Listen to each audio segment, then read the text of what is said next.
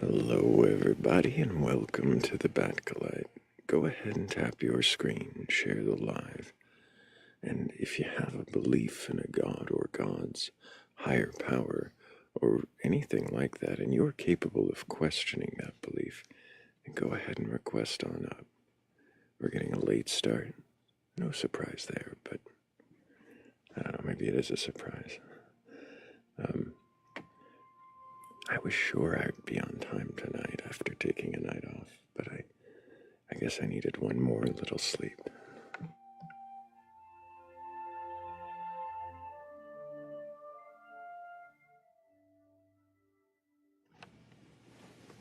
But now that we're here, we are here doing what we're always doing. Not arguing, not debating, not looking for a fight, just looking to see if you can question your beliefs. I'm not here to burgle your God or destroy your faith.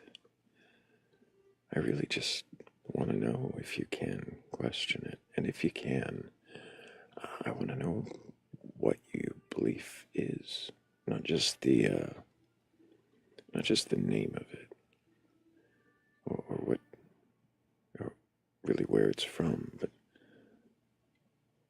what is it? What builds the structure of it? What is the framework of this belief of yours? And why do you hold on to it? Is it something that you were taught, or something that you've grown to know? Or is it something that you feel like you've always known? Maybe it's something that you've just made up.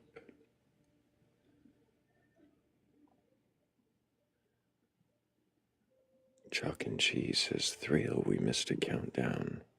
I hope you get well. Interesting. I don't know what indicated that I wasn't well. I just enjoyed a day off.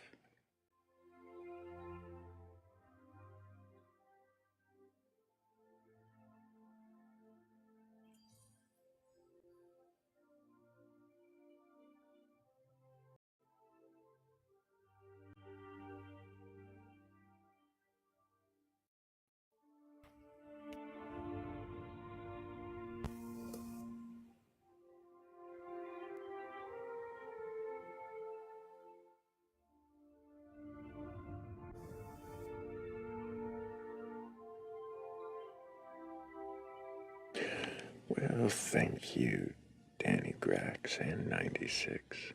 Appreciate you both so much.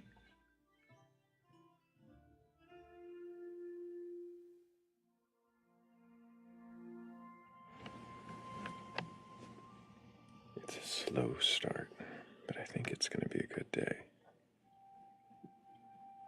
Probably would have been better had I been on time.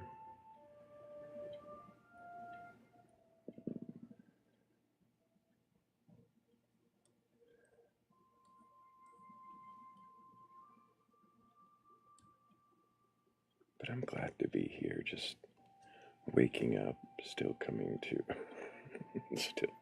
consciousness as I get the live rolling. Nothing wrong with that.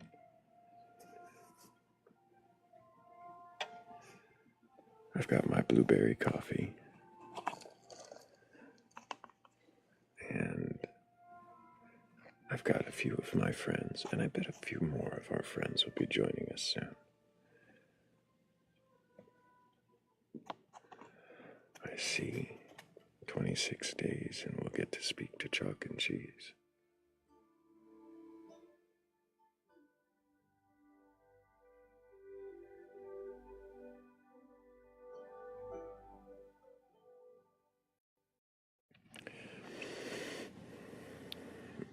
Morgan, do you think you are? Do you think you're precognitive, or did you just happen to know how long I'd been awake?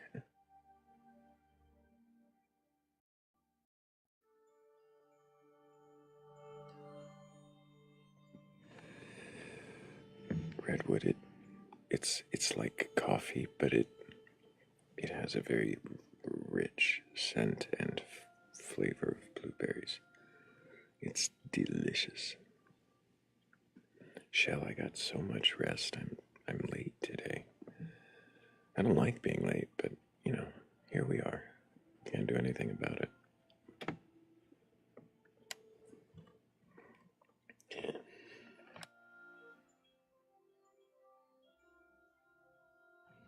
Right, better late than never. And one thing that we can do. Well, thank you, Double Donkey. I do need. I appreciate the grace. I'll allow it this time. But I'd better get my act together, right?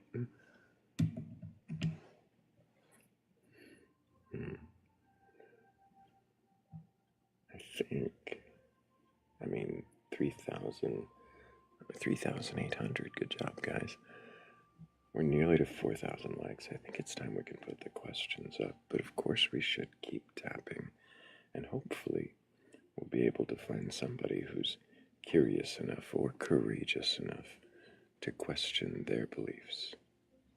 And if that's you, if you feel that you're courageous enough or curious enough, and you have a belief in a god or gods, a higher power, or any request on up, I'm not looking for a debate or an argument. I'm not looking for some kind of contentious shouting match. I just want to know if you do believe in a god or gods, then what is that belief and why do you believe it? And can you really question it?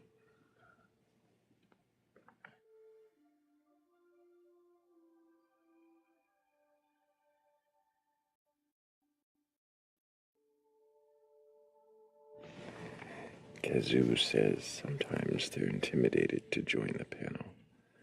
I've spoken to Kazoo before. Um, if I recall correctly, you did really well, even in questioning on the panel. But I do kind of keep a lighter panel these days, just a few. I wouldn't mind asking you a few questions if you did want to come up.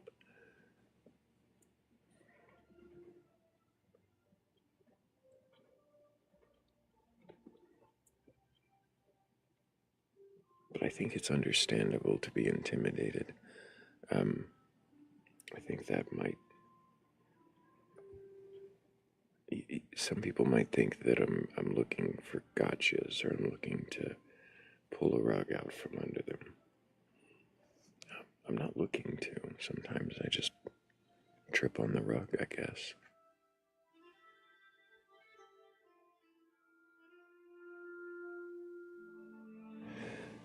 It's not my fault it's so loosely placed.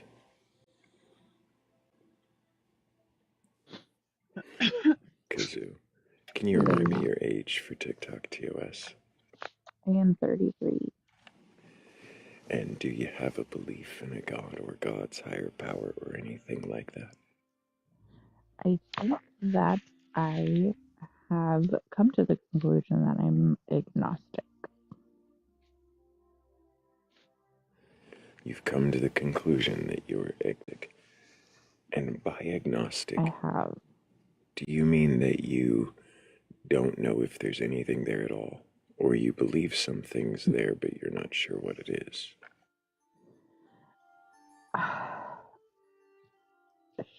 Watching porn? What? In the comments. Sorry. You're a little muffled there, Kazoo. Lately, I feel like lately I'm starting to not think there's anything at all, and that scares me. Why is it scary if there's nothing there?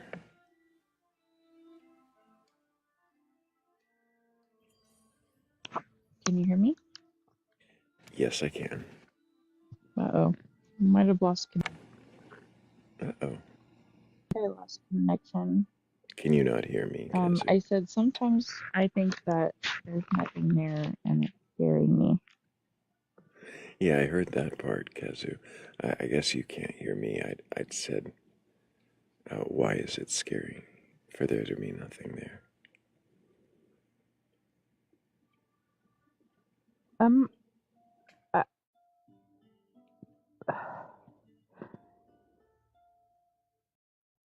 I think that it is comforting that after this, there's more, or that the work that you do here matters to something, to somebody, or for some reason.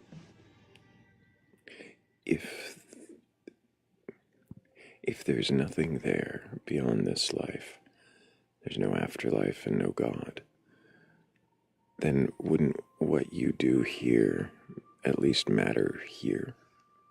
It absolutely. I think that's the only thing that is that really matters, because whether there is an afterlife in the way that people like to think, it might actually just be the impact you make in this life and the way that you are carried on through thoughts, or the way that you've impacted people, like the way with your children and people you've touched or helped. And that's how you live on, Like or legacy. at all. I'm so sorry. I must repeat myself that I'm very bad at articulating, especially when I feel like I want to get things out and then I kind of get the yips, you know, because I Yeah, think about this a lot, but I'm not quite able to articulate myself very I well, think so I apologize. that's all right, Kazu. If I'm hearing you correctly, then you're you're saying the way to make yourself matter, or the way to make this life matter, is to leave an impact, like a legacy. But not in a egotistical way.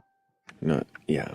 So just it's in the ways that you interact with people and the things that you do, Yes. and that's how Um, you I mean, that's one thought that maybe make I lean meaning. towards sometimes. Can you make meaning for yourself in this life, not just Um, for what you leave behind, but Sure. That would be another angle to look at it doesn't it? in a in a If meaning is just really what you make it, then does it matter if it's going on forever after you, or can it just be here while you're here? it can, but Would it matter if it's it not? would be wrong to say that you don't live on with your memories of your children, or the ones that you are close with. Whatever you just did with your phone made it so much clearer for just a split second. Oh, okay. Yeah. Can you hear me better? Yes. Okay. So you're saying that it'd be wrong to say you don't live on, I assume in a metaphoric way, through your children or your legacy, however it is. Is that what you meant? Um, yeah, that would be the way I would explain it, to an alternative of going to have like an afterlife or something. Hmm. Do you hope Um, for an afterlife besides legacy? Honestly, it depends on what it looks like. I mean, if we had a preference, that would be kind of cool, but we don't really know. I mean, obviously, there's different ways. There's, reincarnation, there's a heaven, there's, whatever, uh, reaching nirvana or whatever. But I don't know which one is better, I suppose. But you don't expect to find any of those. I don't think anybody knows, or, you know, we can't Mhm. ever know. I don't think we will ever know. Do you have a preference? I think it's a comforting thought that maybe the things that you do and you make efforts to be a good person on earth will somehow reward you in a better realm or better world, or I don't, but that's selfish maybe, but it's comforting.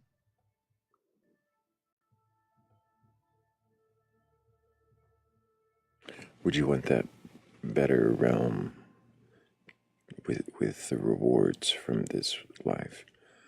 Would you want it to go on forever,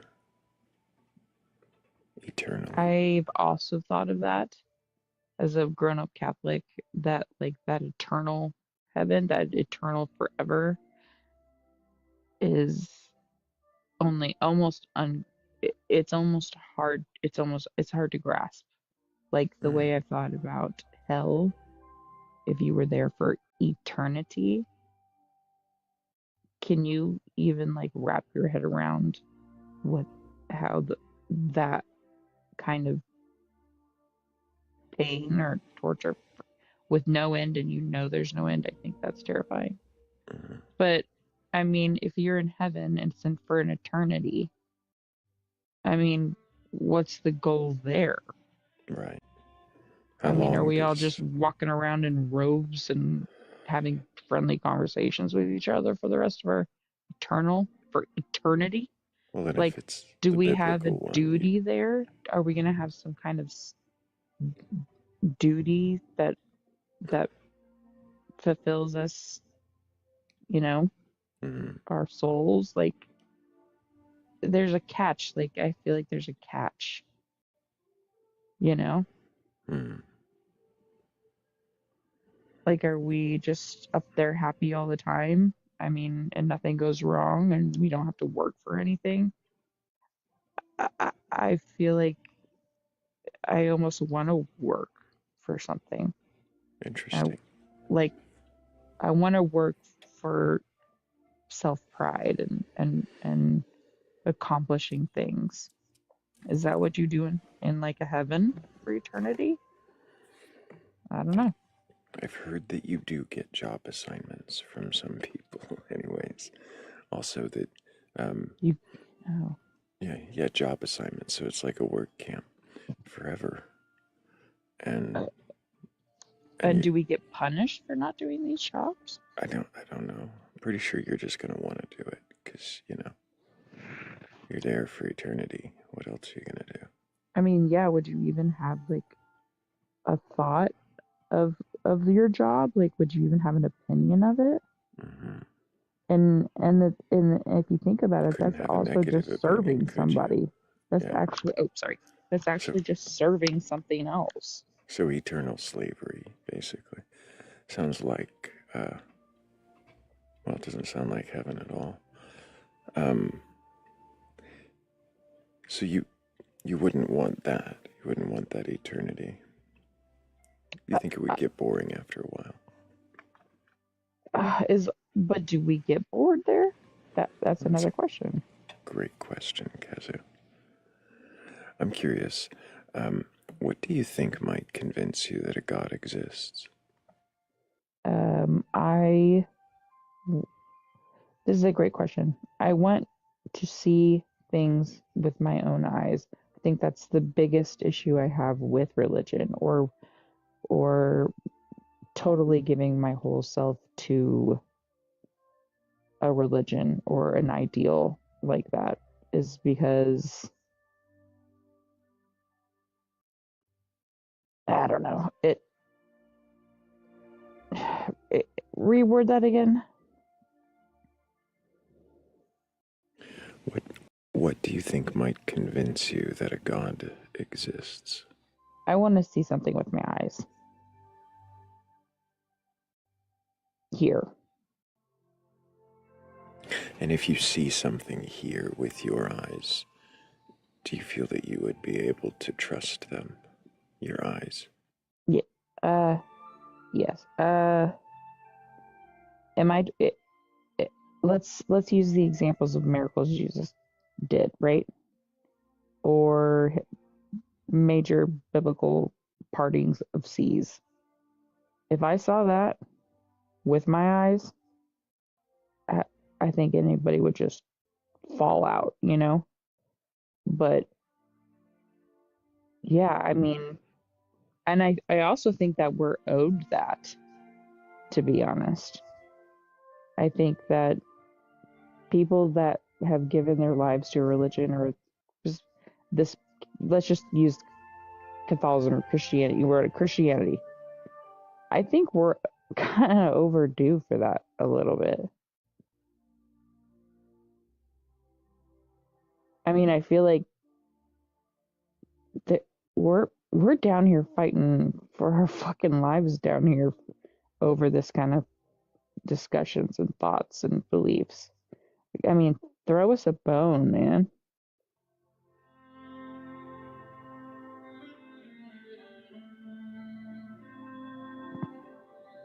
Is that stupid? I don't think it's stupid, Kezu. But if you did have this thing appear to you in some way, to your eyes, in a way that you could trust it, would you worship this God just for existing?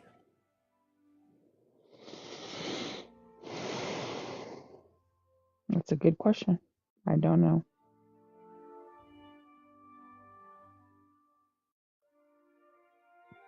But I think it would probably help, yes.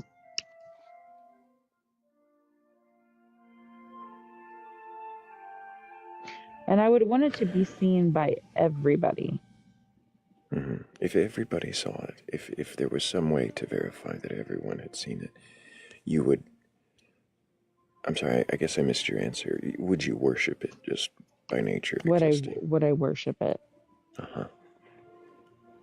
And I knew it was God? You know it's God, but all you know is that it exists, not what it wants, what it does. Just starting there. Something you can verify as a God exists. Would you worship it? I think I think that would be, yes, I think I would. Why But would you worship it? worship it? Yeah, I mean, we're talking about God being the creator, the savior, the one that controls the afterlife, right? I suppose so. And do we know anything about this God that we're talking about?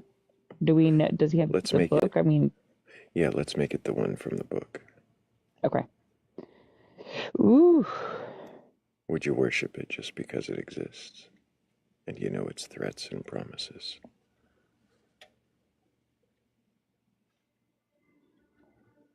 I think it,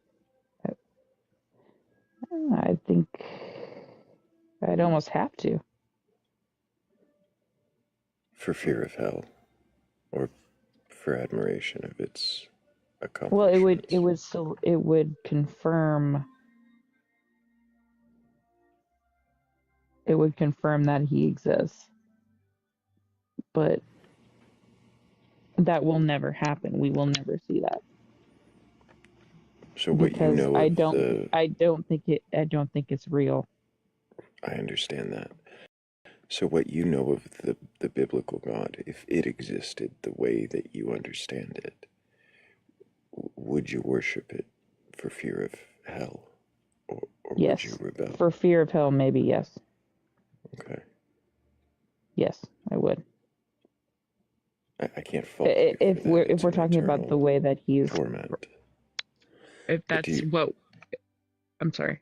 No, go ahead, Kaza. Um,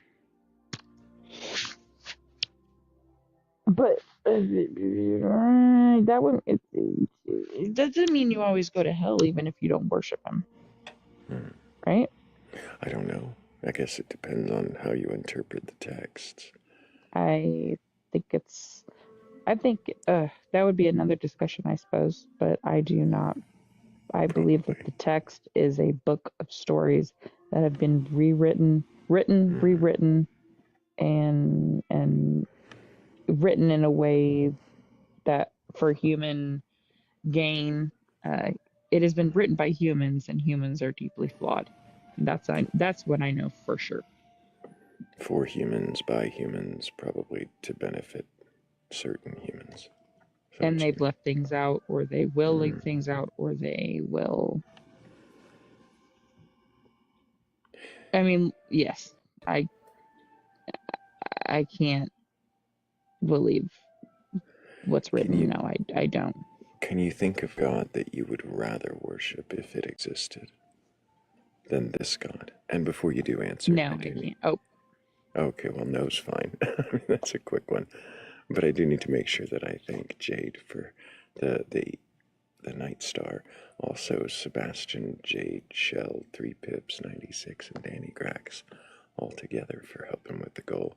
Appreciate all of you. Thank you. I'll go ahead down and drop down. I'll let you have some people up here. And appreciate you, Kazoo. It's thank you. been a pleasure catching up with you again, getting to ask you the questions. I really do appreciate you. It's a little late. I'm not as sharp as earlier in the morning, so I will try again maybe in a few weeks. I appreciate it. Okay. Take care, Kazoo. It was You nice too. to see you. W's for Kazoo. She is questioning her beliefs, and that there's definitely some questions there. I could probably keep asking more, but that is kind of the thing with agnostics. It's a lot of questions, isn't it? Well, thank you, Shell, for the star map. Appreciate you. And if anybody else has a belief in a god or gods, a higher power, or anything like that, and you're capable of questioning that belief, go ahead and request on up. I'm not looking for a debate or an argument. I'm not looking to tear you down or burgle your gods. I just want to know if you can question it, then what is it that you believe, and why do you believe it?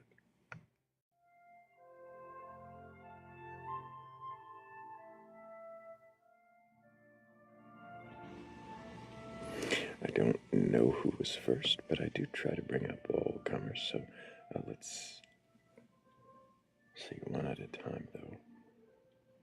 So do be patient, please, while we see if... Oh, there's one of them.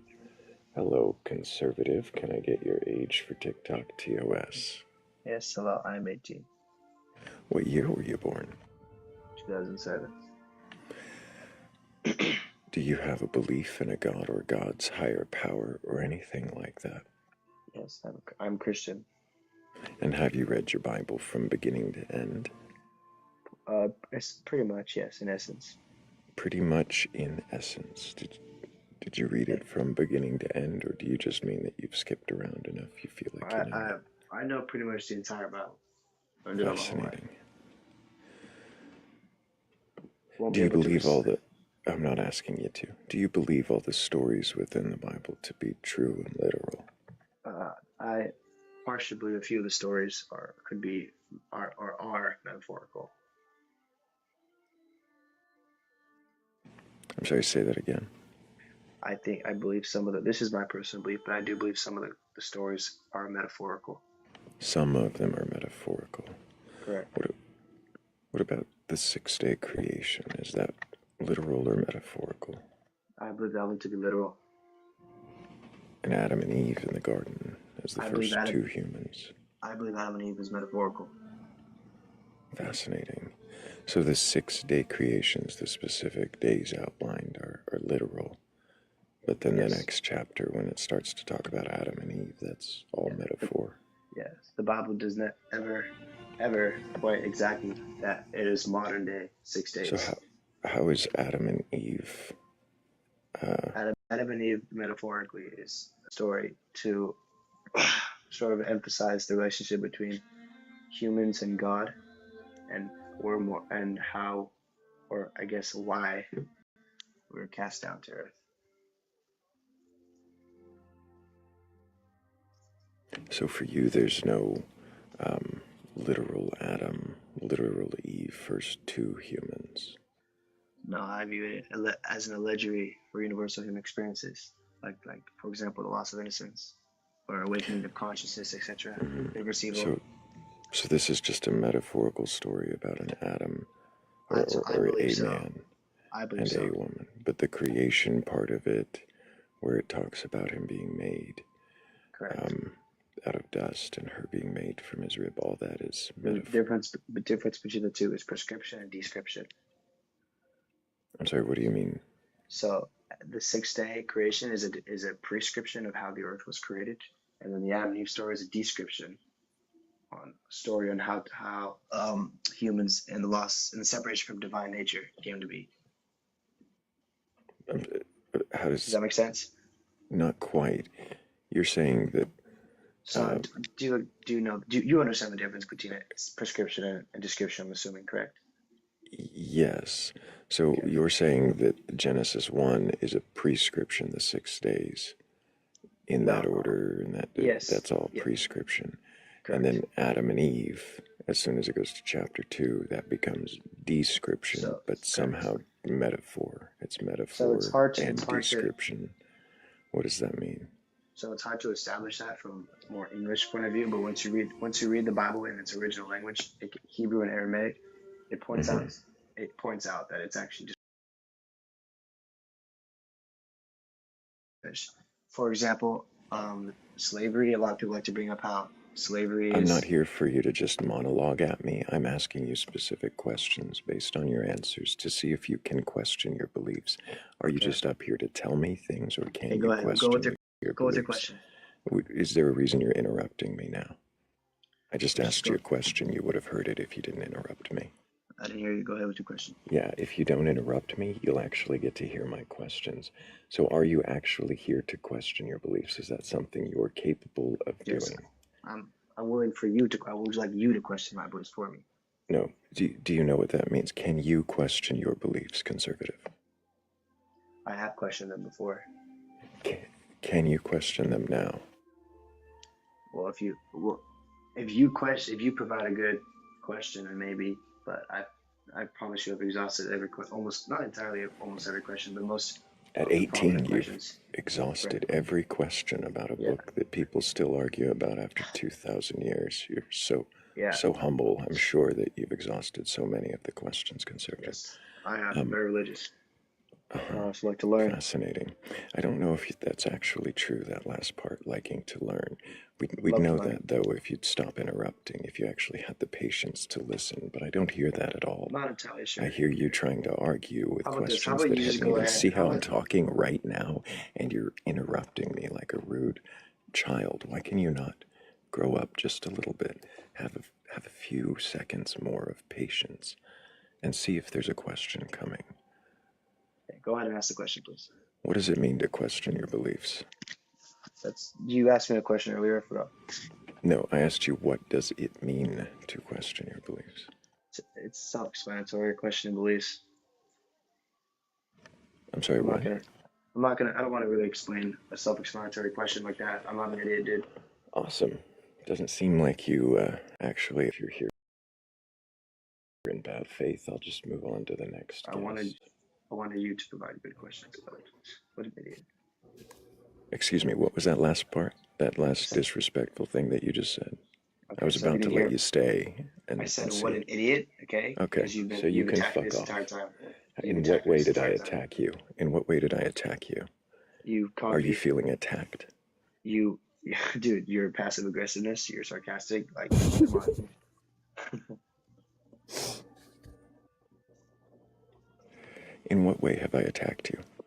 You've been passive aggressive this entire time. I asked if you could question your beliefs, and I told you to stop interrupting me. Prior to that, Are you you were actually? passive aggressive. In what way was I passive aggressive?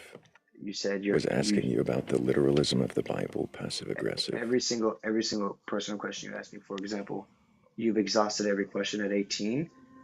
There's a passive aggressive tone, implying That was before, yeah. So that Yeah, was so you before you did. started it. So sorry, that was before you started interrupting me. That was before Okay, you so started being rude. So you were That was being rude in your before you tone started. before, and now Okay. you're, and then So you conservative, now that you've got nothing else to actually talk about, you're going to argue about the meta because you don't have the maturity or You haven't asked me a the question. emotional, you don't have the emotional acuity to actually have this conversation. I'd like to see if you can actually stop interrupting me right now. Would be a great place to exercise that patience and show that you're capable of this conversation.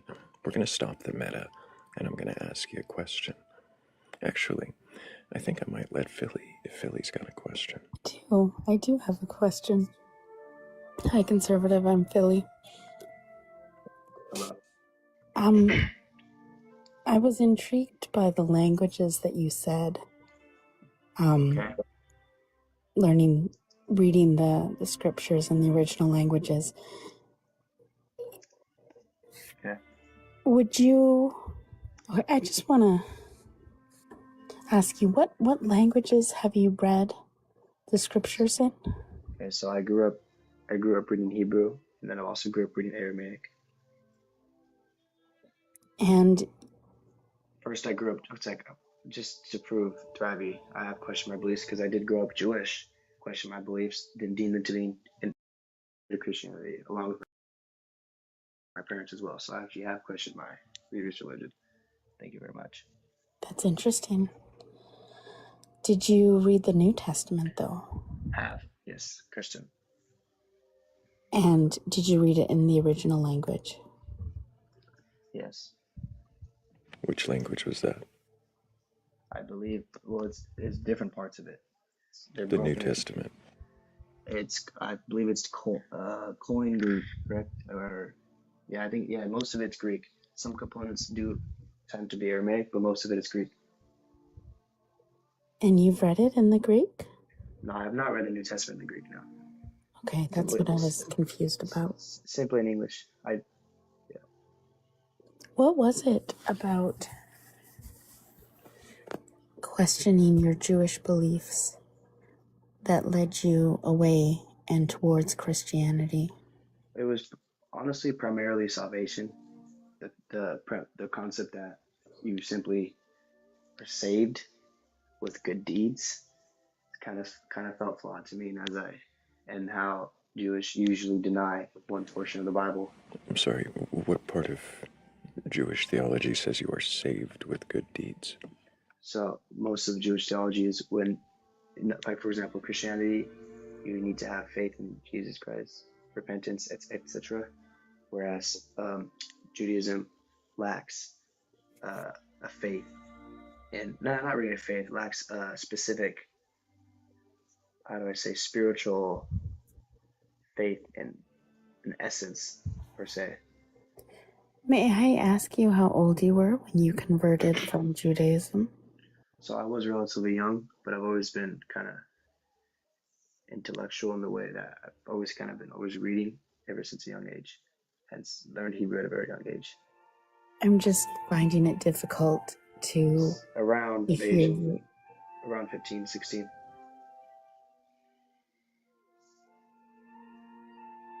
Hello? Mm-hmm. Around 15, 16. 15 What was or it 16? about? 15, 16, around that age. Is that one age, 15, 16? Or is it between the two ages? Was it 15? It was around that time. I won't be able to recite you the exact month. 3 or 4 years ago. Correct. Or 2 or 3 years ago. Right. I'd say 3 years ago.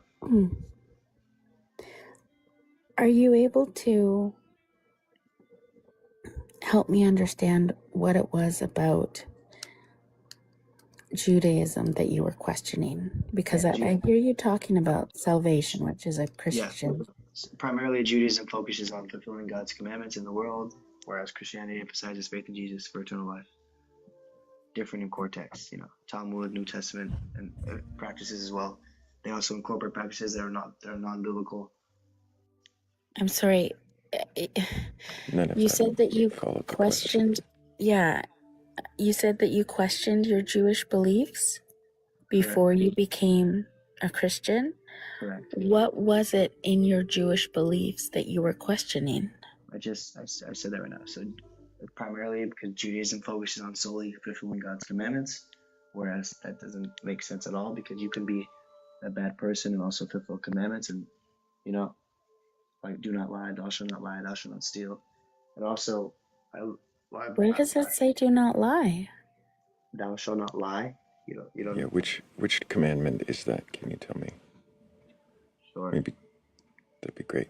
While he gets that, I do need to speak past you for just a moment. Stop trying to interrupt me. You need to learn some patience, child.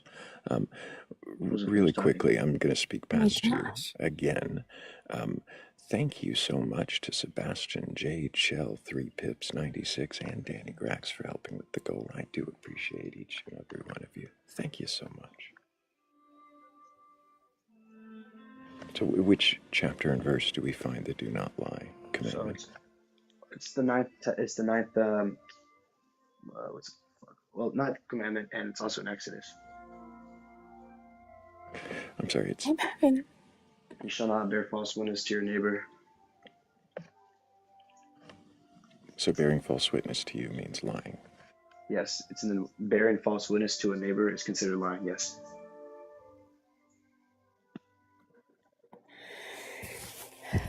I'm having a hard time believing. There are also numerous verses. What conservative is saying. There are also you can look it up. I don't believe a word he says either. He's come up here to misrepresent himself and lie. There's also numerous verses conservative? saying the liars don't inherit the kingdom of God. Conservative? Yes. Yeah. What I don't know what word to use here. What flavor of Judaism did you follow, you and your parents? I'd say probably Orthodox. Orthodox, really? Yep. What was that like for you growing up? What do you mean? What was your experience like? It was fine. I mean, you have to be more specific. It was cool, you know. Matches are fun. I mean, I don't know. I don't understand the question. At Thrayle, I don't believe this. Yeah, you don't believe that it was fun? What? I believe that you have been lying to us. Yeah. You think I was lying to you about what? Pretty much everything. Let's move on to someone who's actually got the patience for this kind of conversation and isn't trying to win. Because here's the thing, conservative. You don't win up here by lying or over-explaining, interrupting, trying to give answers to questions that aren't asked and avoiding the ones that are. You actually win by true introspection, by honest thought and dialogue, and admitting that you don't know the things you don't know. But I don't think you were going to ever get there, because he thinks he knows everything. He's asked every question.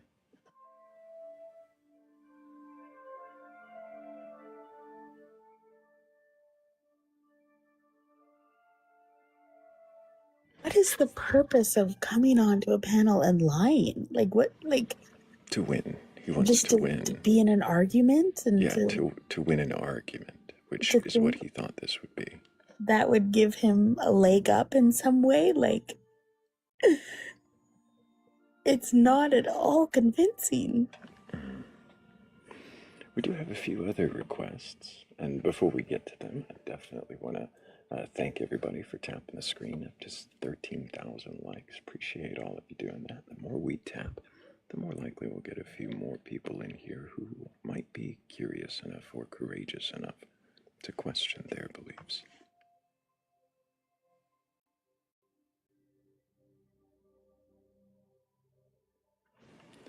Let's see.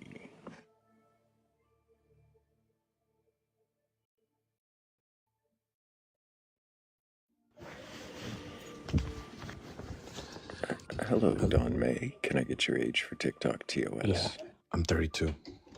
And do you have a belief in a god or gods, higher power, or anything like that? Yep, I am. I'm a Christian. And have you read your Bible from beginning to end? Not entirely, but I have read the majority of it. And do you believe the stories from the Bible to be true and literal? Yeah, I do. I also believe that it has a message for us now. Sorry, I might ask about the message, but I'm curious about your interpretations of the text. So you believe the stories are true? The 6-day creation, Adam and Eve, those are true stories? Correct. Why do you believe those stories? Well, first off, I do believe that, and I'll try to be as clear as I can. So bear with me. I believe that, man and woman was created in its mature form, right? Meaning at a age, not like a baby or toddler, but, in a correct age. I believe it to be true because we see multiple instances in the Bible. It talks about a lot of things that we see now, a lot of mysteries that have been founded. For like example, Noah's Ark. That's one of the big ones that we typically hear about, right? I'm sorry. But they've go ahead. Yeah. So go ahead. You said that they found Noah's Ark. Yeah, they found it Who found? Well, architects actually not found the Noah's Ark, but architects. Or not the architects. Sorry, the people who study, history and whatnot. Are you sure that they found Noah's Ark? Not Noah's Ark, but where it landed, and they found where it pretty much was where it landed. Are you sure? Yes. Who was they? And have you really looked into that to see if it's true? It's all if you Google it, you will find that information. Mm-hmm. And if I Google it and I find that it's somebody not an who's archaeologist. Yeah, somebody who's not an archaeologist is making a claim without any evidence. Well, there's evidence out there, but I mean, for me to go and look for it, that'd be another story. I mean, if I were to Google it and to find that there was somebody who was not an archaeologist and never was, making a claim without any evidence, and there were articles written about that claim. Well, we make claims about a lot of things. There's a lot of claims for everything. Claims, but not evidence. That's what I'm saying. Right, but there's also evidence. Is there evidence?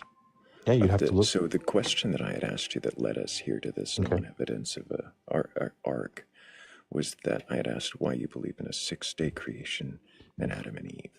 So even if there was a flood and a big boat, that doesn't tell me why you believe the 6-day creation or Adam. Yeah, no, you're right.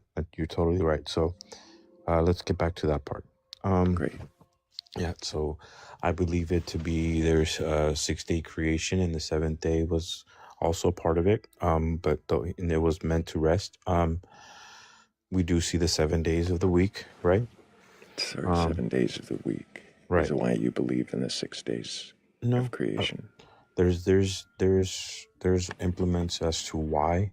I don't have the full answer to that. The number 7 does have a significant part in the Bible.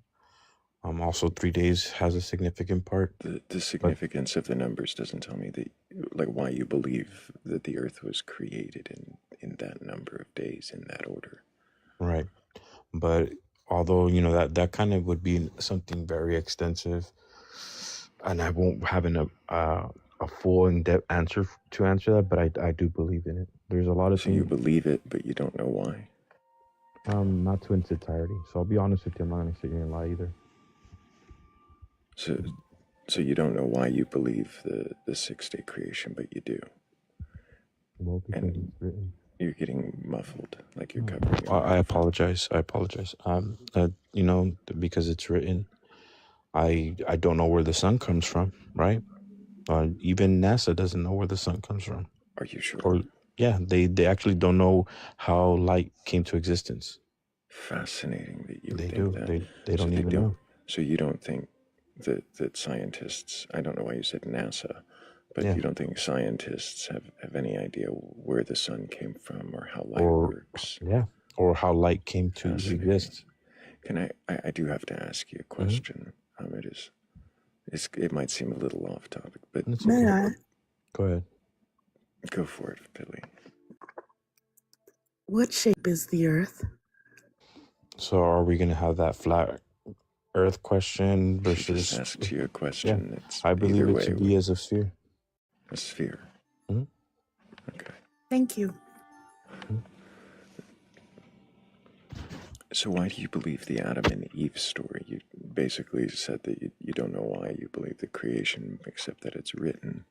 Why do you believe the Adam and Eve story to be true? Because in the beginning, God created everything that came to create, and then He created man, and He named him Adam. You're just saying what it says in the book, right? Does it matter to you if those two stories, the 6-day creation and we're gonna go? Mm-hmm. I'm sorry, what? No, you're just interrupting me while I'm speaking. So what was so much more important? No, I'd like you to tell me what was so much more important. I think we're gonna get to where you're gonna say there's a contradiction between chapter 1 and chapter 2, right? Which contradiction? Where you're gonna say that about having the animals created first before man, and then man created before the animals. I might have mentioned the animals. I thought I would start with the plants. Or the plants, yeah, that part. So if the plants and the animals are made after man in one chapter and before man in the first chapter, then how do you reconcile that contradiction? Well, Bible scholars have been able to reconcile that contradiction. I don't have an answer for that. I see. Do you know how many Bible scholars reconcile that contradiction? Quite. Do you know how they might, not how many? No.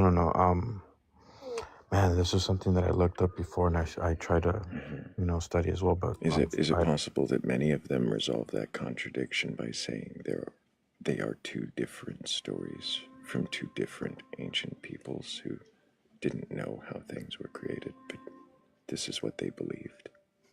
Yeah, it could be a possibility. It cannot. I wouldn't have an appropriate answer to you on that part.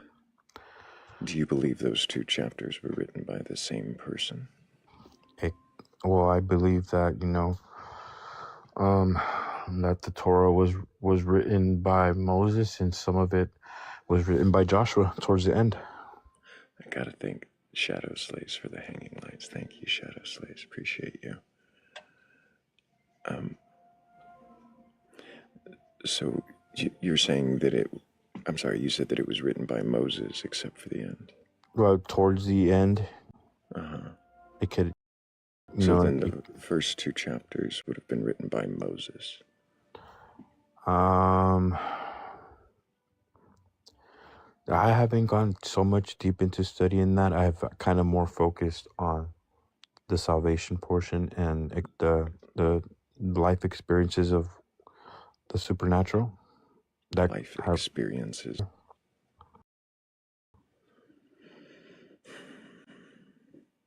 So you don't know if I'm not taking the bait. Yeah. You don't know if Moses wrote the first two chapters or not, is what you're saying. First two chapters, the ones we were talking about with the apparent contradiction. No, I do believe that he did, because when and I'll explain why. When he was in the mount with God, and he asked God to show him his glory. He says, "You can't see my glory, for if you see my glory face to face, you'll die." But he showed him his back, and so that is, How does that tell you that? Which Moses, means God showed him the path. How does that tell you that Moses wrote these first two chapters that contradict each other? In all honesty, what I believe is, and this is what I'll tell you right now. I do believe there may have been, within translation, things were written differently. So if there are errors, they'd be within translation. Well, not so much errors. Well, the contradiction that you haven't really answered about the one about the orders of creation. Right. Is that due to translation? So it may have been I honestly can't say that. May be a reason. If you were to study it in the original Hebrew and find that contradiction still there, would you still chalk it up to translation, or would you try to find some reason for it? Well, yeah, I'll try to find some reason for it, and so of course I'll ask God myself. So if I were to and it tell may you, take me some time. So if I were to tell you that it is still there in the Hebrew, that the contradiction between the order of creation in 1 and 2 are different in Hebrew, would you? You said you'd have to talk to your God about it. No, I'd have to seek God for a certain answer. And What do you mean seek God for an answer? Well, of course, if there's things that I question within the Bible, I go to Him. How do you go to Him? What in prayer, and seeking His presence. Yeah. How do you know that what comes from your prayer isn't just you thinking? Well, again, answers don't come right away. Mm-hmm. There's answers that can come right away. Go ahead. How do you know it's not just you thinking answers? Well, because I have been able to discern the voice of God. I've also been able to discern my own voice of God. So I'm sorry, you hear a voice? Yeah, it comes as a thought. It comes as a thought. How do you know that thought isn't yours? Exactly, that's what I'm saying. How do you know the thought isn't yours? Because if it's my thought, more so I know when it's my thought. I know how do you because know? It speaks to my spirit. Because He speaks to my spirit. And how do you know it's speaking to your spirit and not just you thinking that? Well, because I've learned I've came to be able to discern His voice and the voice of the enemy. How did you discern His voice? How? Okay, so when it's spiritual, of course, because I have the Holy Spirit. The Holy Spirit. What does spirit mean? You said, what does spirit mean? Yes. It's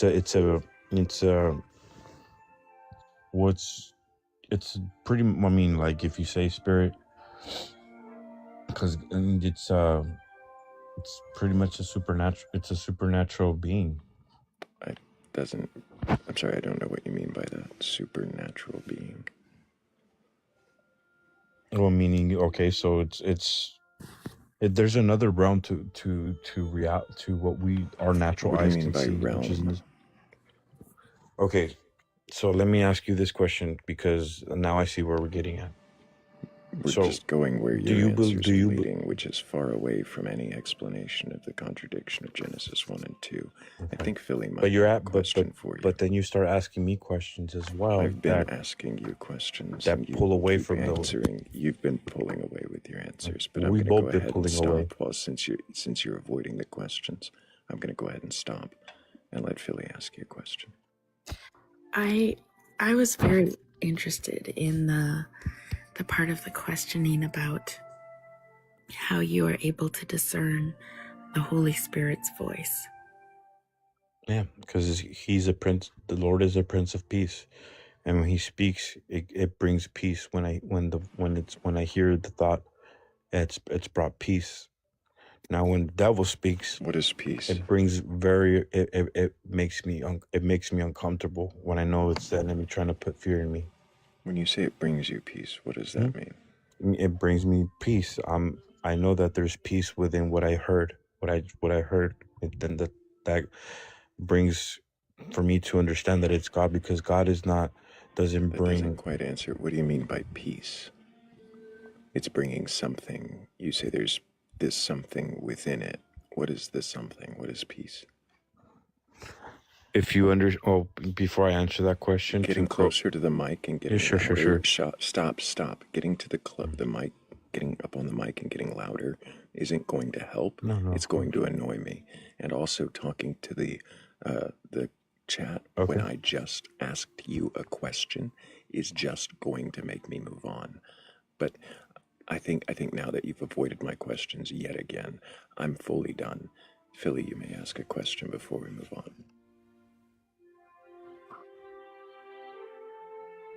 Do you ever experience peace outside of interaction with the Holy Spirit?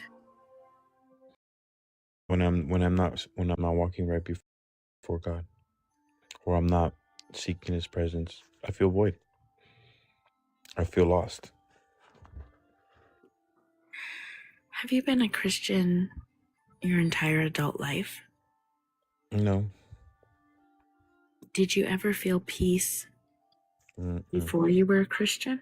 No, because I've experienced a lot of supernatural attacks through witchcraft, through involvement with the wrong people. What is it? Can you describe the experience of peace? Yeah. When I know that I am at peace with, with where I can be at.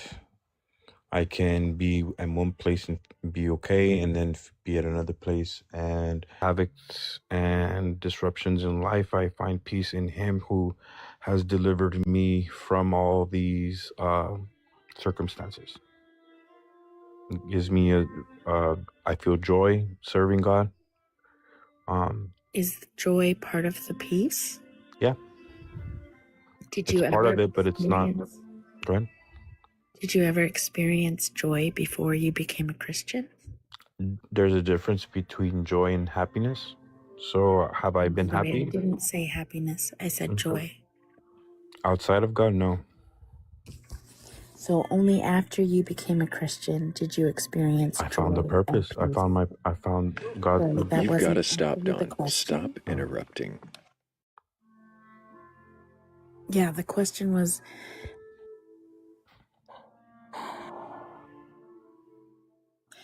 it was only after you became a Christian that you ever experienced joy and peace? It was only after I've actually I've had an encounter with God. Yes. Because there's many Christians nowadays that say they're Christians, but have not even had an encounter with God. What does that mean? Meaning I've had an encounter with God. Like okay, what does it mean though? Like I've had supernatural experience with God, in the presence of God. Can you describe what meeting God for the first time? Well, not meeting God or seeing Him, but having. So then what is an encounter with God? Well, pretty much having a supernatural experience. Fuck's sakes, what? I'm answering your question, dude. No, you're not. You're just saying the same thing over and over and over. Well, I'm getting the same question you give me. I'm going to give you the same answer. Whatsoever. You're not clarifying your answer in any way whatsoever. You're just like, how did you? What does it mean to have an encounter with God? Oh, well, I had an encounter with God. Well, what does that mean? I had a supernatural experience. Oh, well, what is that? Well, I had an encounter with God. Well, what is an encounter with God? Well, I had a supernatural experience. Do you actually fucking listen? All right, so do you want me to answer? I don't know. I really think that you're not capable. You're getting upset for no reason. You shouldn't. Just see how you're doing that. Stop interrupting. Interrupting on purpose, trying to get me upset. I really don't think you're here in good faith, Don. I don't think you can question your beliefs. I think that there is something broken, and I'd rather move on to somebody who might actually have the capability and honesty to question their beliefs.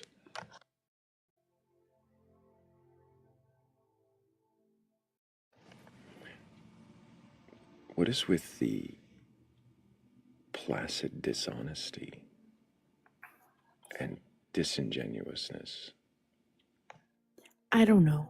I don't know if that was intentional dishonesty. Maybe. Learn to subject your emotions.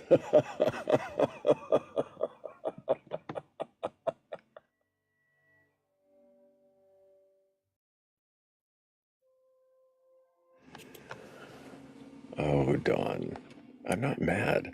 I'm annoyed. You're annoying. You didn't listen. You didn't answer questions directly. And yeah, I didn't say you were lying. I said there was dishonesty, disingenuousness. And yeah, I stand by that. What's that phrase? I'm going to intentionally not finish it. Don't attribute to malice what can be attributed to something else. I just wonder if that's what's going on here. Absolutely. Absolutely a possibility.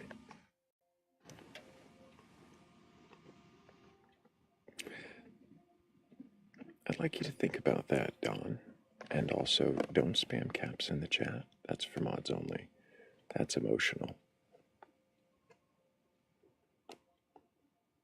He's being emotional. He should subject his emotions.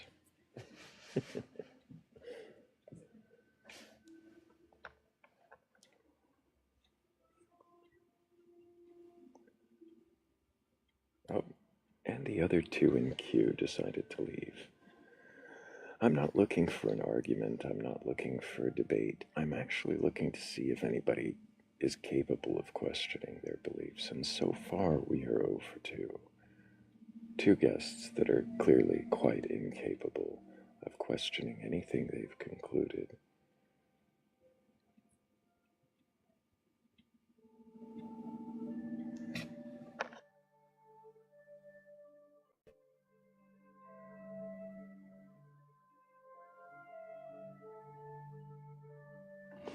Yeah, I would have loved to ask Don a few more questions, but he didn't have the capability of controlling his own reactions. He seemed to want to insert his answers to questions that hadn't even been completed and weren't even being asked.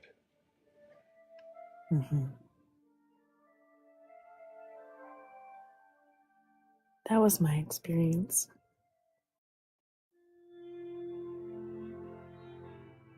Yeah, it's unfortunate. But maybe our next guest will be more capable, will be more curious, will be more patient. Maybe our next guest will actually be able to question their beliefs. I don't know, that would be wild.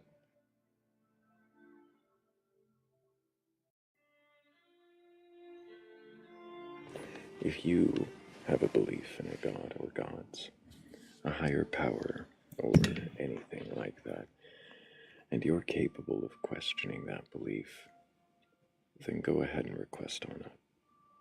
I'm not here to debate or argue. I don't intend to burgle your gods. I just want to know, if you can question your beliefs, then what is it that you believe? And why do you believe it?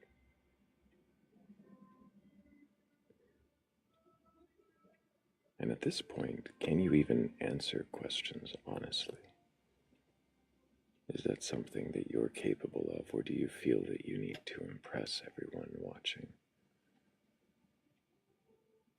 Do you feel that you need to impress yourself with how committed you can be to answers you haven't thought through? Are you a Satanist, Thrayle? I don't think so. Can you admit? Can you admit that you're a Satanist? Can I admit that I'm a Satanist? If I were a Satanist, I would admit it. I'm thinking about it. I mean, you made me think about it by asking. I don't follow the 11 rules of the earth. I don't follow necessarily, like, I don't subscribe to the whole ideology of using an adversary of one particular faith as a mascot for what you see as humanistic values. I think we can do the humanistic values without playing into the dark side of the fandom. But I still find what they do helpful and interesting. But no, I don't think I am a Satanist. I wonder if Don... I don't think Don knows what a Satanist is.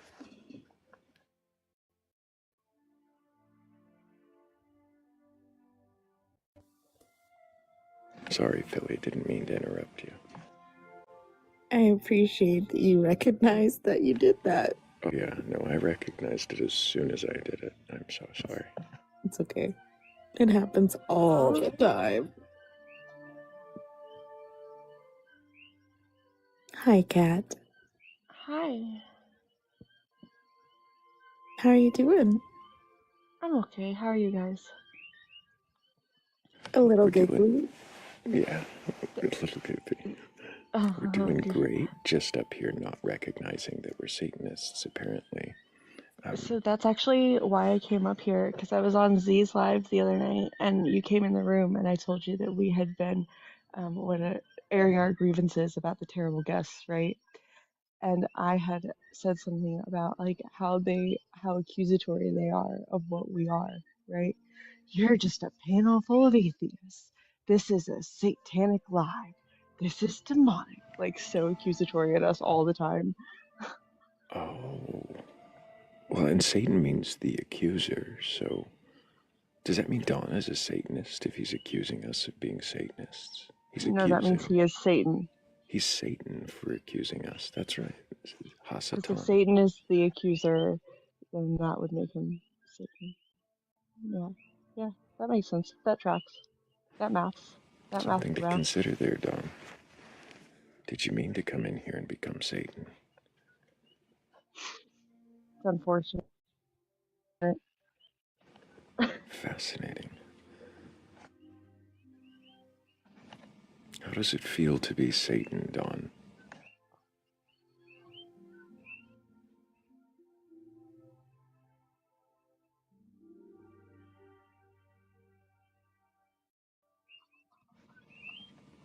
Also, we I got often... spicy Thrayle tonight. No. Spicy Thrayle. Have I been spicy? You have been You've been a little Thrayle spicy. responding to continued interruptions and arguments and non-answers. I don't blame Slut. you for being spicy, but I think you were right. But a little spicy. A little spicier. I don't know why. I slept twice since the last live. You slept too much. I might have. I probably didn't need that last nap. The one that made me late. Yeah, that one. Making fun of you while you were because you were sleeping at late.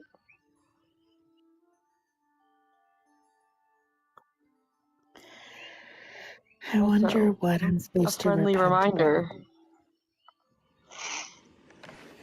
Is he telling us to repent A now? friendly reminder to repent while you still can. Yeah, that's the fourth time he said goodnight, right? I thought he was leaving the room a while ago. Okay, just because you said it, Sebastian. Yeah. Let's do chilies.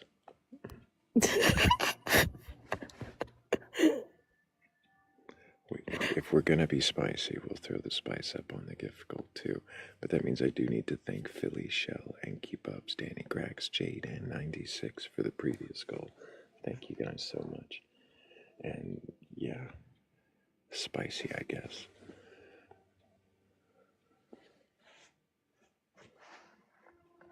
I did chilies last.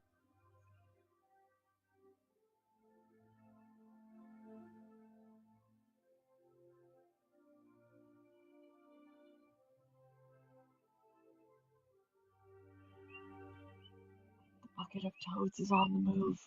The bucket of toads is on the move. It's moved again. It's moving right now. I'm watching it be moved. What? I thought you meant like it was moving on its own. Right? It's That's what being moved. No. Do you know about the toad bucket, Philly? Please tell me. It's a bucket of toads. So I heard toad bucket. it's literally a bucket of toads. Last night I was sitting on. You were here earlier when I talked about this. Yeah, I know. I think you were there. I don't think I was. Last night Someone I needs a discovered a nickname bucket of to a toads. bucket now that I've heard it. No. Last night I was sitting on the couch and I kept hearing this noise, and I eventually went to investigate, and I found out that the noise was coming from, and I thought that there was a chicken in the bucket, like the lid was on the bucket, and I thought it sounded like a chicken, and so Tyler, there's a chicken in the bucket, and I know it's a bucket of canned food, It's like it doesn't change in this bucket. And he just had a bucket full of toads that are in timeout because they're in trouble for a pond. It's a bucket of toads. And they're in trouble for overpopulating a koi pond. Okay. That's why they're in the bucket. Tilapia pond. No, sorry, tilapia. Not sorry, cool. wrong fish. Mm-hmm. The kind you eat, not the kind you look at. Tilapia. We don't.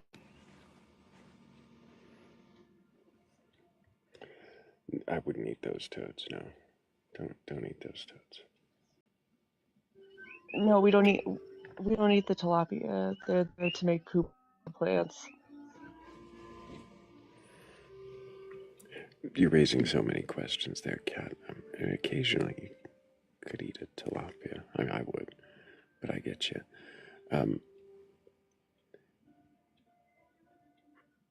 We're very, very close to a what the fuck screen, so I'm going to dial us back just really quickly and remind the audience that we are here to question beliefs, and if you've got a belief in a god or God's higher power or anything like that, and you're capable of questioning that belief, then go ahead and request on up. I'm not here to argue, despite what it might have appeared from the previous two guests. I wasn't trying to win anything. I am looking for someone who's capable of a calm conversation, though, and if you're just going to talk over and interrupt and not answer questions, it doesn't feel like we'll have a very productive conversation. So if you're capable of doing those things, of actually conversing like an adult about your beliefs and maybe even questioning them, then hit that request button, one of the box right there below Philly Red, or the two little people silhouettes next to your chat bar. Either one will get you right up here. And if you're not capable of questioning your beliefs, then you're going to get put in the bucket with the toads for.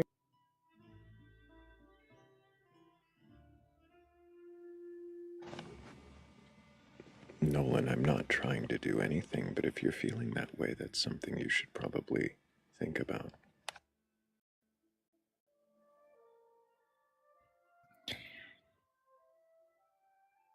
If you cannot question a God belief because you do not have a God belief or you are incapable of questioning it, why don't you consider sharing the live, reposting the live, posting the live to your story, liking the live, adding to the gift goal, all things that help support the live and bring believers who can question their God belief into the room.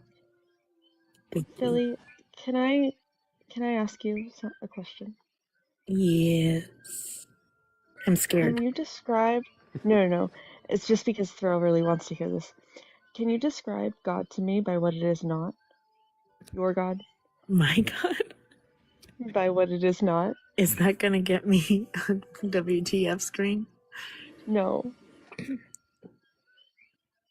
Oh, that's so pretty. Oh, Shell, that's gorgeous. Thank you. Wait, do I have permission from Thrayle? Go ahead. My goddess is not. What did I say, Kat? Something you participated in for the first 3 decades of your life is where you started. My goddess is something that I did not participate in for the first 30 plus years of my life. My goddess does not increase. My goddess Colors. is not red, orange, yellow, blue, or purple. My goddess is not synthetic. Your son. My goddess is not something that my son has any access to.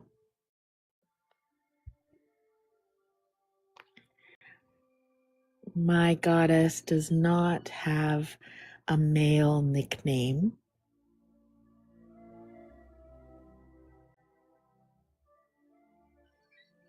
I think that's all you got before the chat guessed it. I was lost in the weeds. I did not have it at all. But... Way to slip in one final hint. Oh, I didn't mean to do that. That was completely unintentional. Do you know what it is, Thrayle? Oh, I think I have a similar goddess. Yeah. I was telling Neil about the live about that we did that. I want to hear that.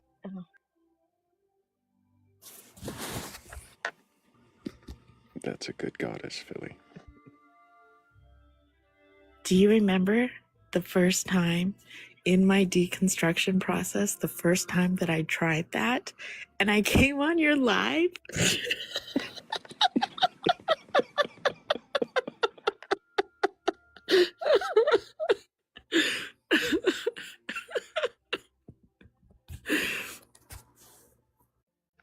Yes, yes, I remember very well the first time I met Silly Philly.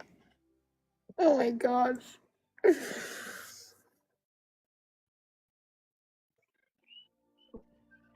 Ghostbane has a burning desire for that god.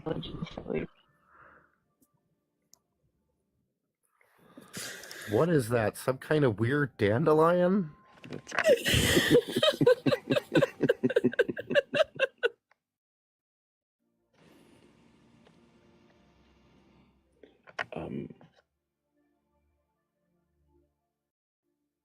I feel like if we flirt with this god too much, we might come close to the TOS, but I do. I can appreciate this goddess. And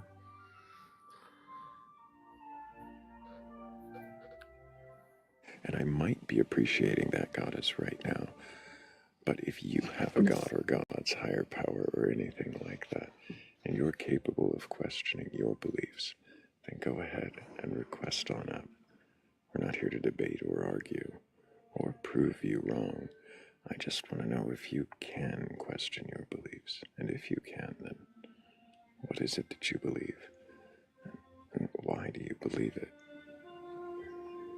I have given some thought to how to describe the celestial skeletal bat goddess, but I'm still working on it, because describing a god or goddess that encompasses all of existence in a negative way does seem like you're missing the point.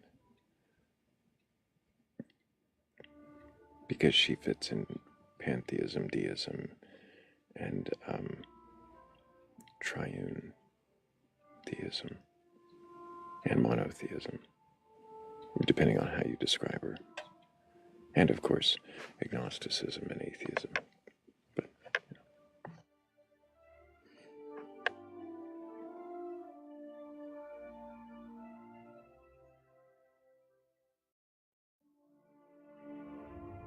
I think we actually have some requests, and who knows, one of them might be a believer who can question their beliefs. Hello, Amanda. Can I get your age for TikTok TOS? I am 34. And do you have a belief in a god or god's higher power or anything like that? I do. And which god do you believe in? Both. I'm sorry, both what? Form and spirit. Form and spirit. What is spirit? It's a hard thing to explain. I have gone down a crazy rabbit hole as of late.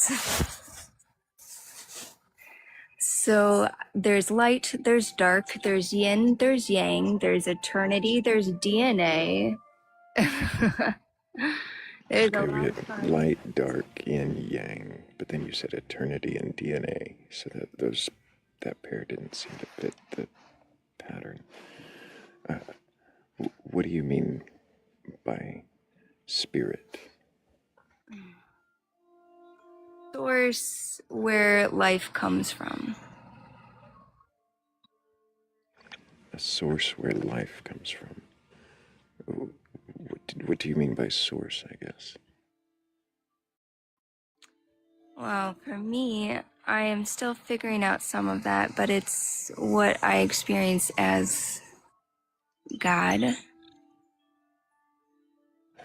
So you call source God, and source is, you said the source of life.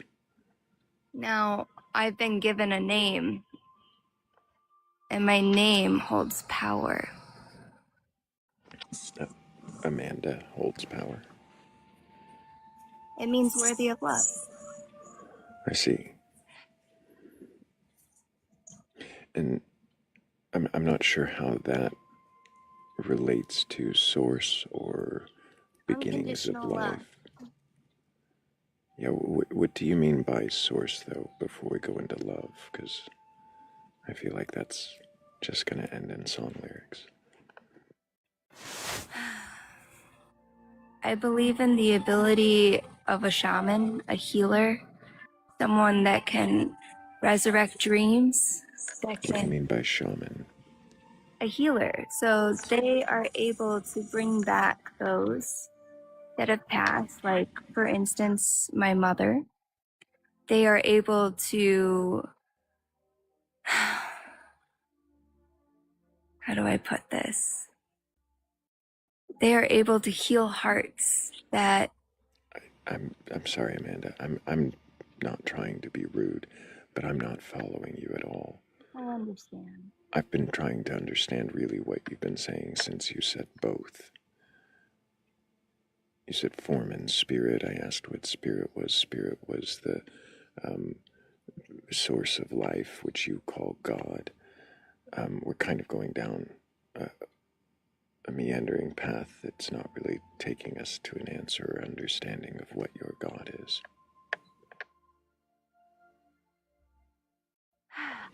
How would you, if I were just to say, what is your God? How would you put it? Everything and anything? Is there anything that isn't your God? No. So nothing in existence is not your God.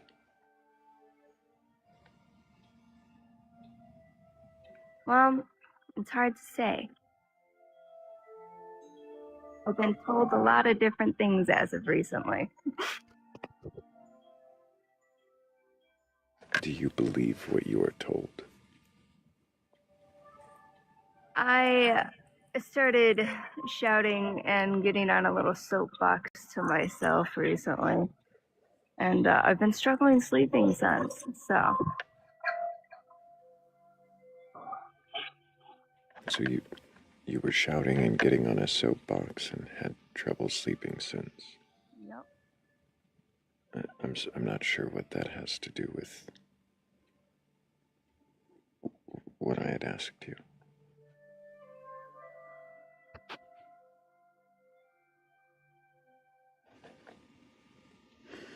Amanda, Don't worry about it. I can't. well, I want to understand. I'm curious. Is it something that you're having trouble articulating? Are you? Is it because this is a new belief, or is it because you just haven't tried to describe it before? I haven't tried to describe it yet.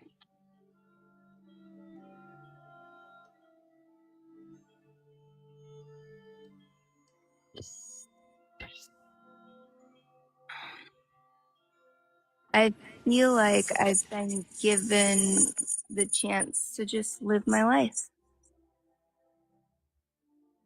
You've been given the chance to live your life. Or not a chance, but guarantee, rather. A guarantee? You think life is a guarantee? There's one opportunity once in a lifetime. There's songs and whatnot, yes. But I'm aboard the crazy train. I don't know how to put it. There's call me Harley Quinn. Like, I'm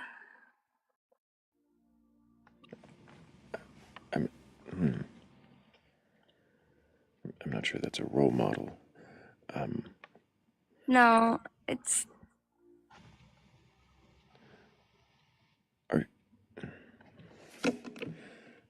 I believe in unconditional love. What does that mean? To me, it means forgiveness. Do you believe in forgiveness? I do. Do you believe there is a creator entity that wants things from you and forgives you for things? Is that? Or do you just believe people can forgive each other? People are capable of forgiving themselves, and you're capable of dreaming whatever you want to dream. I see. And Amanda, that we're living a real human experience. Amanda, can you question your beliefs? Absolutely. Okay. And the belief that I'm mostly questioning up here is right now is gods or creators or entities of that like, or supernatural experiences. Do you have that kind of belief, or are you just saying that you believe that people can forgive each other and life is a precious thing? No, I've seen the dark side. I've seen the dark side of the moon. The more poetic and metaphoric you get, the more questions I want to ask that'll take us off understanding whatever the metaphor was. Understood. It's accepting your own darkness and your own light inside of yourself, confessing to yourself, saying what's weighing heavy on your heart. Let your heart sing. Sure. So you're talking about introspection and understanding yourself. Doing something you're passionate about, following your dreams. Okay, so now we're just kind of doing a pep talk. Yeah. Amanda, I appreciate you coming up, but I don't know if you're really ready for the conversation. Maybe it's the time of day, I don't know. But I think we could try this another time. I think I'm ready to move on. Appreciate, though, Amanda. Take care. I understand. I appreciate that you understand, and I hope that you keep asking questions and maybe come back another time. Maybe the answers will seem more understandable or clearer.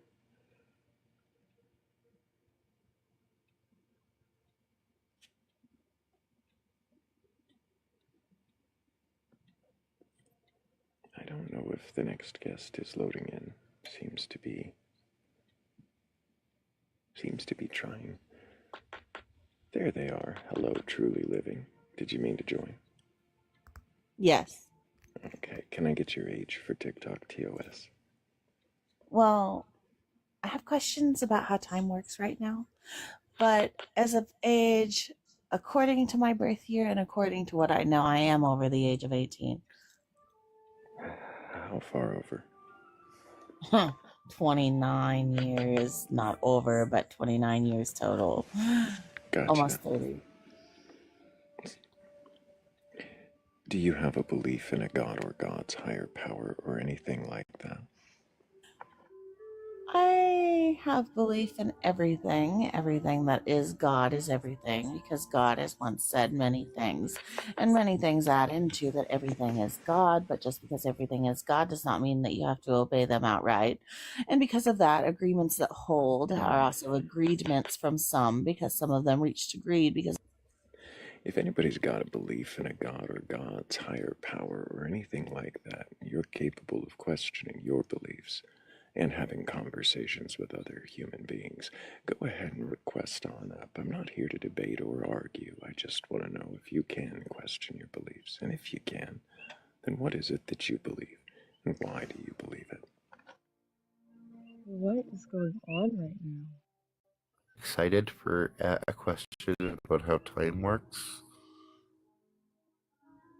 Do you think you were going to get an answer you were going to understand?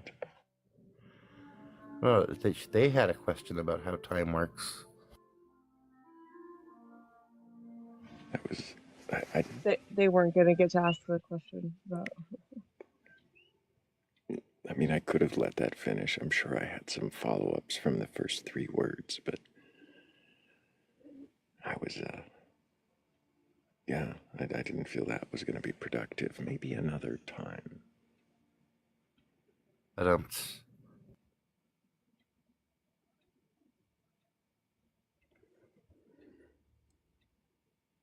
I don't know. Was that too rude? Was I? No, you're fine. Okay. Somebody validate that I wasn't too impatient. No, you're fine. I was kidding after that. I didn't need more validation. No, it was dizzying.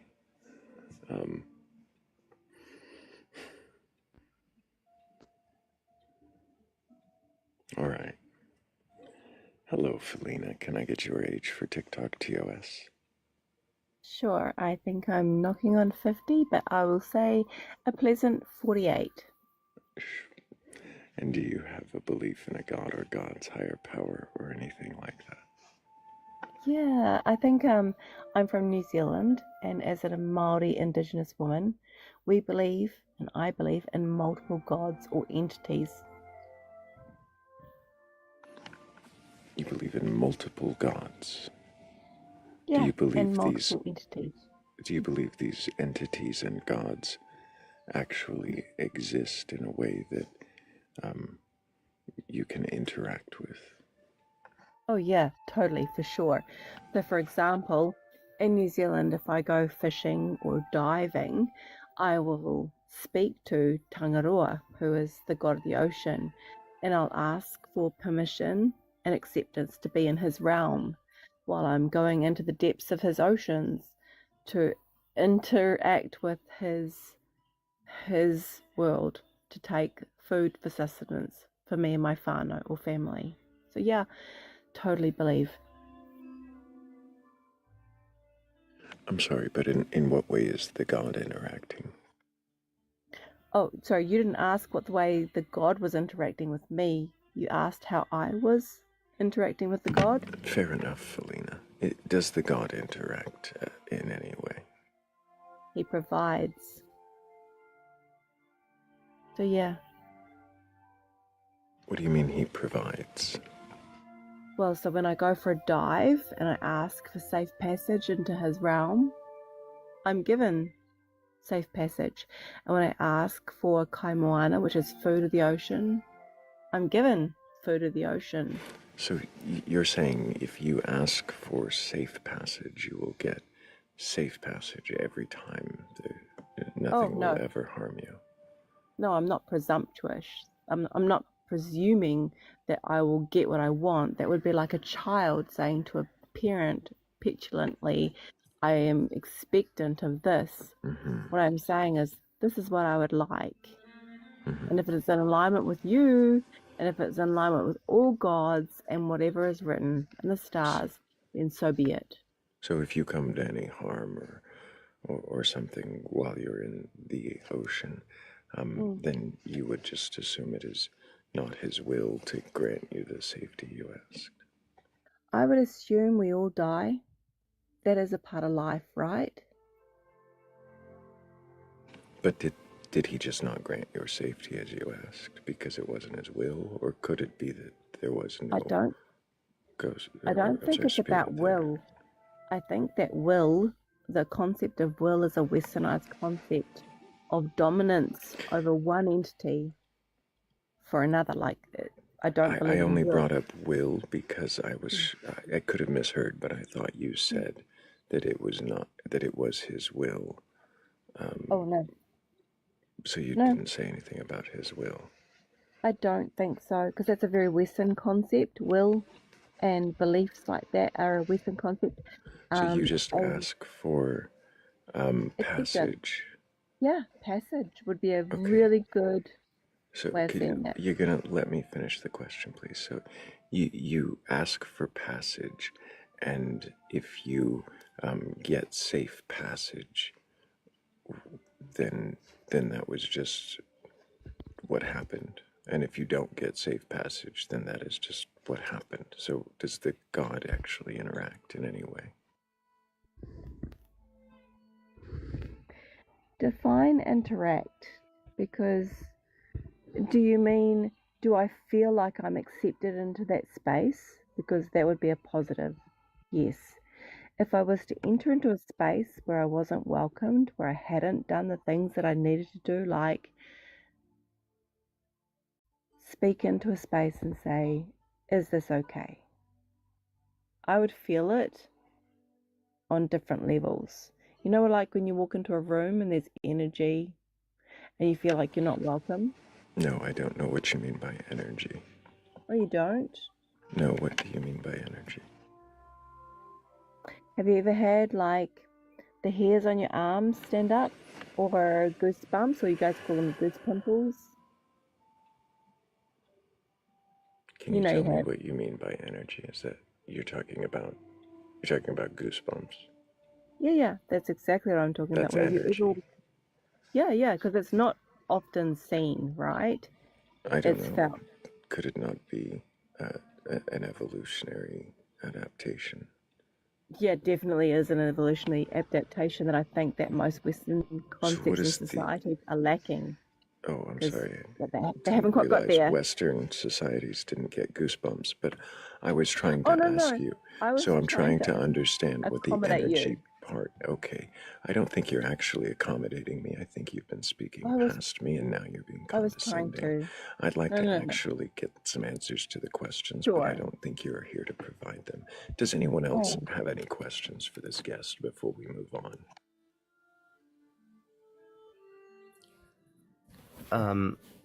Outside of making you feel safe when you participate in nature, does this god or do these gods do anything for you?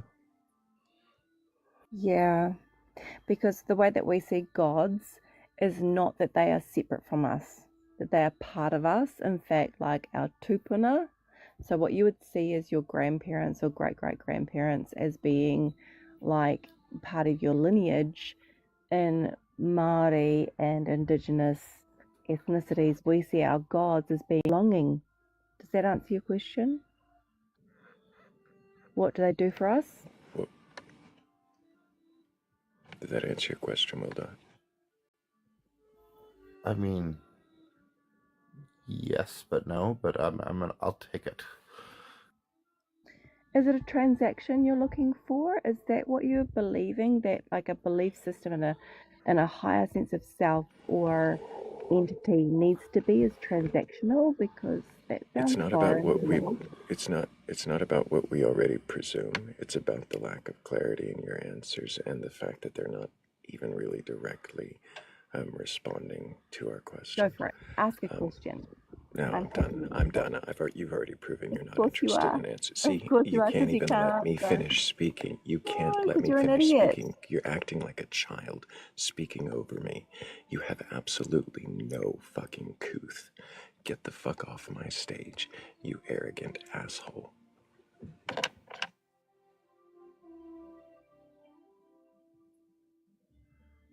So I used to a client who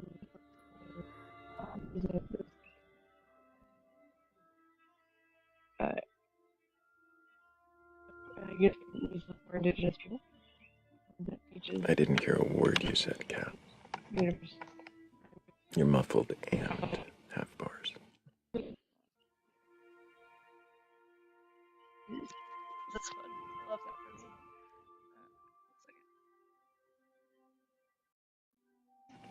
I'm trying to expand my patience with each guest. I thought I came in here with my usual patience, feeling ready for these conversations. I want desperately to believe that it is me that is having the problem, and not each guest after guest. She answered my question with the thing I clarified wasn't what I wanted, so she was just rambling. So I used to have this client who worked for this university in New Zealand, and it's a university for Indigenous people. And there's a satellite campus here, which is how I ended up with this client. But we used to sit and talk and have these really long talks about like that culture and these beliefs, and it's really interesting and really cool. And I wish that would have been a better guest, because it would have it could have been a fun conversation. I have interviewed several Maori Indigenous believers who I've had wonderful conversations with. It's not her culture's fault that she was an arrogant asshole. Not at all, but it is a really cool like culture and belief system. It would have been fun.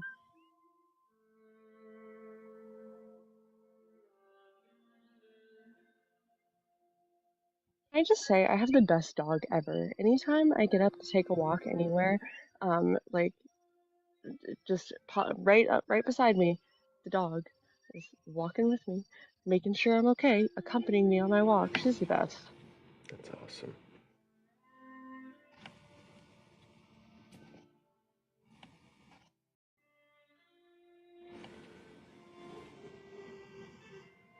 Yeah, I really would have liked to have a pleasant conversation, especially after the previous, was it 3 guests? We're just going through them like tissue paper. Nobody seems to be able to hold a cordial conversation. Where's that Bert guy from my live earlier? He was pretty good. Right. Hello, Cease. Can I get your age for TikTok TOS? 19. What year were you born? 2006. Do you have a belief in a god or gods, higher power, or anything like that? I don't. I just wanted to ask, are you open to agnostic beliefs or discussions about that? Or is that not the time? I am looking for somebody who has a belief in a god or gods to question, but I will ask you just a few questions if you're up for it. I'm for it, yeah. Okay, so you say you're agnostic. Do you mean agnostic as in you believe something's there you can't identify, or do you not know if there's anything there at all?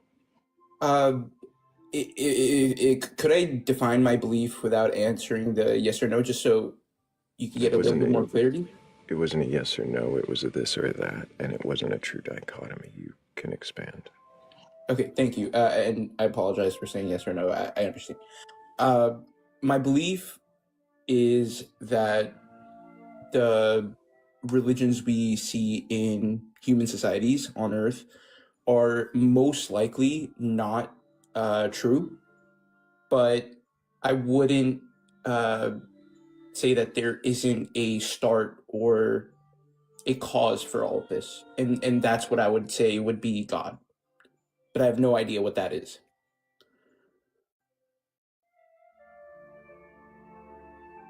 So you believe there's a start for all of this? Yeah, and whatever that cause for the reality that we exist today, not as in a necessarily sentient cause or one that, decided that this is how it's going to be, whatever it might be, would just be the casual, progenitor of the universe. And so you would call that God? Yes. So, why do you believe that there is a start? I would say that our casual reality that everything is caused, seemingly, at least, suggests that there would need to be a start before the Big Bang, or even before whatever caused the Big Bang. From a linear perspective, if we look at time, there has to be a start, but I don't know. And by the way, this belief, it's one with a ton of ignorance from the human perspective. So it's not like I'm dealing with absolutes. It's just what I would say seems most reasonable given what I know. And do you have any reason to believe that there is some start that is unstarted? Unstarted, could as in whoever created this was not caused itself? I honestly don't know. I don't know how that would work. I could go off and make 1,000 hypothetical stories. That's just one thing I don't know. I really don't know how the cause works in the sense, or even if it is caused. I can appreciate, and I don't know.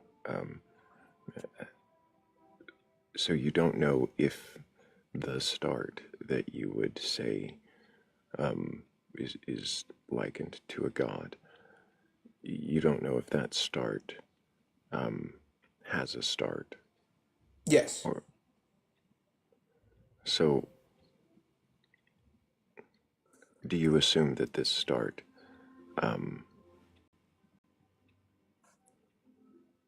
intended this outcome, any outcome? I honestly don't know. How could I? But so, if I had to assume, probably not, right? But this is a complete assumption.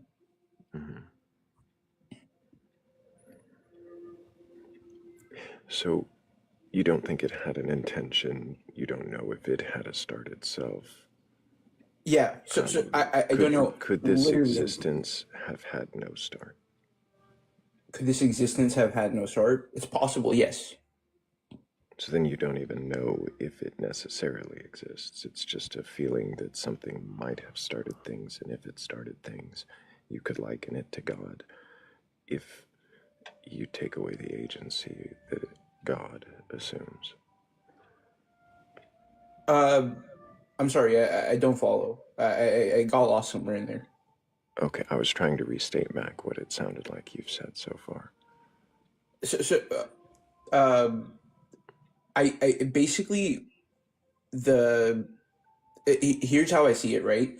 So from my perspective, I believe, and I'm going to list off a couple of my beliefs that I guess would follow from this, would be that one, we don't have free will. Two, that our morality and perspective is completely subjective to what we can experience, not objective, to some degree. And based off of that, right, if I believe in hard determinism, that we are caused, just like anything else. And so that suggests to me that in our standard physics and standard life, that everything is caused, and therefore it would intuitively make sense that there has to be a beginning to that. But I understand that that doesn't track with the linear idea of it going back infinitely, right? Because if there is a God, then who created God? And so I don't know about that endpoint at all, or the start point. I'm sorry.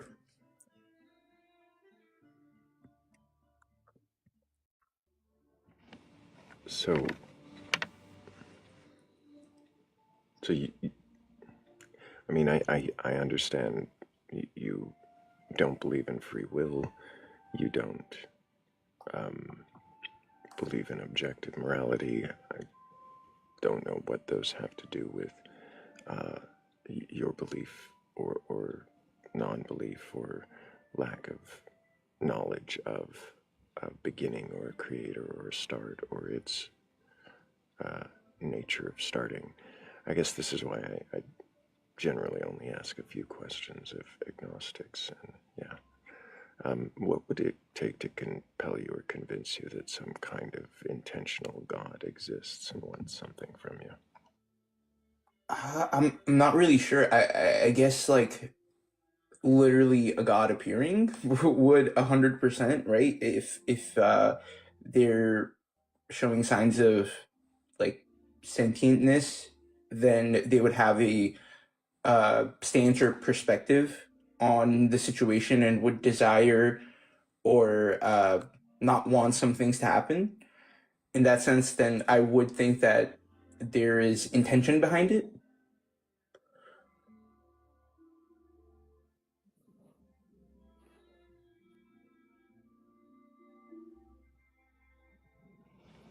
And if you came to understand that there was something with intention behind it, would you worship or venerate this creator being?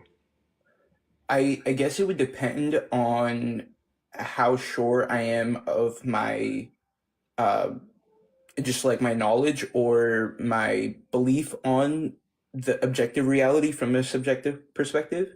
So like say that God is like say that we say that there is a God and that he did cause this with intention. From my perspective, I would not worship that God because the reality that he would have created would not be one that I would call ethical or good in hindsight. But if my perspective on ethics and morality and just how things should be is completely flawed to an objective stance, well, I guess that wouldn't work either, right? Because I'm claiming that objective morality doesn't exist. So probably not. No, I wouldn't. So even if you saw God as existing and having some will or intention, you wouldn't assume its morality to be any more objective than your own, so you wouldn't venerate or worship it. Yes, given that God is the one who made this entire world and our existence, from my perspective, the things we see, such as like suffering, deaths, everything that people name as like, imperfections. Given that, right, I would not, if he did have like all the power, all the knowing, and intention, it would suggest to me that intention wasn't a good one from the human perspective for humans.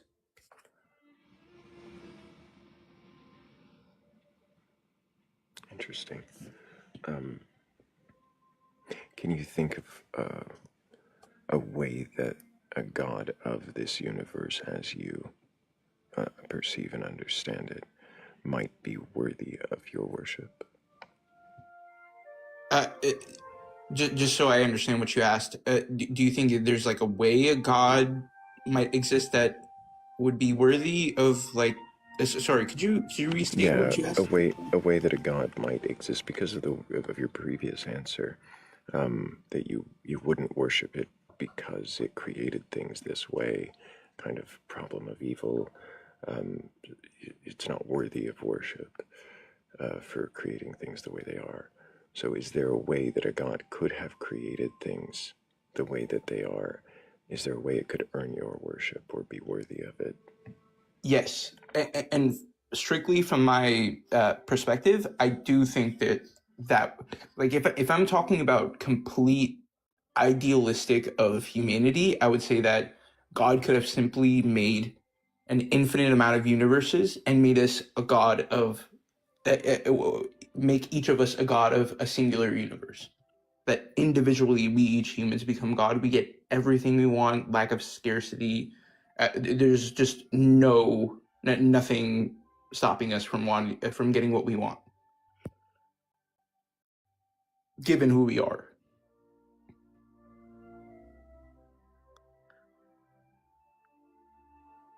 And that would be like the perfect reality, I would imagine. maybe not even like the bare minimum for like worship, I guess. But that would be the ideal. So if he could transform this reality into your vision of a utopia. Is that a question? Like would I?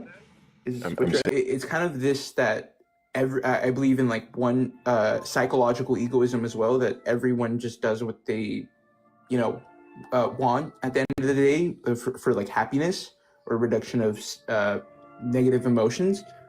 And so in that sense, I would say that if every human had the complete freedom to do anything they want, like if I wanted to drive a Ferrari one day, a Lamborghini the other day, or just make a rocket ship in the middle of the earth, right? Or if some other person just wanted to turn the entire earth into lava for whatever reason, they would have the power, the capability to do that. And that would bring them happiness into getting their goal, if that makes sense. I feel like the goal, as far as I can tell, seemingly is happiness, and that would be the absolute sense to earn it for everyone. To earn everyone's worship, to provide them with their ultimate happiness. Yes.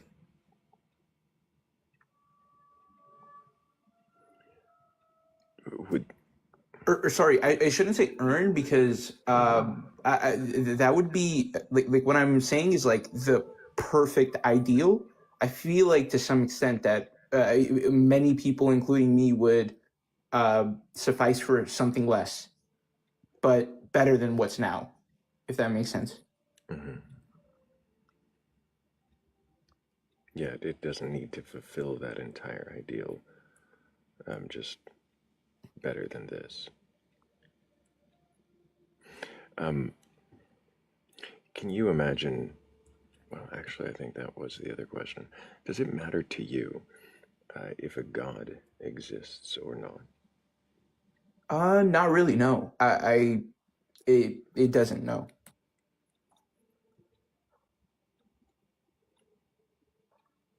Why not?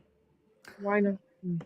So, from a like strictly scientific standpoint, right? At some point, I'm gonna die. All I have is this life, and I could have not been born, right? So I would have had a net negative. I would have had no positive, no negative emotions.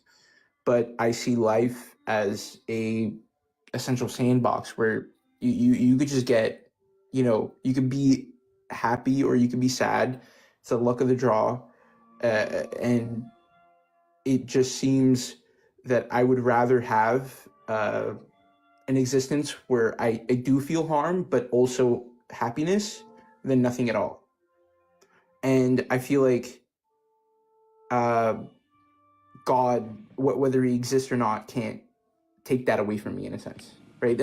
Like what I care about day to day is my happiness, and I already get that from the reality that God exists or not. Interesting. I'm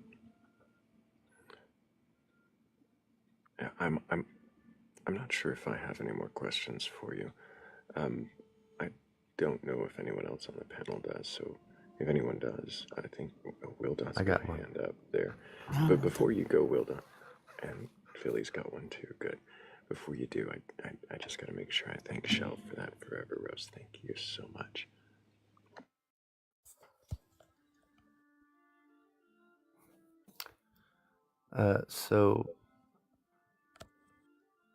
Suppose this God is real,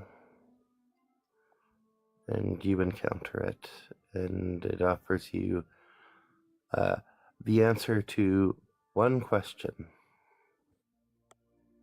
And that's all you get. What do you ask? Ow. I don't know off the top of my head. It would be something I have to think about. But probably if objective morality does exist, but that's just because maybe I'm thinking about it right now, and it's like the first thing that popped up. But that would seem like really important, because it would change my whole worldview.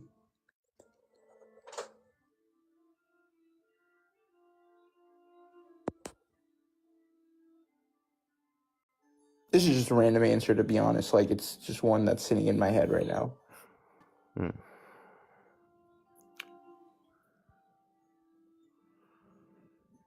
What's one question you wouldn't want that God to answer?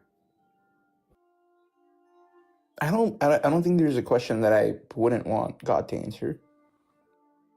Like, why wouldn't you want questions to be answered? Like, what reason could one possibly have? Well, I think certain answers or certain questions, depending on the answer, may make people feel insignificant or uncomfortable. I don't. Have you? Sorry, am I cutting someone off? Cat's got a delay, I don't know if you can hear but we can hear you. Okay. I don't have you, or what I was going to say was, have you ever come to knowledge that you would have rather not had? No. You're 19? Yes. You will one day. Remember this moment. I can't think of anything, though. Could you give me an example, please?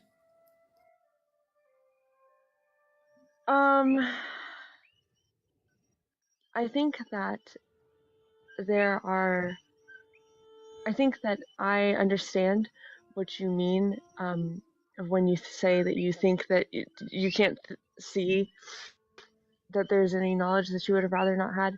And I think for the most part that's true for most people. But sometimes you come to know something and you think and you realize that the distress or pain it has caused you was not worth having the knowledge. If that makes sense. Would you? Yeah, I understand that. Would you say that it could be worse in hindsight to not know that knowledge, right? Because at least now you can possibly think it through or do something about it, or just No, be in purview to it. Some things are needlessly just say like some things cause things where if you know it's you, but not knowing it would not affect you at all. It wouldn't make a difference. Got it. So, two examples of what I think you might mean is like, if God told me right now that I am more insignificant than a fly, then I would still go on about my day and I would not care. But if God told me that, oh, the stake of the entire universe lies on you and what choices you make, then that could be distressful. Is that what you mean? Kinda. Yeah. Then in that sense, I would be burdened by the. Sorry. No, go ahead. No, you were going to answer the question. So go ahead. I would say I would just be burdened by the responsibility in that sense, or but that responsibility I would still feel would be tied to my perspective on the situation, right? Like if I did not care about humans and my choices depended on all of reality, it would not distress me. But since I do, then in that sense it does. But I don't think that's because of the knowledge, more so the responsibility that exists, right? But would you have the responsibility? Would you know that there was the responsibility without the knowledge? Like you wouldn't have known that you had the responsibility. And also, what does knowing that you have the responsibility change your ability to affect the outcome that much? Yes. Okay, that's fair. How would you feel if God told you you were a brain in a vat? I would honestly, it would depend on what the world is outside of in where my brain in the vat lies. So if it's like a utopia and I'm just a brain in the vat in this world, you're just a brain in a vat. You're just a brain in a vat floating through space. I wouldn't care. I do feel like it would make me feel that some of this is less authentic than I felt it was, 100%, but at some point I feel like I would be able to reconcile that and just continue living because it's as real as it's ever been for me, right?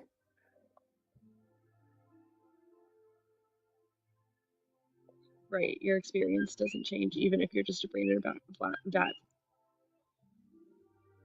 Yes, just like I understand. I 100% I would agree that to some extent it would be distressing or it would make me feel unauthentic in what I believe initially. But at some point, if I valued that existence and like reality, that doesn't necessarily disappear.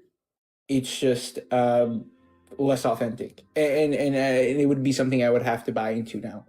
But I don't think it would be like collapsingly bad.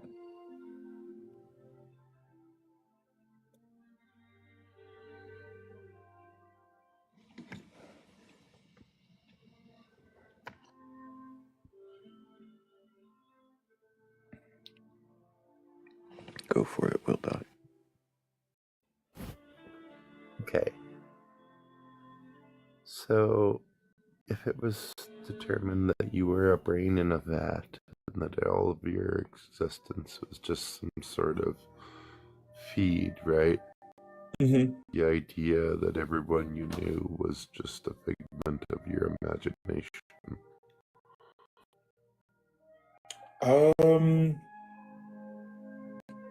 It's interesting because when you premised it that way, it like makes it worse. So maybe I have to like backtrack or concede a point here because that seemingly What about all of the like atrocious world events, like the certain thing in the 40s or the other certain thing in the 40s, or all the like the really bad things in history, them being things that the brain in the vat imagined? How would that make you feel knowing that? sorry, you mean like I guess like details matter here, right? Because if it's like I'm imagining this myself in a vat, then I would be really concerned. But if it was being fed to me, then I would be concerned about like the I guess like the stability or the authority someone has over me and like what it's trying to do to me, I guess. Like manipulate me in some way.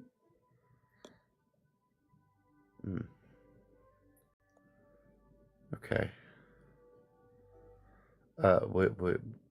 In that example of consciousness, your consciousness is responsible for itself. I don't know about Will Dot.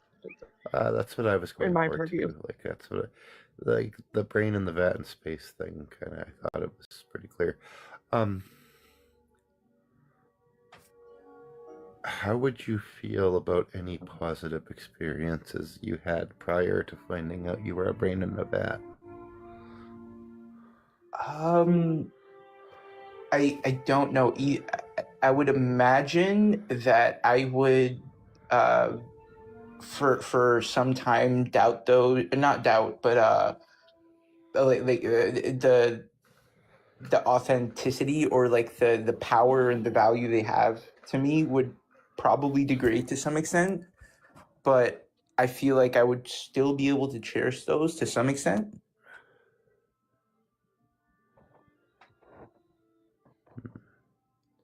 I honestly don't know, to be honest. It's really like I've thought about the brain in the vat situation before, but never in the context that we are now and like the details of it.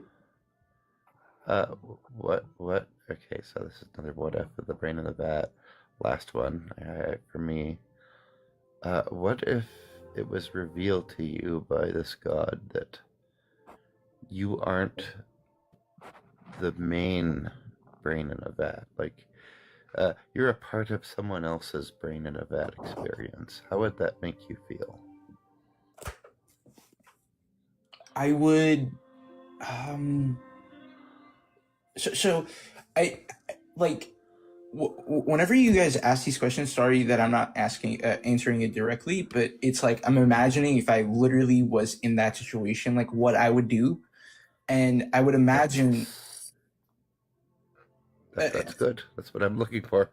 All right. So I would imagine in that way that like I would first be bewildered and I would not like it, and I would be thinking about how much more real or just I guess extensive the main brain in the vat is, and then I feel like at some point you would have to either just like give up, which I would just rather not do because of the happiness thing, or just continue living as you do and trying to find happiness or meaning even in that non, in like the most unmeaningful sense.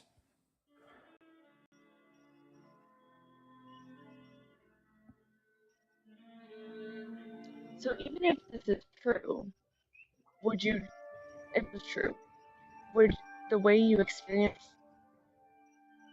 and interact, your experience change?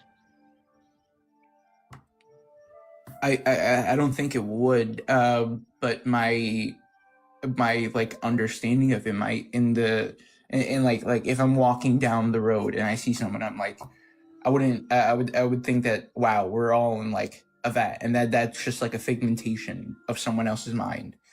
But I feel like the complexity of what we live through would still allow me to keep going forward to some extent. Like if everyone was just at the level of an NPC in the Sims game, then that would be horrible. But I feel like what I experienced today could continue, bringing me happiness in that context as well, of like the brain in the vat. But I would think somewhat less of it for sure.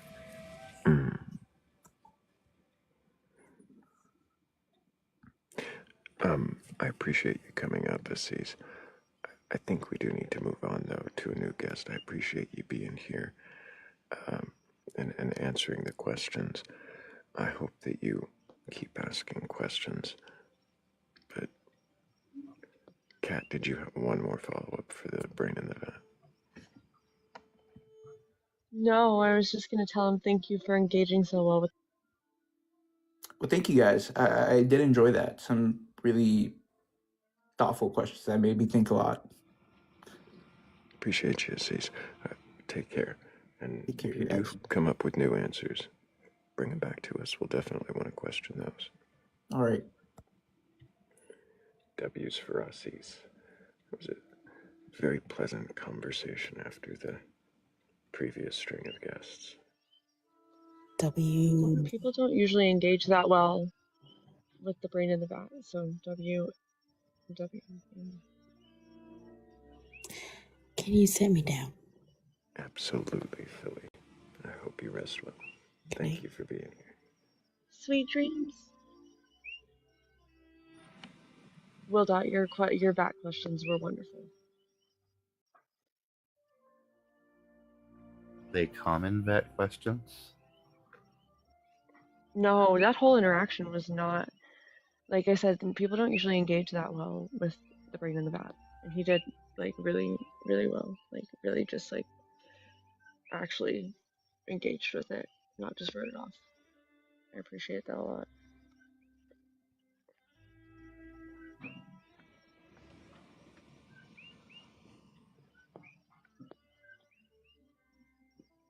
I do keep accepting ghosts from the queue, but in case they're all not among us anymore, if anyone does have a belief in a god or gods, a higher power, or anything like that, and you're capable of questioning your beliefs, then go ahead and request on up. We're not here to debate or argue.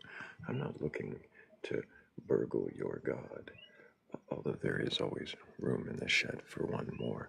I just want to know if you can question your beliefs, and if you can, then what is it that you believe, and why do you believe it? And also, big thank you to God. Oh no, stop deleting. My words just stopped in my brain. Big thank you to everybody for 29,000 likes. I really appreciate all of you tapping the screen. And the more we tap, I think the more we raise the chances of somebody with a belief coming in here with the curiosity or the courage to question. I'm sorry, Kat, you were going to say something. I was gonna tell Philly, who I'm sure is still in here and maybe can hear me still, that Benny came onto my panel earlier. It was lovely.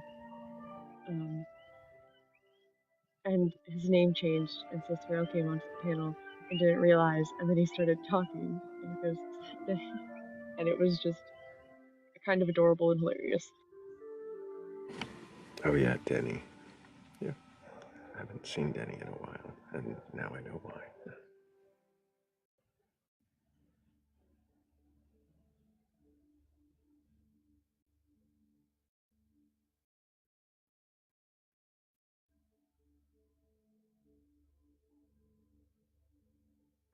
Like his previous username, I'm gonna have to ask him what this one means, and probably regret asking 5 minutes later, when I still don't know. Oh, Saska Bush? That's just a weird way to say the province I'm from. Is Denny Canadian? Yeah. Previous username. I'm struggling to remember it. Is that like Soto? You. So? Sotomexu. Yeah, I remember. Yeah. Mm-hmm. Philly with her Canadian flag down there in the comments. That's funny. She's just telling us who to blame. Blame Canada. Wow. For what? Giving us Denny? We love Denny. He's great.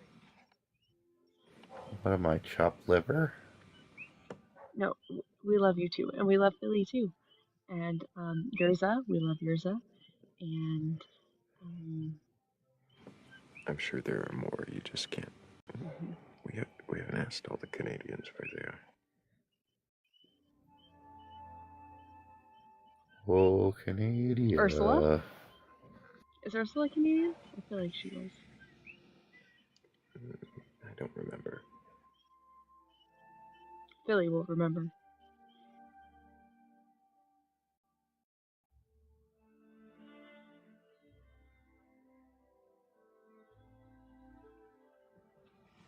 But if you remember your God and some way to question it, there's just no way to do that one, right?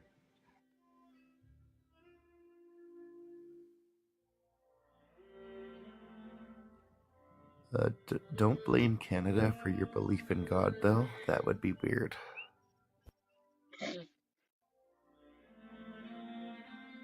But if you are Canadian, or even if you're not Canadian, and you have a belief in God,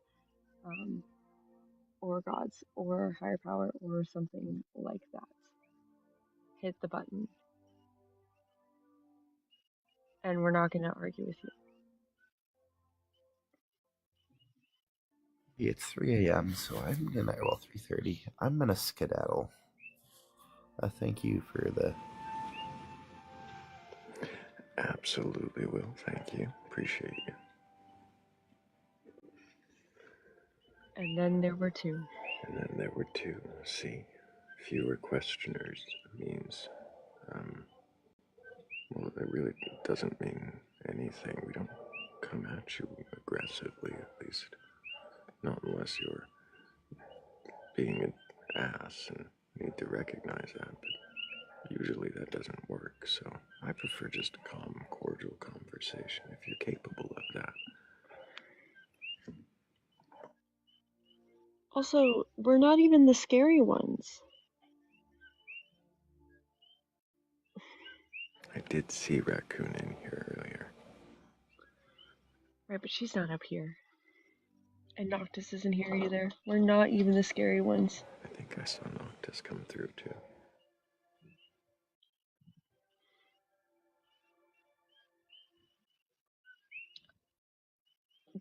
I believe we're brains in a vat. I believe that maybe I believe that maybe I don't know what we are, but we might be brains in vats, but we might not be. We're probably exactly what we think we are, or something close to it, but we could be brains in vats for sure.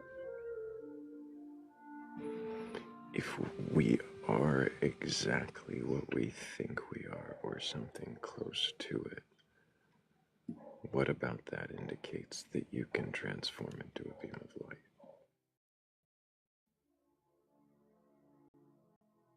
Nothing indicates that I can transform into a beam of light. I have literally no reason to believe that I can, and I really don't believe that I can. But it's something that I would like to achieve.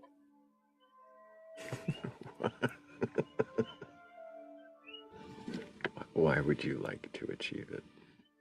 Because how fucking cool would that be? It's like, bam, life over, non-existence. Like, I don't exist anymore, but there's no body or anything because I transformed into a beam of light.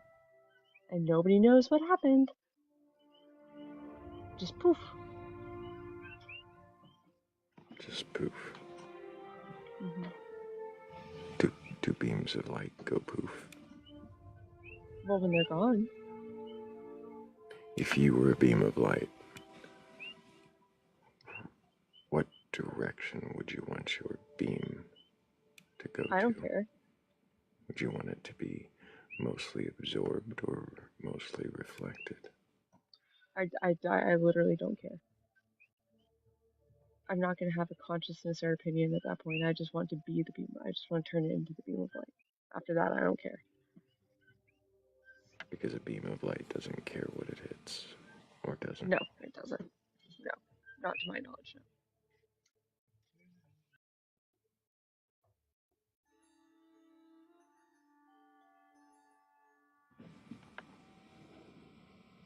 no. There's not very many questions to ask a beam of light.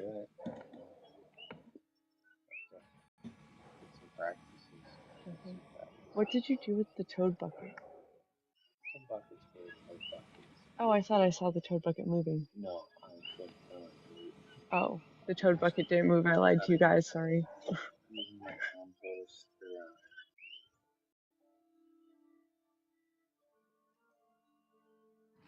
You just didn't see the toad bucket.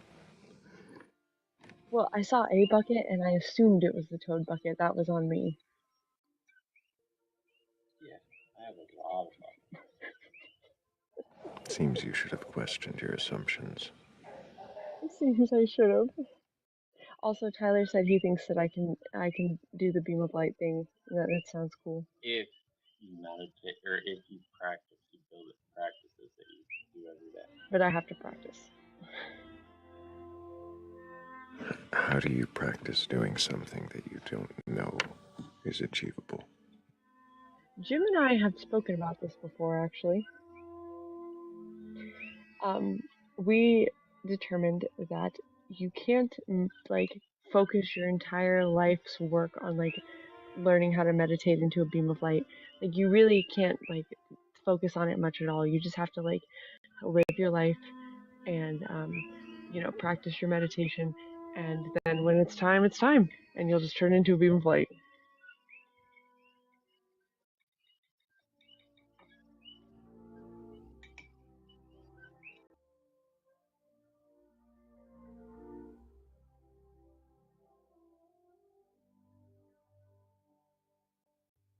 And if you think you can focus into a beam of light, or that a beam of light created you, or really anything about a god or God's afterlife or anything like that, and you can question that belief, well then go ahead and request on up.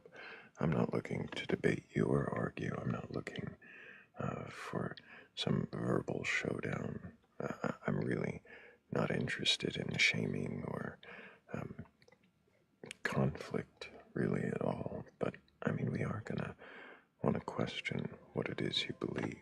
So if you're prepared for that, and if you think you can, then go ahead and request on up. I don't bite. All I can do is drop you and point out that you couldn't question. And even then, I don't want to do that. I really just want to know, can you question your beliefs?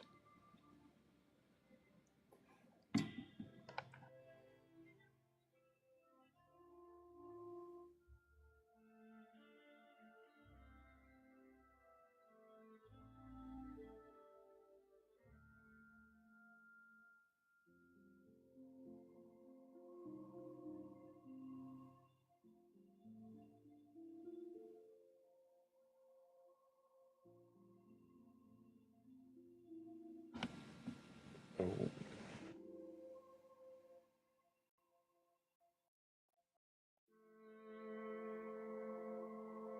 What did you do to us?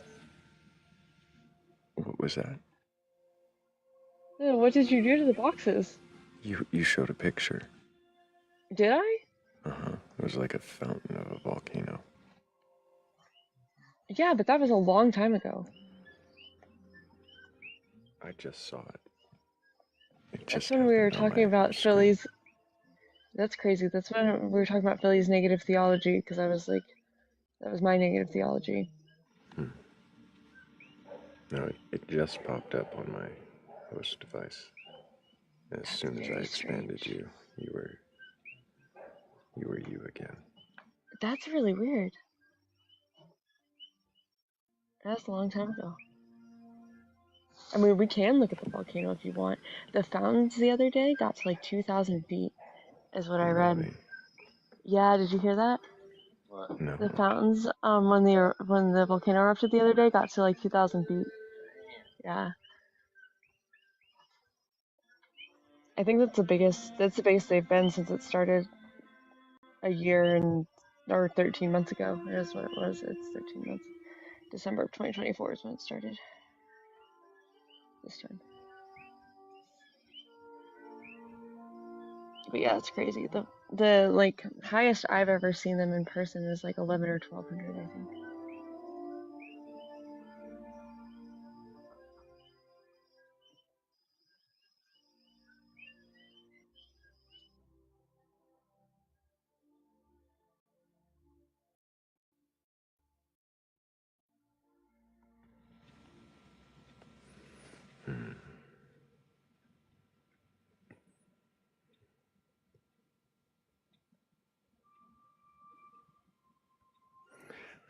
Maybe it's the music.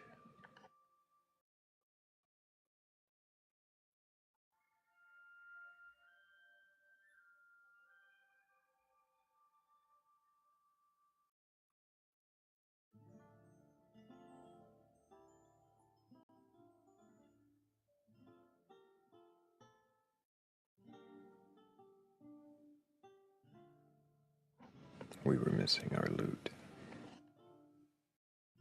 Yeah, everybody likes the loot.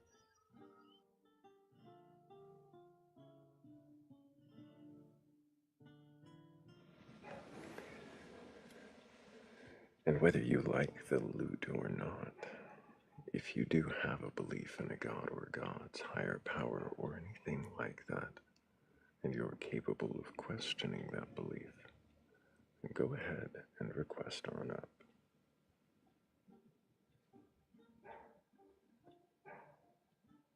Good morning, Shannon. Good morning to everyone else who's just joining us. Or good afternoon, or whatever. Good evening. Wherever it is you are.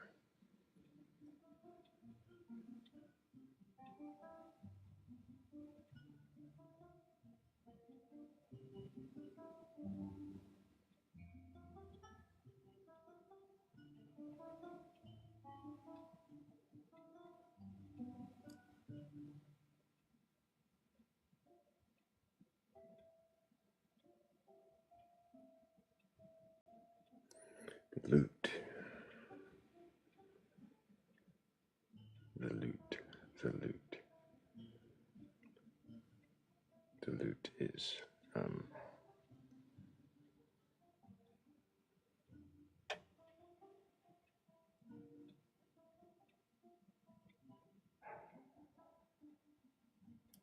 It's a lute.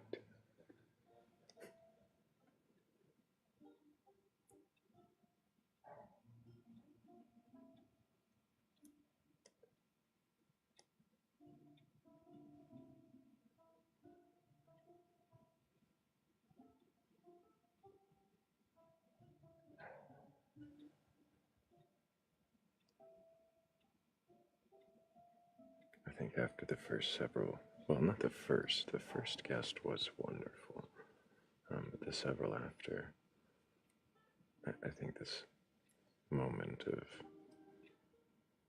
quiet was well earned. But I guess I'll check the queue there and see. No, we got no one.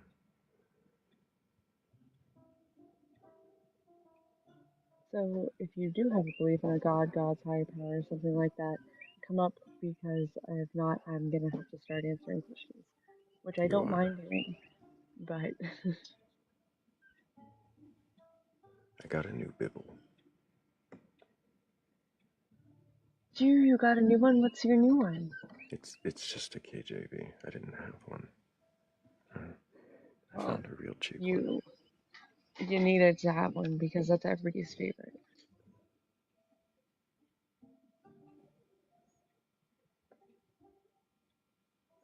But I also picked up Tao Te Ching and Egyptian Book of the Dead. Oh, also another good one. Do you have the Necronomicon? I do not. That's a good one too.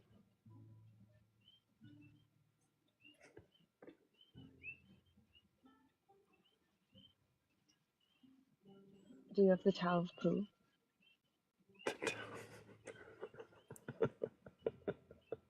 What? No, I do not have the Tao Poo. Why not?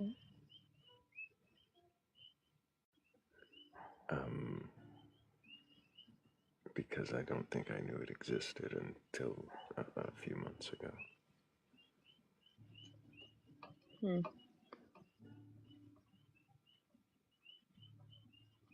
You should have the Tao of Pooh.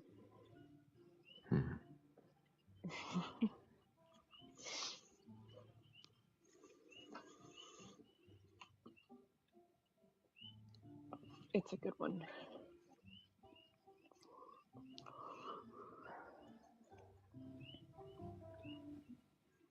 Yeah, I just was not aware of the Tao of Poo.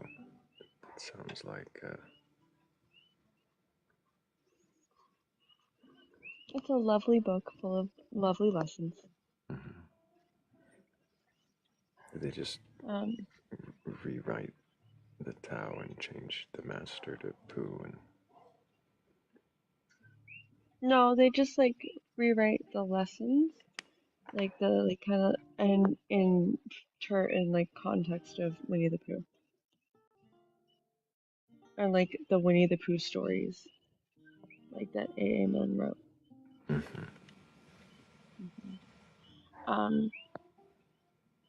Where did you get these books? Where did you get your Tao Te Ching and your From a discount store. Mm-hmm. Did they have any cheap. other? Were they like used books, or were they like Oh, dude, used bookstores are the best for religious texts. Used bookstores and thrift stores and stuff, the best for like you'll find the most interesting like religious texts, because it's like, that's where I got my like 1978 like RSV with the Apocrypha.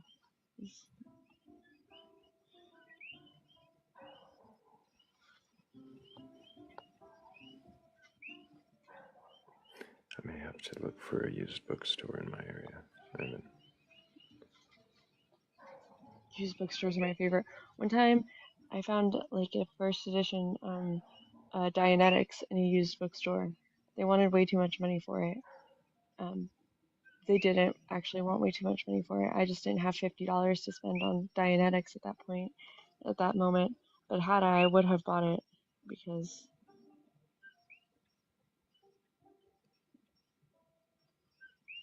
like that's just fun.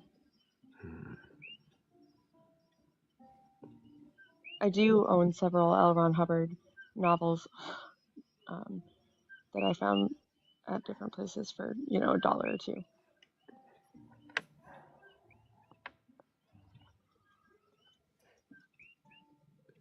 I haven't actually read them I'm gonna yet. need more shelf space in the studio. I only have one bookshelf in here. That's not enough.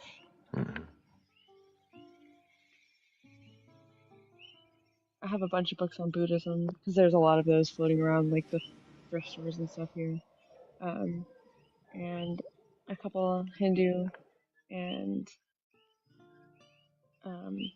a couple, or I would have had the Dianetics one if it wasn't, so much money. Any religious text I can find, really, I grab.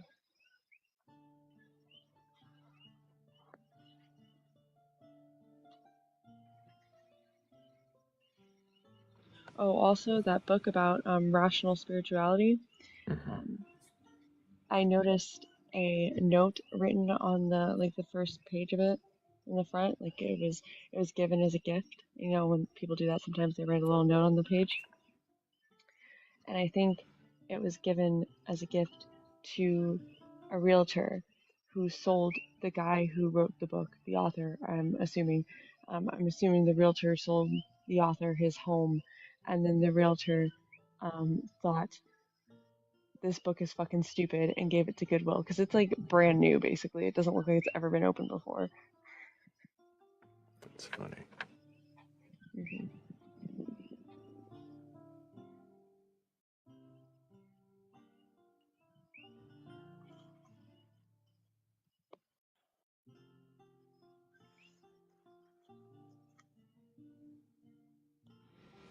I think that might be the most interesting part about that book.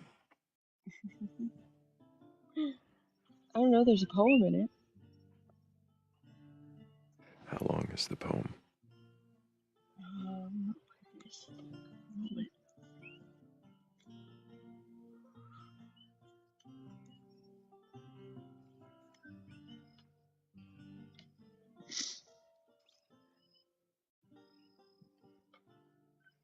Let's see.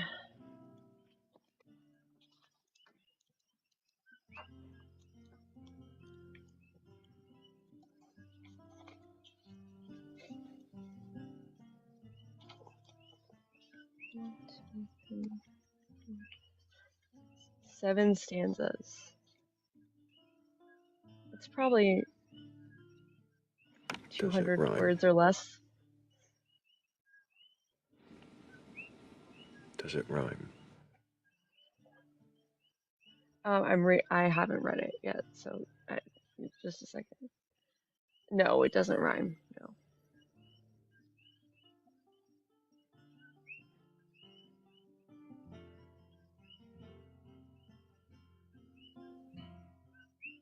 It's called Frozen Fire.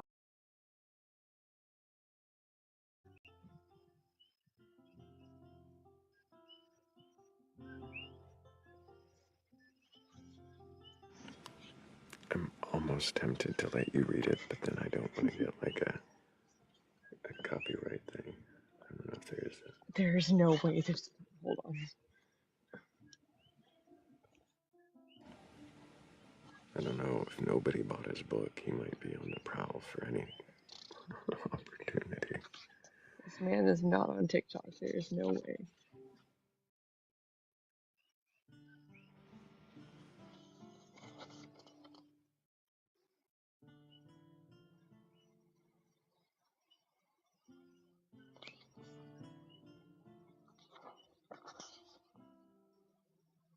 Psychic Publishing. That's what it says.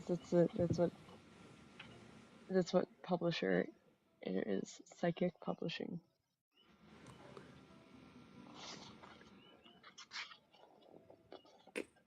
Give us a few bars.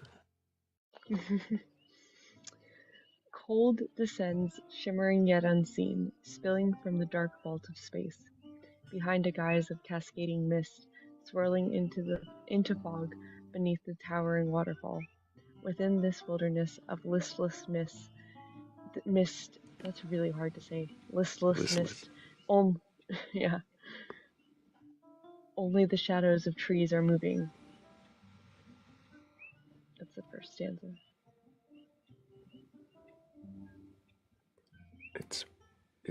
It's very angsty. It's so angsty.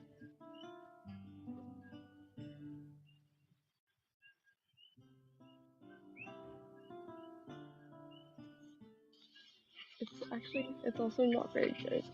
It's not very good.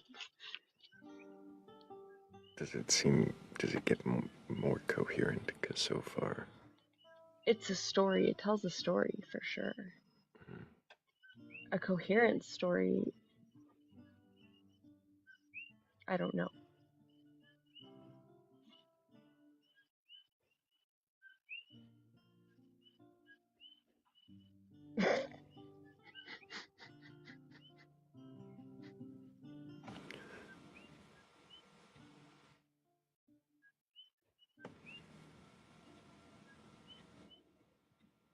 Is it a coming-of-age story? As PK Heathen asks. Maybe. It could be that. It's a short story. It's a very short story.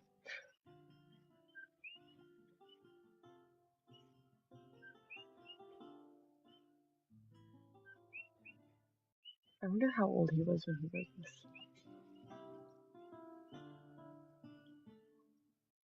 It's the end of the book. Like, that's the last.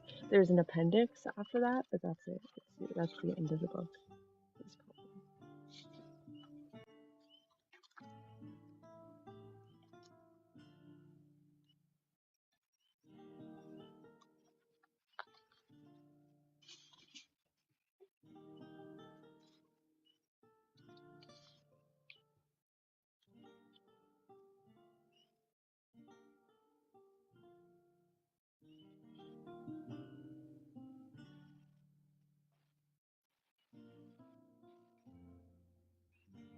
Oh, there's a website.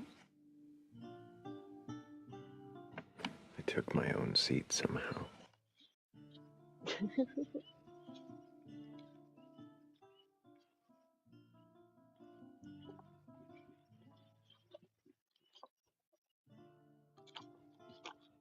Let's see. What else? Let's see. What can we question?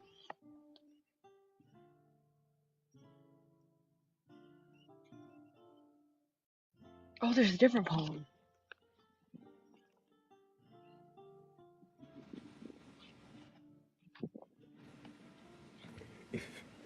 Oh, goodness. If you want to save us from Kat nearly reading angsty poetry out of a spiritual self-help book that was self-published, and I don't... If you want to save us from that, then you need to request up with a belief that you can question, because I think it's no, we have to read this one. Because, do you want to know why we have to read this one? Why? Because it's entitled The Loneliness of God.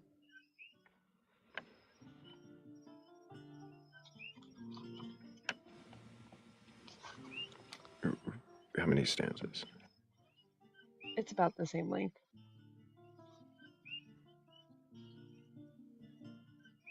It has more stanzas, but they're much shorter. They're broken up into little, like, 3-line stanzas, where the other one was, like, longer. But as far as, like, amount of page it takes up, it's about the same length.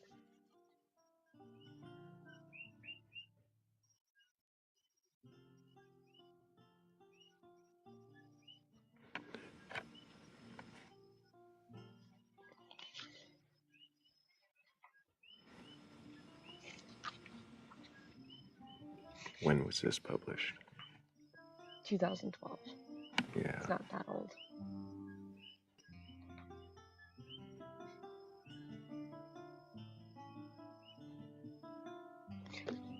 However, this guy looks pretty old. I wonder if he's still even in the picture. He's pretty old. One moment. And while Kat indulges her morbid curiosity, if you have enough courage or curiosity to question your belief in a god or God's higher power or anything like that, go ahead and request on up. I'm not here to debate you or argue. I just want to know if you can question it. And if you can, then what is it that you believe? And why do you believe it? Also, thank you guys for getting us to 41,000 likes. Appreciate all the tapping. Appreciate all the shares also. Every time you go down and hit that bent arrow and hit repost or add to story or copy the link and send it to a friend, well then that all helps us get out more to the algorithm and get a few more people who might be curious enough or courageous enough to question their beliefs. Also, I gotta thank Stephen Ernest, Witchcraft is Best, Kylie, Sebastian, Heather's Descent, Shell, Christy Lee, Philly Red, Three Pips, Dee Dee's World, Enki Bubs, Angel, Danny Grax, and 96 for helping with the previous goal. Thank you guys so much. I really do appreciate you.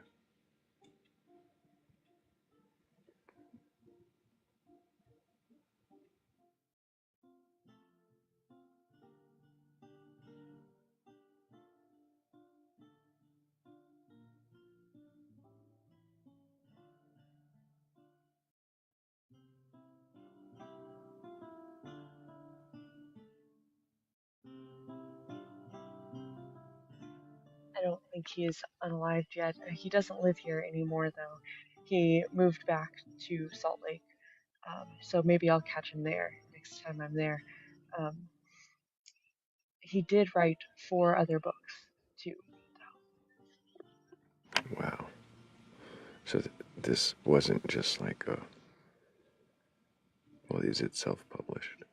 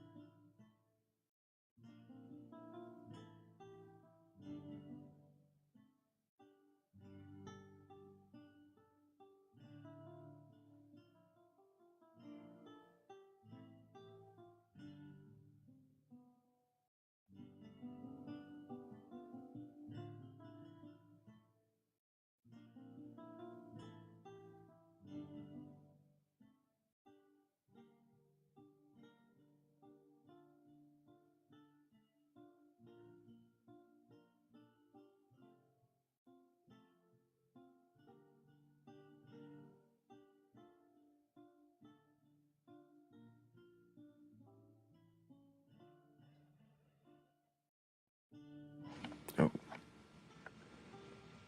Somehow I hear you, but you're still teacupped.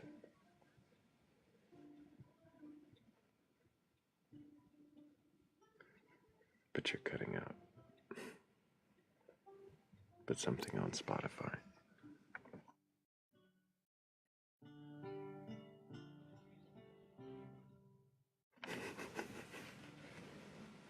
Well, good for him. He has invented several inventions, not any of them that have patents or are in production, but he has several inventions. A screenplay.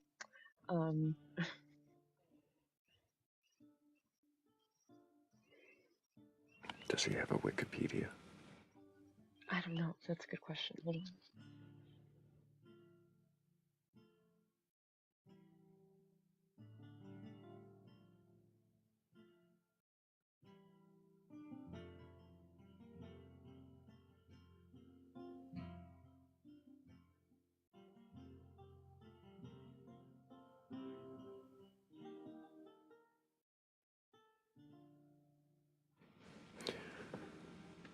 Wisdom Eye says, Do you think humans can experience the totality of possible experience?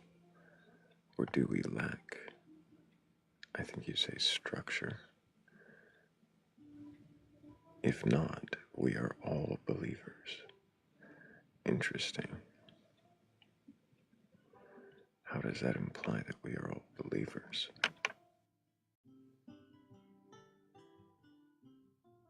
Probably not, Shell. That would surprise me if there was. I did not find a Wikipedia page, but I did find a YouTube channel with 52 subscribers. The last video was posted 4 weeks ago and it has 44 views.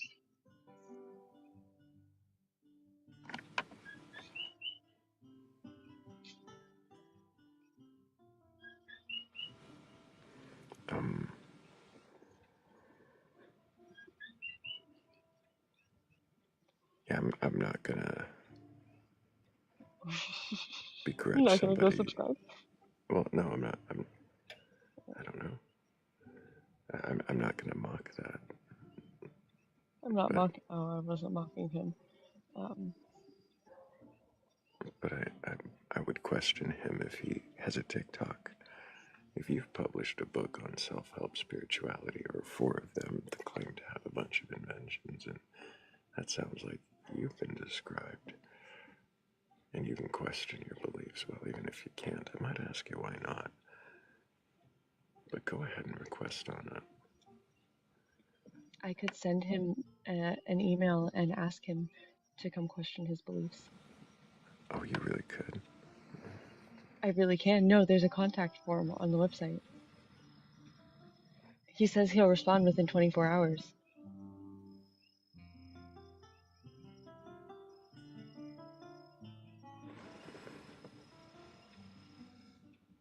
This might be a Discord conversation. Okay.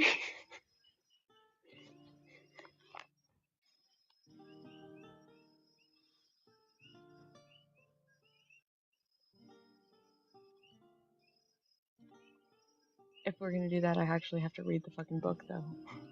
It's a long book.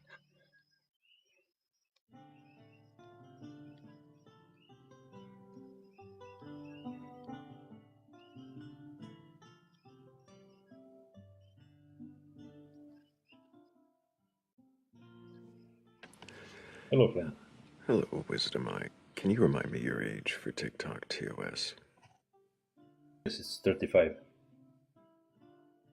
And do you have a belief in a god or gods, higher power, or anything like that? Yes, I do believe that there is more to experience than I am capable of. Thus, I have to believe that there is some entity which probably I am the part of, which is experiencing itself in a different way that I can even comprehend. This is why I commented this, that if a stone can never comprehend my existence because it lacks structure necessary for experiencing this structure, such experience, the same way I can say, am I able to experience by any means, even visually, in a dream or methodically, the experience of something more? And I would argue there is some more experience to be experienced.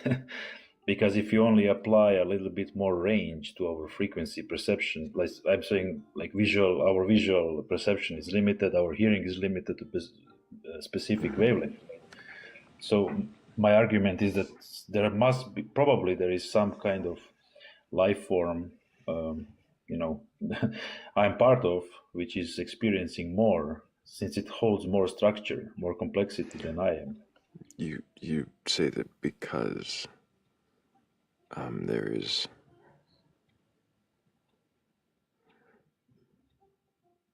because there is this structure and complexity that a rock can't comprehend what it's like to be you, so you can't comprehend what it's like to be the structure and complexity, that it therefore must be a life force that you're a part of. I'm not sure how you get to the life force you're a part of.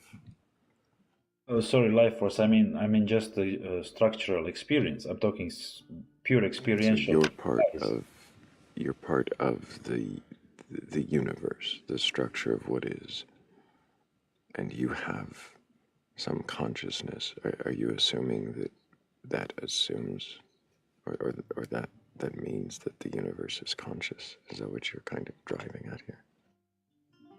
In a way, I was not touching on consciousness, to be exact. I was touching on how we perceive ourselves, and I can only truly know somebody by being that somebody. I can never truly comprehend you unless I have lived your life. I have experienced your experience, right? But I can reduce my complexity to a stone, because I have more complexity. I can collapse it into a feeling of a stone, and I can just imagine being a one piece of rock. Even though I don't understand the rock, because who knows what the system. You can imagine being. I can imagine being a rock, yes, but the rock. I don't think the rock can imagine being me and imagine experiencing being a human being, as it lacks the necessary structure of elements, atoms, whatever you want to call it, to be even physically, reproduce the feeling inside of his body. I can reproduce the feeling of oneness in my body, but vice versa, it should be more hard, or probably impossible. So because you can imagine what it's like to be a rock, but you can't imagine what it's like to be a god or the universe or something unknown to you, then therefore something unknown to you must exist and you must be a part of it. I'm hinting that, since we can use specific substances to increase our perception range, being that color or hearing or visual acuity, just by usage of some specific substance, you increase your range and you can see more. You see something which is impossible without those substances. Thus, it takes me to a realization that just by expanding the experience or just the range of perception a little bit more, you can experience more instead of being limited in your own just limited way of seeing. So this is why I'm deeply conflicted of what I know and what I believe, because I can say I know it all and I want to say I know it all, but unfortunately I have to be self-biased and say I cannot know it due to my lack of experiencing everything which can probably or possibly be experienced due to the complexity of the overall system, right? I remember, I don't remember exactly what we talked about, but I do remember. Do you think that this expanded awareness that you get with substances, do you think that it's really an expanded awareness, or could it just be a fabrication of your mind? I'm definitely thinking it can be a fabrication of the mind, but my question is, why can I not fabricate these things without these substances? That would be the question. Is it something which innately How do you know you can't? I tried meditation. I tried, just being with myself, but I could never reproduce something it's very hard to say. Just by observing a flux lines of some kind of, or fractals or something, is that actually a more complexity, or is it just another form of how to say, a pattern, just a different pattern which you did not observe? Do you think that possibly the reason you cannot recreate this without the substances is because the substances change your brain chemistry while they are in your body, and if you cannot have these experiences without the brain chemistry changing, even if it's just yes, and this is exactly what I'm arguing, because I have the necessary structure, chemically speaking, structurally speaking. My body is able to reproduce these patterns by having the necessary components to do so, but a rock cannot have this necessary components to have the same experience. So my question is, since I'm not all the structure, what kind of structure is there to be experienced? And is it any different than a human being? Or you can say just the human being is the pinnacle of all existence, and we are in epicenter of it all. We are the in between everything that is. So I don't know. It's a hard question, but I still need to believe the part I cannot truly how to say, prove to you. I can just say I can reduce it to simplicity of black and white.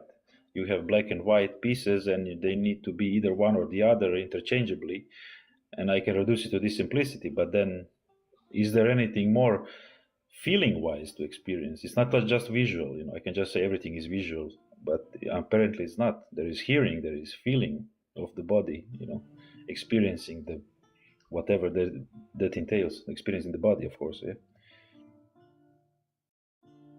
I don't know, maybe I'm just weird, but I have to be honest. I believe because I cannot. I can see there is a possibility of more to be experienced, and I cannot reach it because I think I need a necessary bodily structure to induce that experience of it all. Of course, if there is something like a all.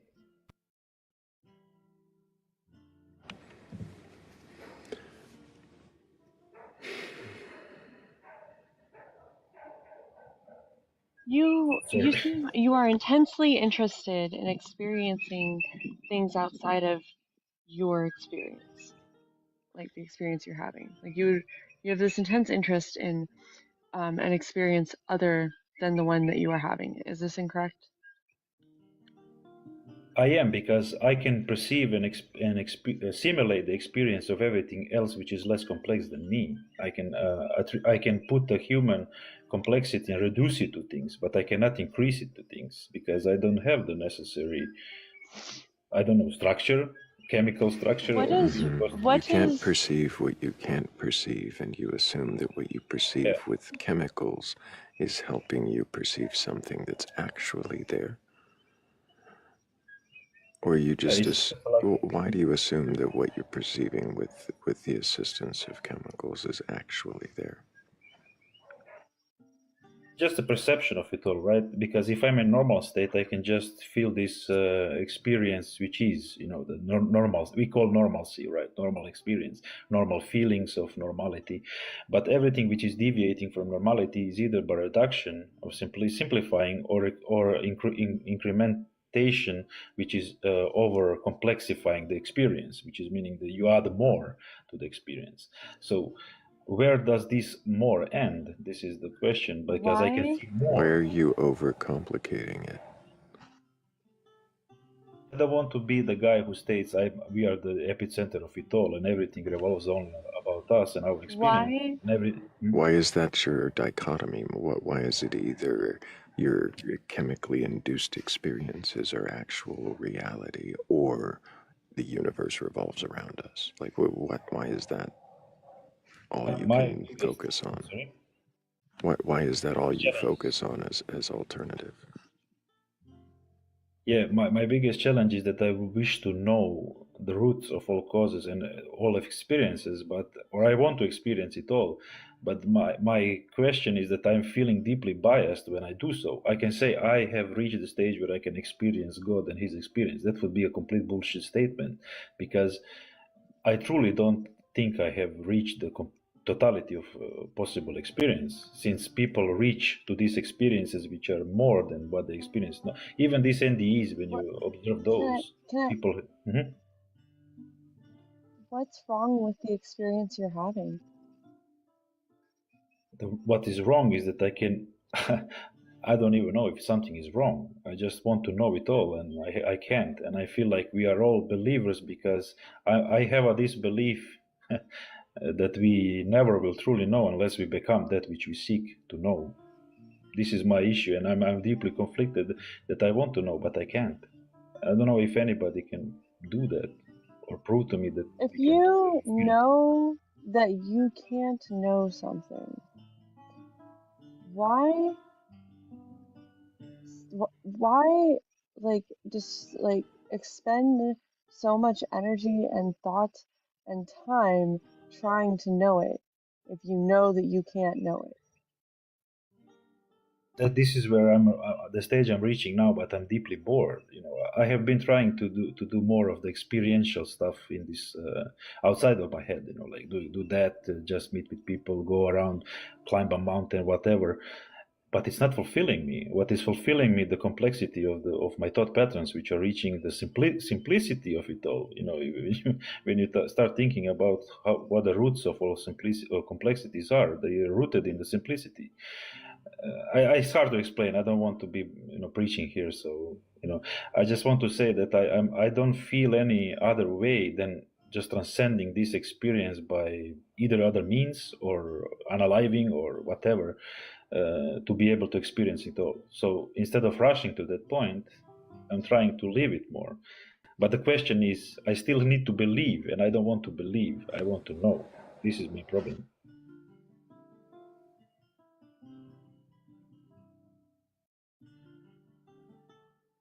How do I question my belief if I cannot experience, or I believe? No, that's actually, I'm paradoxing myself at the moment. Can I experience it? I tried, I cannot, so I don't know. I need to say I cannot experience it without any other substances adding more. Why do you assume that that is what you're experiencing, though? Do you not hear the assumption you're making? I agree what you said before, because is it actually just an illusion of a more experience, or is it just the true experience of something more? It's to be argued. I don't know. I could not reproduce it without this more. I cannot reproduce it without even being on a verge of unaliving, or just taking something which will take me there. I don't know. I'm sorry if I. I gotta thank Shadow for the Shadow Raid. Thank you, Slay All Day. Thank you, everybody, for coming in here. Appreciate all of you. And if anybody joining does have a belief in a god or God's higher power or anything like that, we are just here to question, not to debate. Wisdom. So far, you recognize it's an assumption. You see that your mind can produce these things. I don't see why you would. Why you want there to be this greater answer? Because I'm, what we are all thinking, that most people are going around saying they know. I know. We are all one. We are all, all this BS, even religiously. I don't want to offend anybody, to be honest. But I'm just saying, if anybody can tell me they experience the universe, maybe they have, but I will never be able to verify the information unless I experience it on my own. So I'm saying I'm just still believing until I experience it, but I don't know how to do it. So I'm a believer. So I'm just arguing I cannot question more my belief than I already do. So I don't know. Maybe I'm not. Like we discussed before, I'm seeking the belief system, while I still want to say I know. So I have to question it anyways. And most people don't question what they're saying, what they're thinking. So I don't know. You approach things as though you want to know. You will continually question it. Why do you assume that any answer you or any other human will come to will be adequate? It will never be adequate. This is why I'm stating that you can truly know somebody or something by being it. You can tell me you experience the universe, but unless I have lived the experience, I will never believe you. I can just believe you. I will never know. This is what I'm saying. My belief is also that there is this existence. When we say the God, if there is something like an absolute system we call God, I don't think it inhibits all POVs at once, because that would be ridiculous and contradictory. Now, I'm switching subject a little bit, but I want to say, because in my belief system, if you are the all, there is nothing else besides you. There is only your self-experience. So you're experiencing self in totality, but yet behold nobody else than yourself. Otherwise, it's a paradox. But deity, I don't know how to pronounce it, would be a system which is in between. You can see a snail, you feel like a god to it, or a bacteria inside your body, yet you behold it not. It's perspective, right? So I don't know. It's a very... Yeah, Wisdom. I don't honestly know what question to ask you, because it sounds like you're continually asking a lot of questions. Um, and really every question I ask kind of ends up in a totally different direction than where we started. Um, I still don't feel any. Yeah, I appreciate your wisdom. I hope that you find some clear way to answer these questions, but I don't know that you will by the nature of the way you're questioning, and that's not an insult. I don't know that anyone's going to find those answers, but also I do wonder why you put so much stock into your experiences when you know you've altered your perception. I think that's where your biggest question should be. This is also the problem of the nature of being, because I have this innate drive, which is either chemical or I'm not like wanting this. It's just a bodily chemical reaction I'm having. I need to dissect everything into bits and pieces to dissolve everything to the roots of all causes. And my issue is when I get to the point where I have seen the roots of all causes, but yet I still have to hold bias towards the more, which I don't comprehend and I have not experienced. Thus, I have to believe, and I don't want to believe. And how do you know you've seen the roots of all causes? Because in my case, when you even speak of how to say wavelengths and light and whatnot, I have seen that this super simplicity of these waves, and also I have seen infinity in an absolute system, also based on the view of the perception. So your angle of view is. What do you mean you've seen infinity in an absolute system? What do you mean by that? I can explain. If you have a small piece of paper and you keep the complexity, if you have duality of let's say you have a black and white pieces you are dealing with. When you divide it in black and white, spaces and and squares. It doesn't even matter. But what I want to say is you can make. If I just divide once, I can have only two. If I divide one more, I have four or whatnot. So the more you divide, the more you can patterns you can make with these pieces. But the problem is that you're looking it from afar away, and if you keep dividing, these division lines which you're using to divide that field are going to become. If you use, let's say, white line to divide a black square, at some point this whole division piece is going to look white. It will radiate. It will go from white to black, depending on what line you use to dissect. And then if you zoom in, based on your angle of viewing, you will still see the same amount of possibilities possible. But in the end, in a nutshell, there is only two possibilities, left or right, or male, female, black and white, you name it. Whatever you say, the nothing or the field is, right? Oh my goodness. I mean, I went to Ireland. You're extremely verbose. Every single question that could be answered simply, or even we could, conclude that you don't know. You seem to just know that you know everything there is to know, so you know it, and there must be something more you don't know, so therefore something. It sounds like there's a certainty there that you hold without question. And why? I can explain. Before you try to explain anything again, I do need to make sure that I take a moment to thank Shell, Seth, and Lemons, Shannon, and Kat, the witch, for helping with the goal. I really do appreciate you.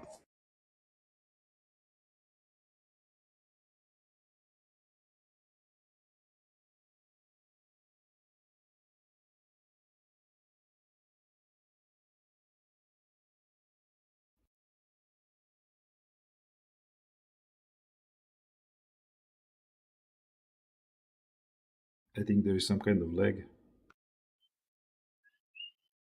Yeah. Oh, it's not me. I thought it was It's me, apparently.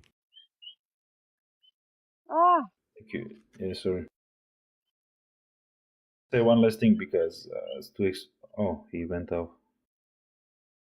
he's still here. Don't worry.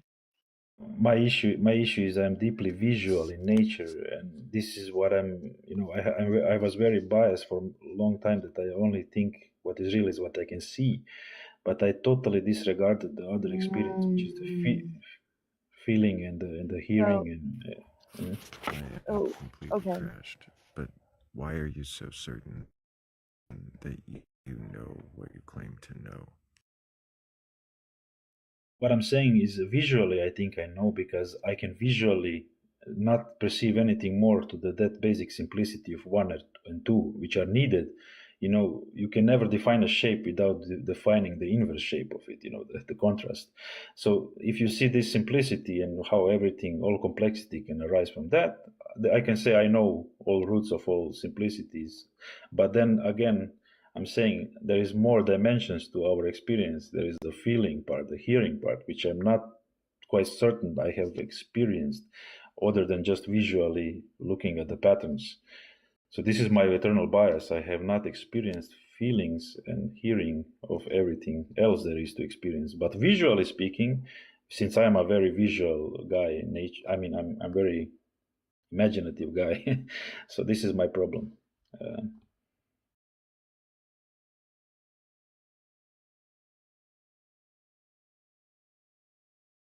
Can you hear me?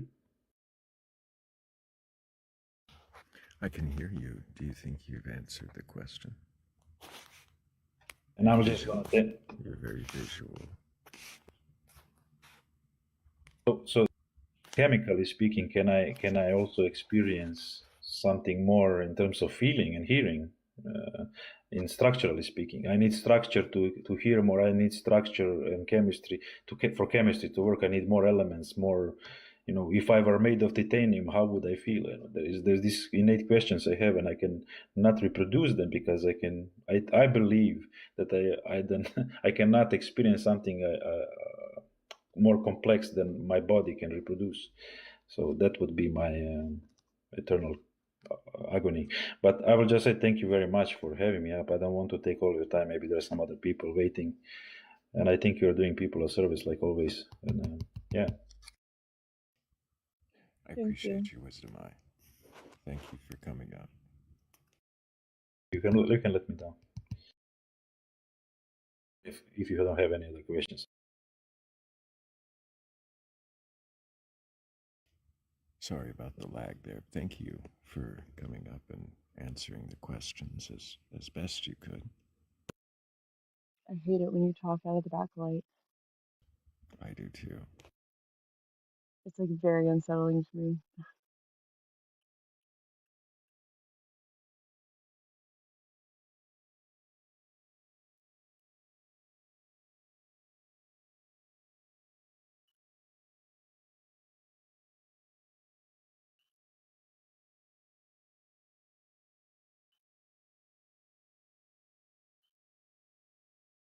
Do you want me to hit a guess?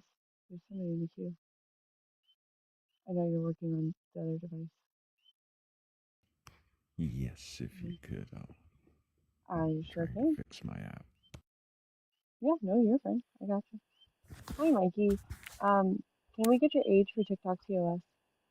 Yeah, 45. And do you have a belief in a God, God's higher power, or anything like that? Yeah. And which God would that be? Just the God of the universe, I guess. Nothing religious. More of a theist. So, okay. The God of the universe. Is this any specific God? Like, Nothing specific, just like a creator.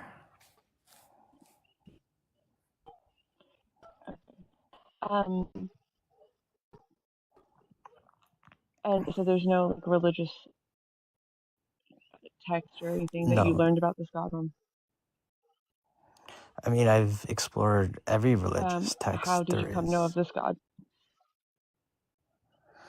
Well, I've explored every religious text, but I've come to the conclusion that religion actually enslaves people, so and divides people and puts people against each other. So I think, and you don't need to have religion to actually believe in a God. So I've just chosen to remove religion out of it.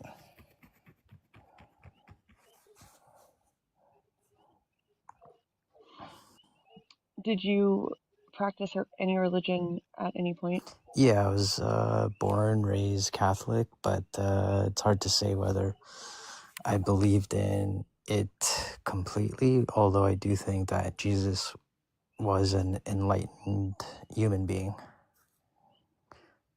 that deserves probably all the praise that he deserves. See, can you describe your God to me by only what it is not?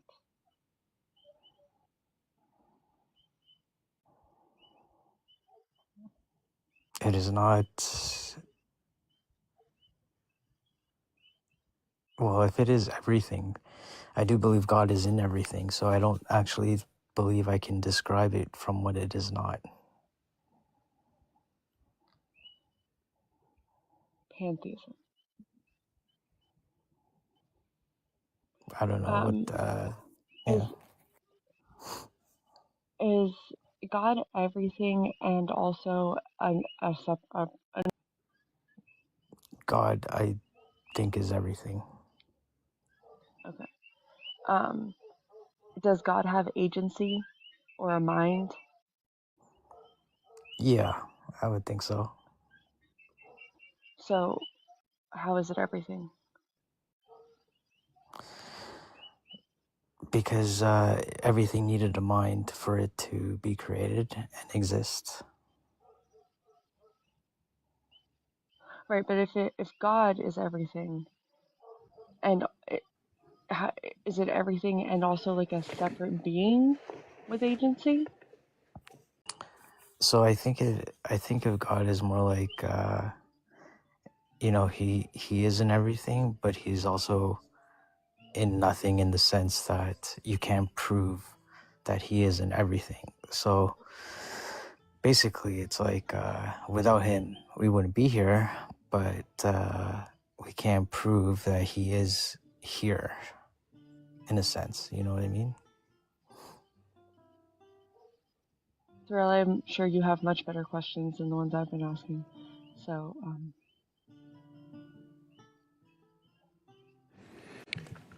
Is there anything God is not? She asked you kind of to describe God by what it isn't. You're kind of saying there isn't anything that isn't God. Basically, it's everything is, I think, stems from mind. So what do you mean stems from mind?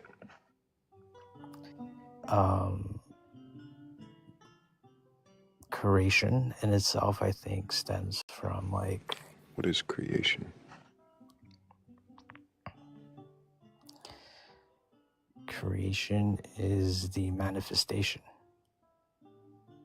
What do you mean by manifestation? Simply means coming from thought to form.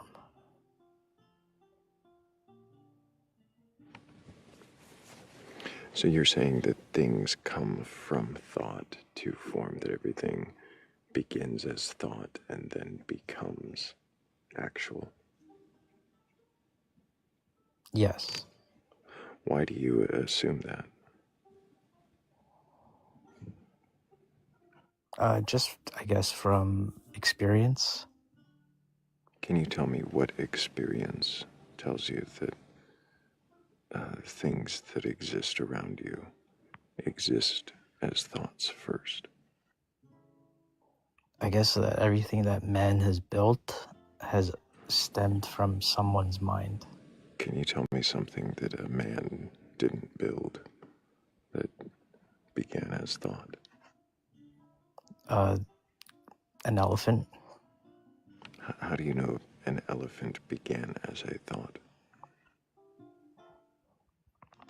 I think it was created And Right, I'm asking you for an example of something that a man didn't build that you can verify was a thought first to support the assumption that something like an elephant would be.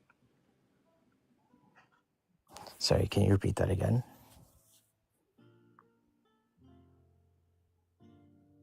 How do you support the assumption that an elephant would be a thought before it exists? How do I support it? Because an elephant has a certain structure to it that and DNA that obviously has an intelligent. You say obviously. What indicates intelligence? That the sequence of DNA, came together to form an elephant rather than a human.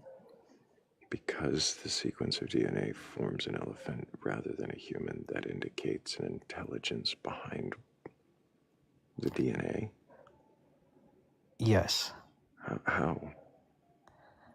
Because it could have made whatever it was, but Can you define intelligence? To me, intelligence just means knowing. So just knowing, there's a knowing behind the DNA. Yeah, the DNA. How do you know there's a knowing? Because the DNA, when it forms into whatever it's like a seed, right? So there's many different. Why do you say it's like a seed?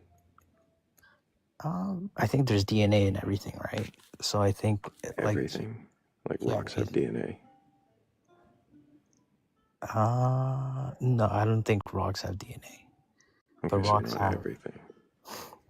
Everything that I think that is of a biology, of a biologic meaning, like something that has. Do protein chains have DNA? I believe they do. I'm not sure actually, but I believe they do.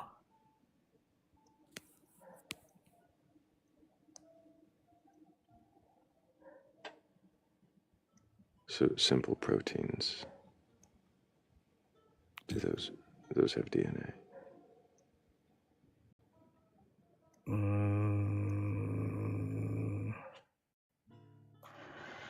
Good question. I never actually. I'm not sure about that one.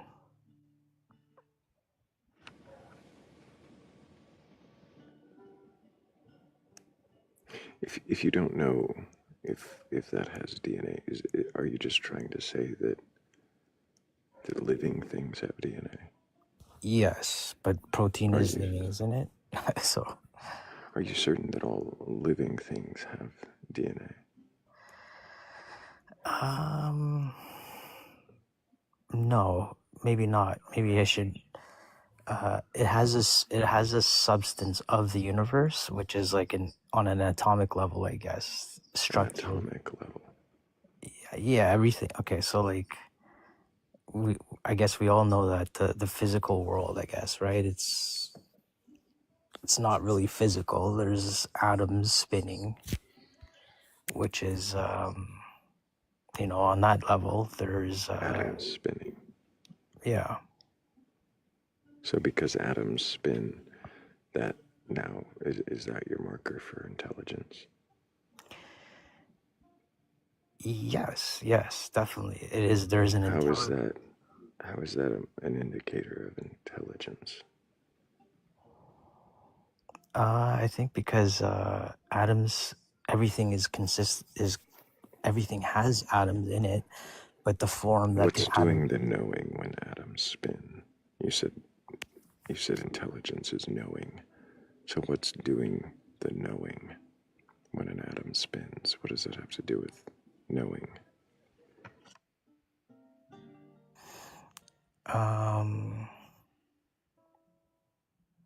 So I think, in a sense that you know how consciousness is aware of itself. So I think on an atomic level that there is a sort of knowing that it is a rock. That is why. Is that your measure of consciousness, is self-awareness?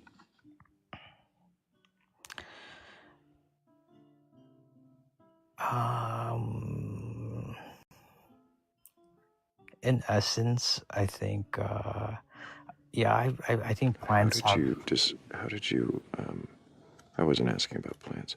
How did you determine the level of self-awareness in a rock?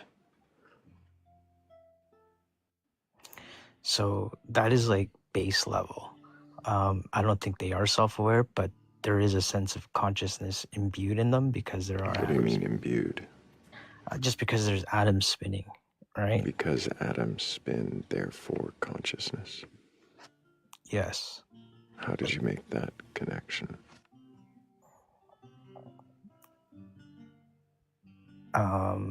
Because I think everything is actually mind.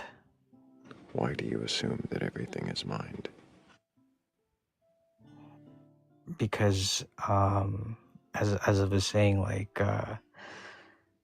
assumption, we're assuming that the physical world is not actually physical, right? So I think. Why are you assuming that the physical world is not physical? Just for the simple fact that science says that everything is. What does that have to do with not being physical? Aren't atoms physical? So, well, no, because everything, like, if you get down to the level of things, like there's no physicalness. It's like there's atoms. No physicalness. Yeah, it's like atoms separated by Mikey, atoms. do you think you might want to actually look into this subject before saying what science is saying? Like, I don't really need to, I think. You think you can use assumptions to just say that because science says a thing that you don't actually understand, then therefore everything's just made up in something else's mind? No, I mean, somebody else could probably define it better, right? But do you think those people probably know a lot more about the subject and maybe studied that subject a lot more than you have? I would definitely assume so, yeah. So do you just take that that assumption and just take like, oh, I don't have to study this as much as others do, and then you just kind of read over what they do, and then that's what you base your logic off of? Or I mean, no, it makes sense to me that when I say these things, it just makes sense to me. Okay.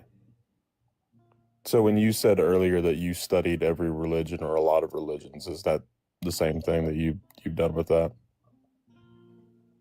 Yeah. Okay. So you haven't really studied any religions to compare Christianity to, or what your religion or what your faith is to any other religion?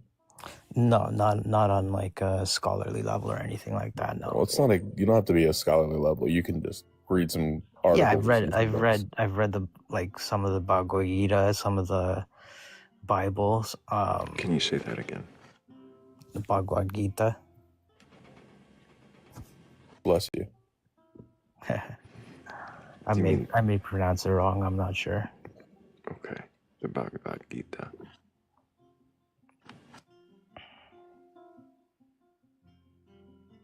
Yeah, so you pretty much just read cliff notes on religions and not actually have gone into depth with them.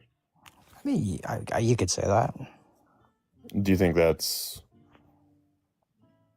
the proper way to actually learn and understand the culture and the faith? I never said I was a religious person, so. I never said you were either. I just asked you if that was a sufficient way to study and learn someone else's faith or another culture's faith. Sure, yeah, you should read their texts if you want to learn about their religion, yeah. More or less, I just question my own beliefs, and I think that questioning yourself tends to lead to knowing yourself more, and probably, I would say, in doing so, leads to a better understanding of the universe, even.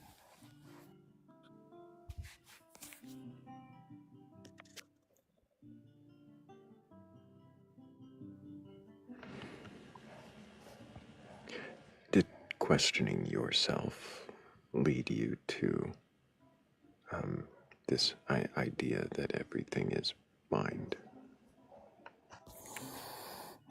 Just talking to you, actually, I kind of thought of it before, but just talking to you makes me think of it more.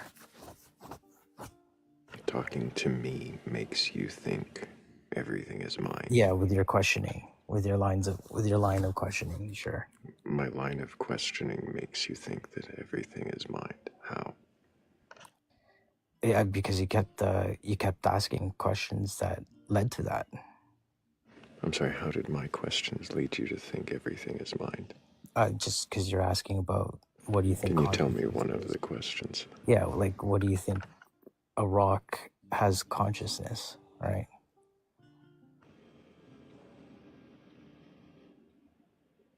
So me asking you if you thought a rock had consciousness made you think a rock had consciousness? No, it made me think that it's like a base level of consciousness, which is not self-aware, but it's still. How is that consciousness? Because it has that universal consciousness to it. What universal consciousness? Which is atoms, right? Which is physical. How are atoms consciousness? It's a form of consciousness. Otherwise, it wouldn't be there.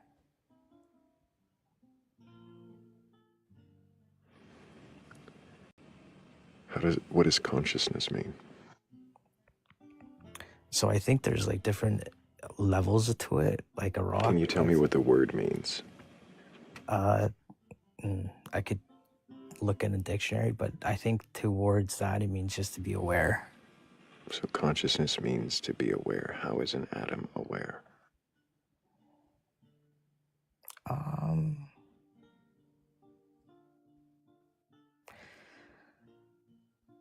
I don't know if an atom is actually aware, but an awareness, I think because it exists, that there is a sort of agent or awareness to it. Because otherwise I think it wouldn't exist. Why do you assume that? Because I think everything stems from a sort of mind. Why do you assume that? Do you not see how literally everything you've stated is based on assumption, and it's circled you back to the same thing? Why do you assume everything is based on mind?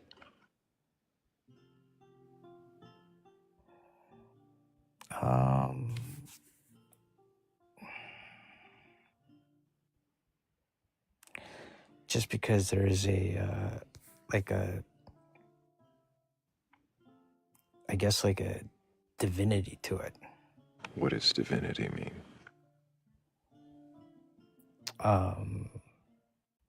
Something that is like omnipresent. Because things are omnipresent, you assign that the word divinity. Why? Because for it to be present has a sort of divinity to it. Can you tell me how an atom is omnipresent? Is each individual atom omnipresent? Maybe, because everything is atoms. If every individual atom was omnipresent, then how would there be different stuff? How would there be different stuff? What do you mean by that?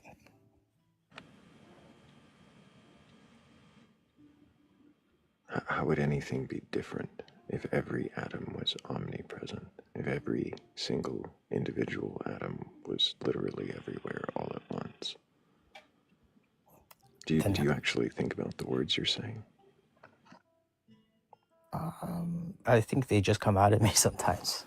I think that's what's been happening, Mike. It's kind of like verbal diarrhea. I'd prefer that you wipe your mouth. Think for a moment. Mm-hmm. No, I'm thinking when you ask me these things. I think you are thinking. I just don't think you're using a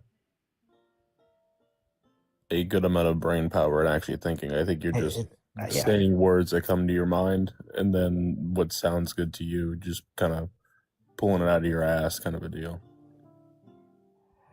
I mean, if it makes sense to me, so I don't know what else to say. Well, make it make sense to me and Thrayle. Right, and I'm trying to convey in a sense that so you're saying like does every atom is a single atom like omnipresent, and I would say, Mikey, yeah, go ahead. have you been here before? Yeah, I think I have. Yeah. Last week? I don't think so. Last week, no.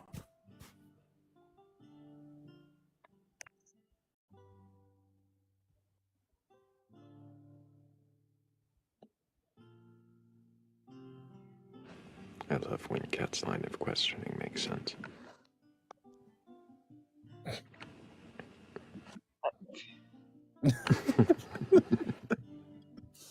I'm having that moment where I'm like remembering speaking to somebody and I can't like. It's a deja vu kind of thing. Is it? Is the word for that is deja right, but vu. but he has been here before, which means like it probably is an actual like, you know. It's an actual deja vu. Memory, just much older than you were giving it credit. Either way, Mikey, why do you assume that everything is mind or comes from a mind? I think because there is agency towards everything. Like How did you determine there was agency in everything? I do believe that there is a purpose. I see. What does that mean? It means that this is like a school, and we're here to learn. And I think that we're imbued with a purpose to learn and to reach an enlightened, an enlightened being. We're here to... These are just words coming out of your mouth, right? I mean, I may not be describing things the way that... So this is a school where we like learn to become an enlightened being. Yeah. Is this actually what you believe? No. This is a school for us to become enlightened. Mm-hmm. To what purpose? For our own, you can call it freedom, salvation, and for freedom. To is this based upon the idea of an afterlife? Is all of this hinging on your assumption of an afterlife, and that this all is some kind of training ground for that? No, because I don't think when you die you actually cease to exist either. So I think we're here. We just take different forms each time. Until we reach a level of enlightenment that frees us from bondage. When you said earlier that you'd studied all of these organized religions, which ones were they? Catholic, Hinduism, and that's pretty much it. And Buddhism. Those are three. Yeah, Buddhism. And then you just like skimmed the books when you read about them? I've read parts of it, not everything. I wouldn't say I read it from front to cover. Do you dismiss these religions? You don't believe these religions?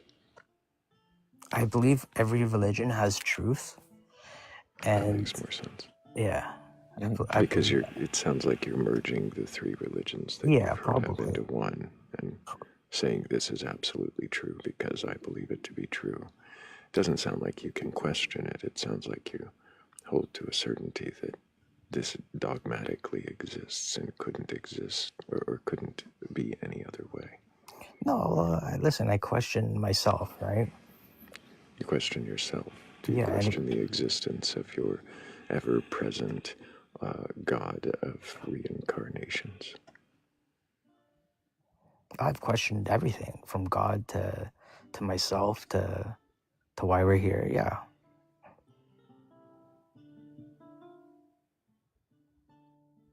I think the conclusions that I come are similar to religions, and I think all the religions point to the same kind of truth, but they are divisive in the sense that, you know, it pits people against each other when in fact it's just like everyone's just praying to the same God anyways. So you don't believe in the three religions you've read about or looked up? Like, I believe... No, he believes they're all true. Yeah. That they're all the same thing. Okay. He thinks everybody's praying to the same God because he's studied three religions and assumes they're the same. In studying your three religions, how did you determine that the gods represented in Hinduism and the gods of Christianity were the same?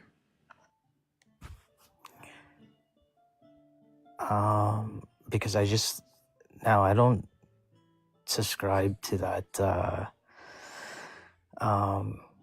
you know, that the Hindu gods and the Christian gods and the Jewish gods and the Muslim gods. I don't think they're separate. I think there's just one creator. Yeah, how are they the same if their stories conflict?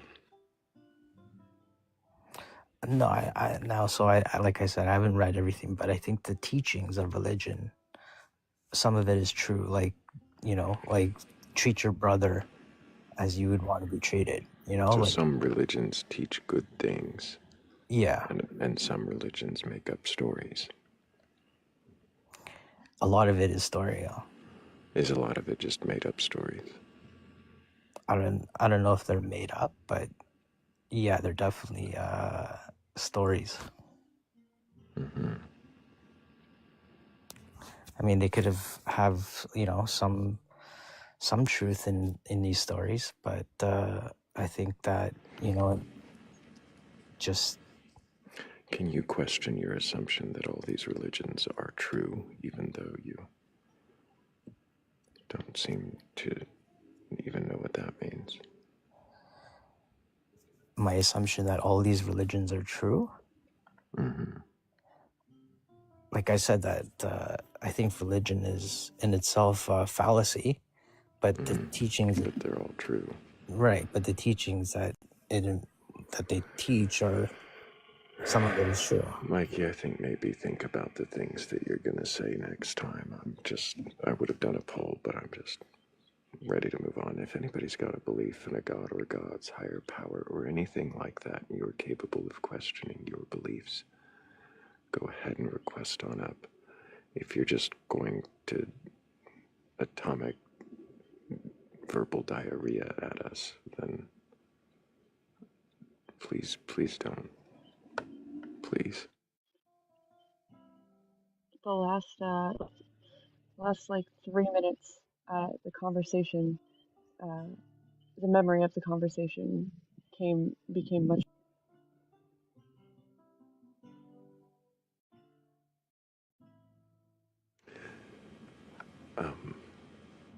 I'll forget this one too. Half in the comments, I think maybe he would resonate, whatever that means, with omnism, except that he's only heard of three religions. So he'd had a lot of studying to find his thread or glue or whatever it is he'd met it for into sticking all of them together.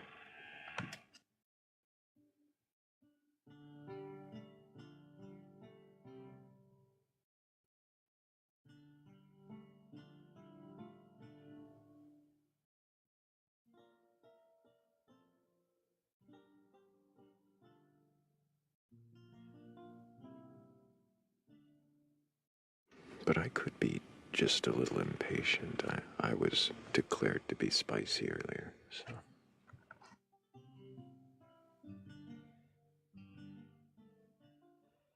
To check the post. Yes. Now I Sorry, I probably would have had a better line of questioning. That I was just told that I have to get a divorce so my husband can marry somebody else. What? Well, I mean, my ex-husband and I haven't been together for like 5 years, but we never got divorced. But he messaged me, like, it's morning for him. He's on the East Coast.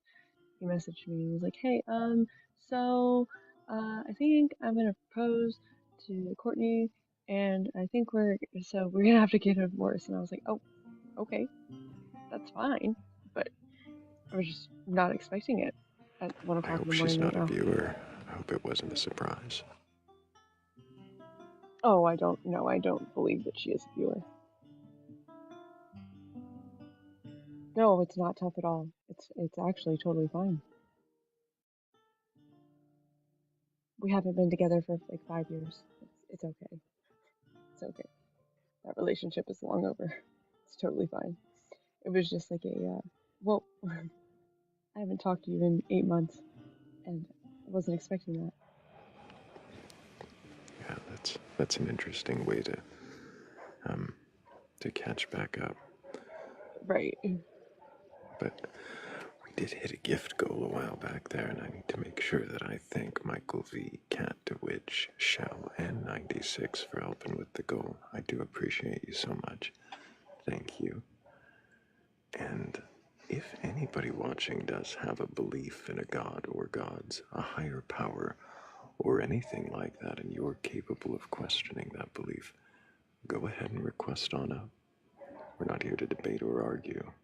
I just want to know if you can question it, then what is it that you believe, and why do you believe it?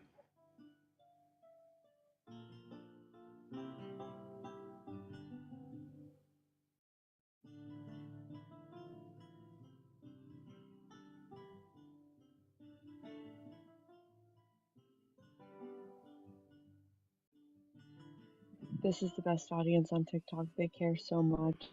I appreciate it. You guys are great. Hell yeah. Definitely the best audience on TikTok. Hey, KD, can I get your age for TikTok TOS? Absolutely. 42. And do you have a belief in a god or gods, higher power, or anything like that? Absolutely not in any sense of a higher power. Nothing more than if somebody says, this inner totem is my god, well, then that term doesn't mean anything. I just wanted to say I appreciate the content. And yeah, you can drop me off if you want. I appreciate you, KD. I really do. I think we are going to keep moving forward, but maybe another time I will question your lack of belief. Thank you. Sounds good, man. Take care. W's for KD.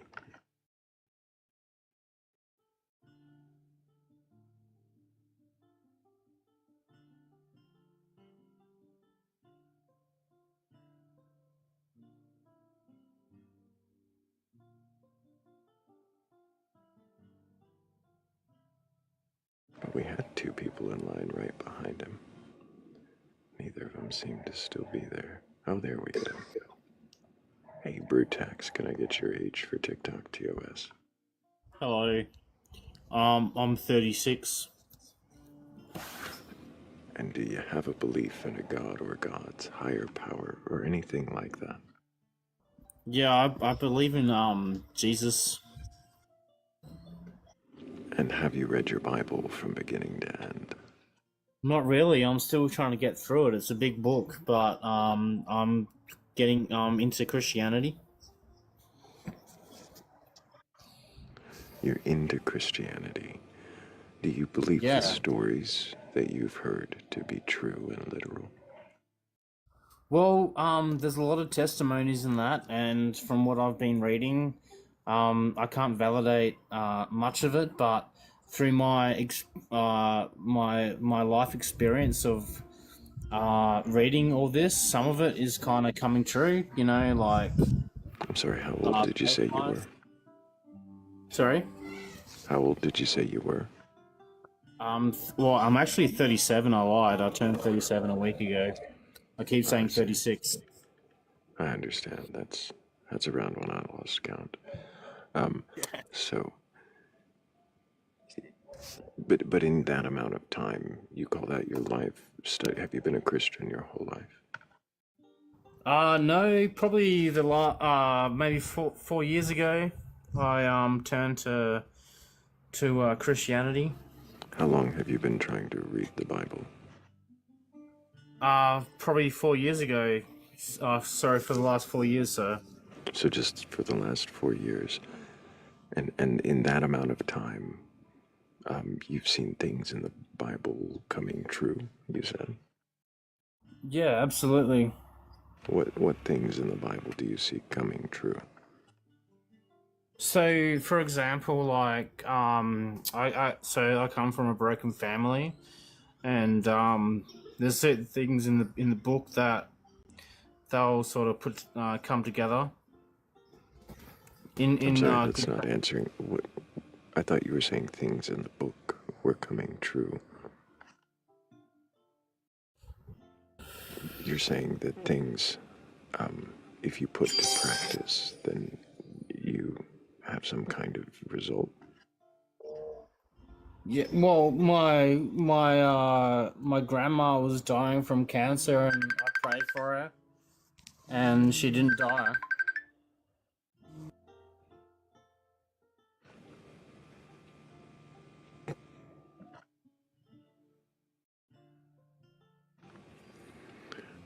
There's a Tim Minchin song that just popped into my head. Some of you know what that is.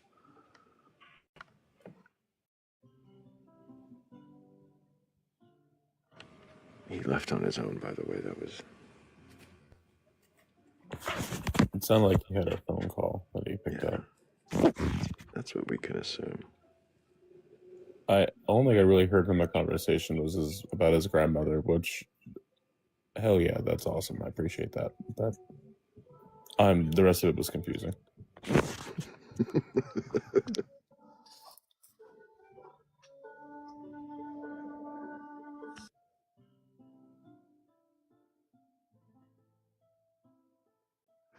I don't know how it was confusing. I mean, for the most part, he's been a Christian 4 years. He studied it. Something came true.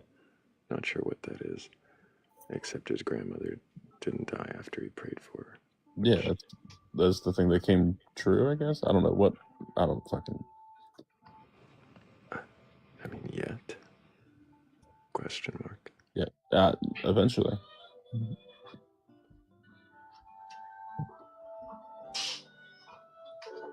But if I didn't already thank Heather's Descent, Michael V, Joe Chupacabro, and 96 for helping with the goal, then thank you guys, because you guys are fucking amazing.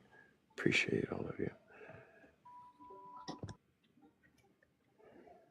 And also, if you have a belief in a god or gods, a higher power, or anything like that, and you're capable of questioning that belief, go ahead and request on.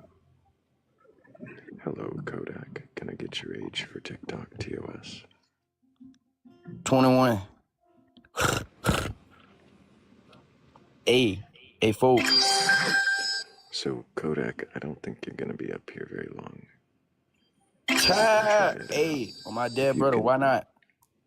Yeah, you're already presenting that you're not gonna be respectful. And I've got a question for you. You're saying a fool over and over. I said a folk. Folk, that means phone now. Folk now.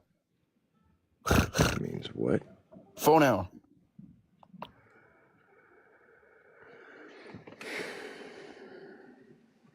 Yeah, I'm just not even gonna entertain that. I don't even know what the fuck that was. I wasn't being spoken to in any kind of respectful manner that I'm not sure I could understand. I'm not sure you were actually being spoken to in a language, to be honest. Yeah.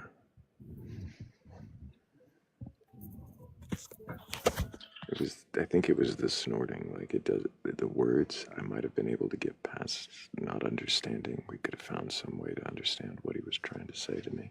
Yeah, that was trying to say to me. Yeah, that was an immediate. I'm just fucking mad right when I fucking heard that. But I just didn't hear any respect, and I had a question, so.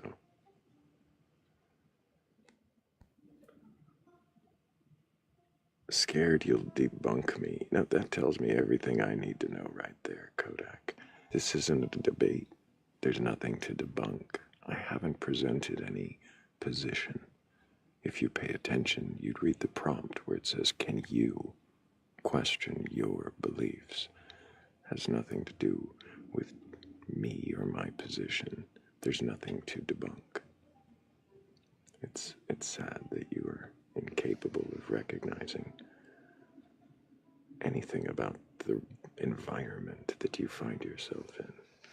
You just decide what it is and what you're going to do with it, and don't give a shit about the words "be respectful" on the screen.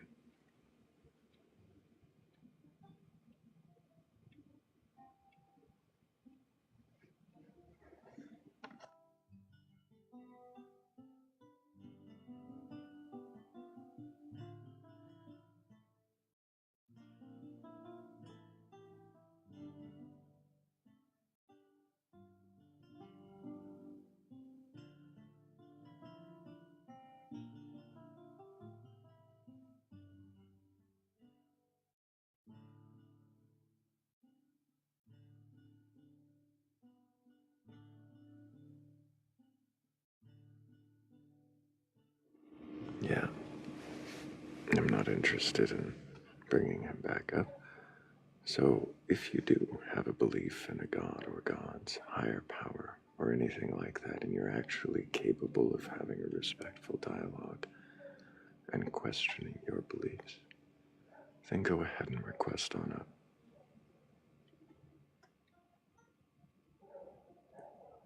Otherwise, I'm thoroughly uninterested.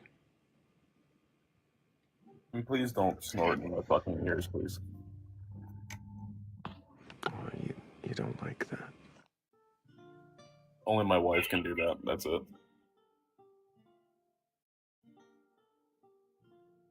Never mind.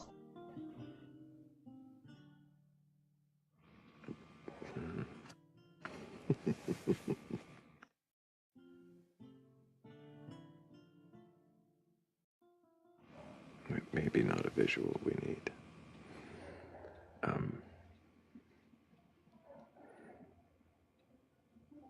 Hello, I'm doing hello.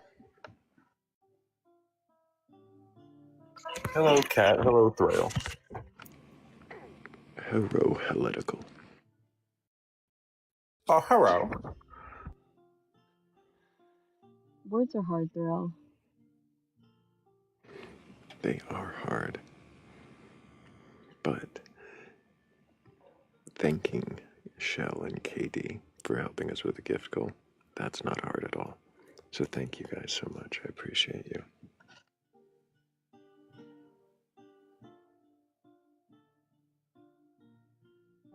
Did you get my message back about Wi-Fi? Didn't hear you at all. Wi-Fi's hard too. Perfect.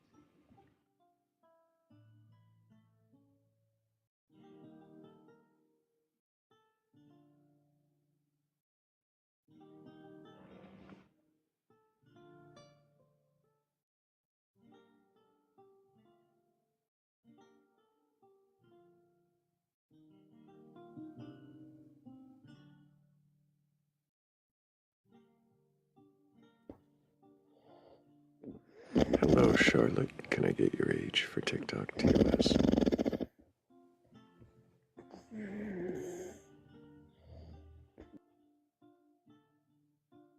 I see.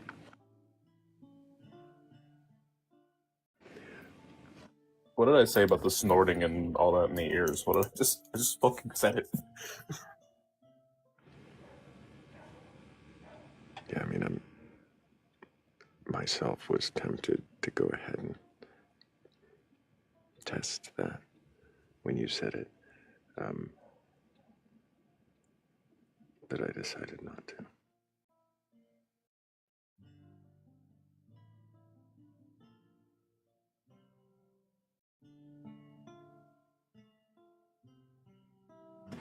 But if you're awake What and about have a belief in a God or God's higher power or anything like that, go ahead and request on that.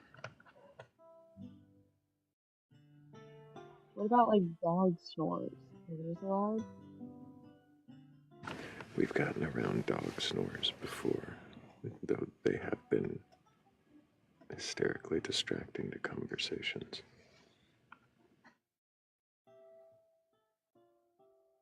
I was just wondering how heretical felt about like dog snores. I have an Old English Mastiff and then an English Bulldog, so... So the dogs are allowed to snore in your ear too. Yeah, a dog doesn't know basic human etiquette. A human should know basic human etiquette. I see it's about etiquette. I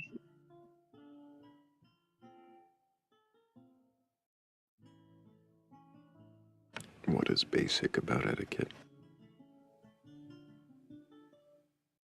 I'm not getting questioned on etiquette at fucking 6:30 in the morning.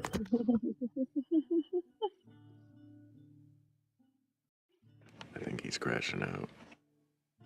He's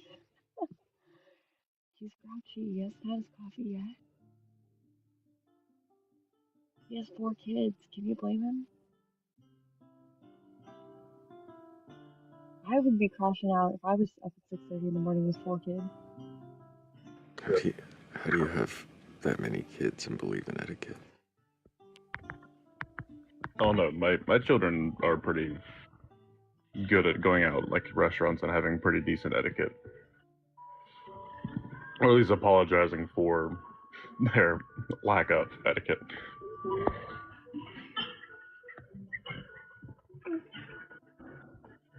Better to ask forgiveness than permission anyway. Yeah.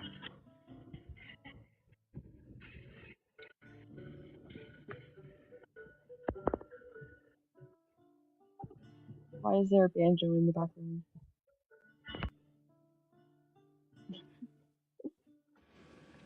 I don't know. Banjos are cool. My banjo in the background?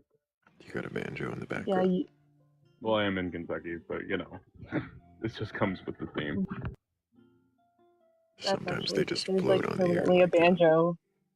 Right, so there's like permanently a banjo, just a banjo playing in the background in Kentucky all the time. Can confirm, have been to Kentucky.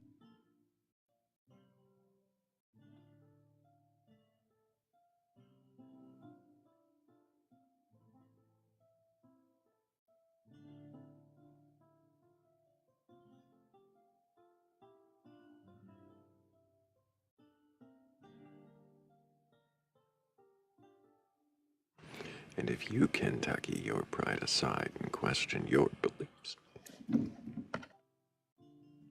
go ahead and... You can't even make it through. That was a good one. I like that one. That was a really good one. It was made better by the fact that he couldn't even like get through.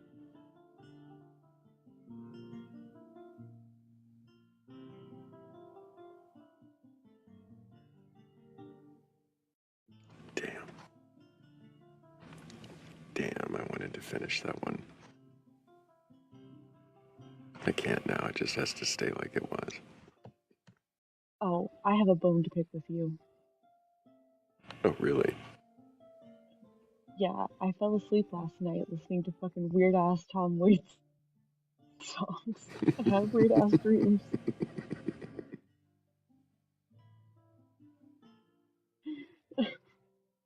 And that's your fault. Was God away on business? There was a drunk piano for sure. That was where it started, yeah. The piano has been drinking. Yeah. Yep.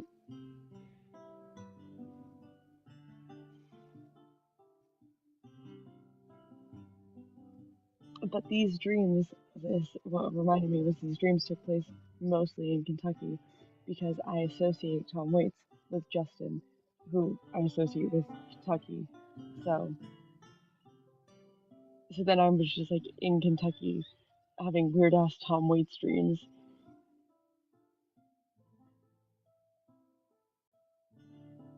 I mean, I can't be blamed for what you associate Tom Waits with, but he is a lyrical genius. But yes, I agree. No, but I wasn't blaming you that the dreams were in Kentucky. I was blaming you that the dreams were weird and associated with the Tom Waits songs.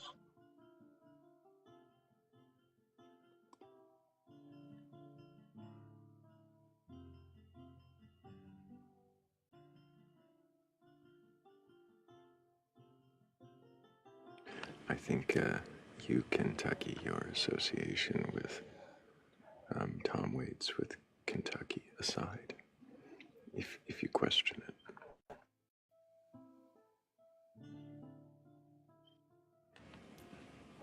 I almost dropped myself right there for that one. Where's a cliff? Yeah, just like I'm gonna fling myself into the caldera real quick.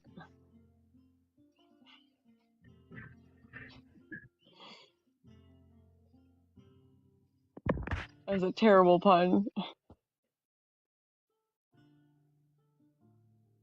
But the worse the pun, the actual more humor is found in it.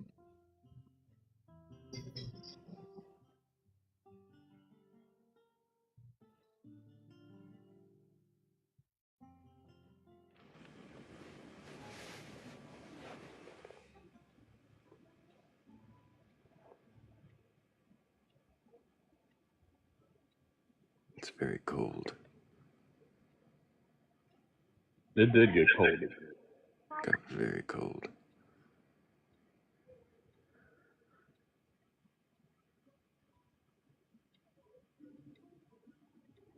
How cold is it? How cold is it? It's below freezing. I know that. I can feel it in my toes. Yuck. It was one day today. I woke up and came out with broken glass everywhere. The wind had just like flung things. Degrees when I left work last night.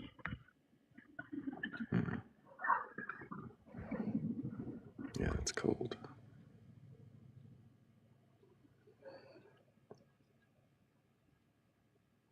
It was so windy today that I woke up and came out and just like broken glass everywhere because the glass had been flinging things off the counters. You shouldn't leave things on the counters for the wind to fling them off. I guess that's the lesson to learn. I could be wrong.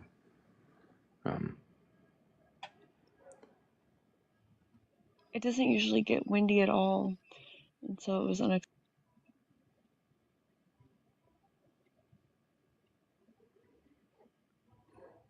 You know, it would be really unexpected right now is if somebody with a belief in a god or gods or something like it was actually able to question that belief and request it up and was capable of conversing without crashing out. I'm sorry. I can't let this one drive by. Barfing Toaster said the greatest warrior who wielded only wordplay was Attila the Pun.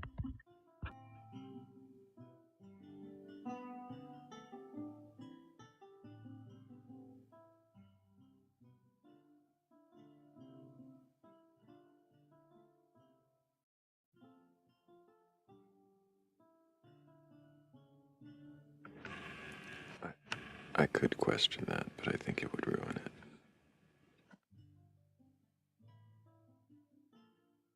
Yeah, it's like to leave that one as it was. It was good.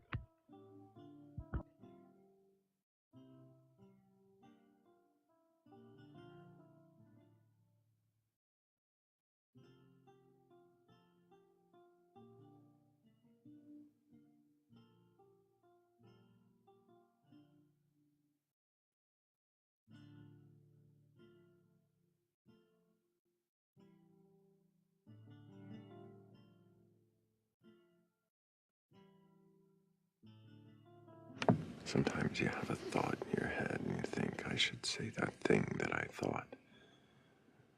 And then if you give yourself just a moment more, you realize you really shouldn't say that thing that you thought. And you think, I should think of something better. And then you don't. So you start saying whatever I just said. Sometimes that happens.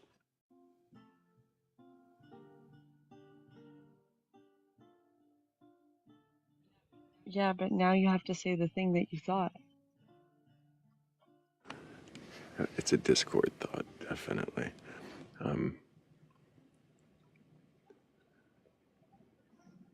Write it down so you... Oh, I might. It'll be more fun for me to try to remember later.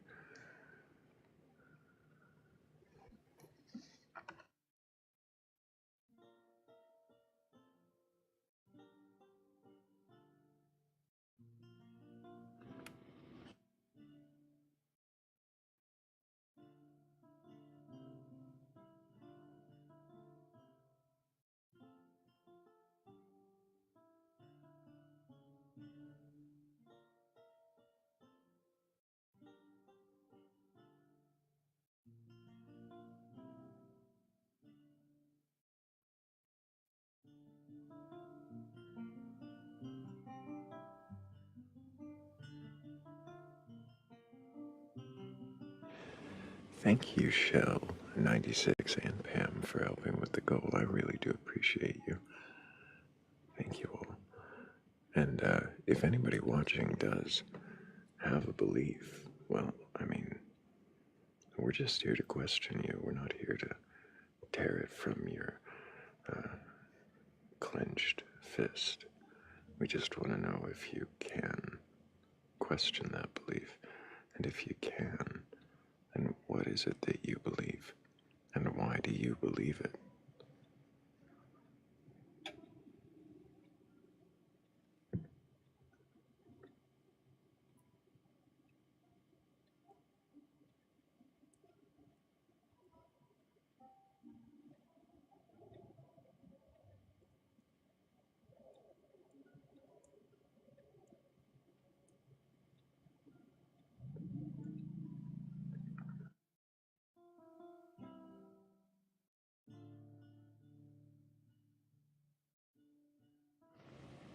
Barfing Toaster says when you mix two double entendres together, it's a punmanteau.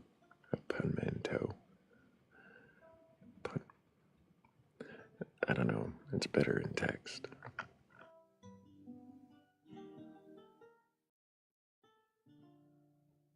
The way Barfing Toaster's brain works is like fascinating to me. Oh, yeah.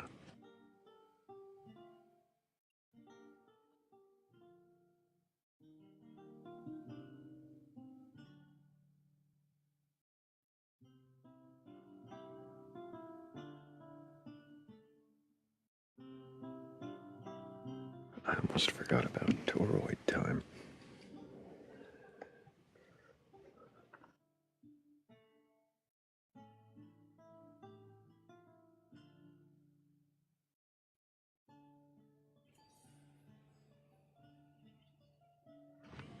I did say toroid time. What is toroid time? It's when he gives out donuts. Oh, that's so fun. I love that. Oh my god, that's amazing.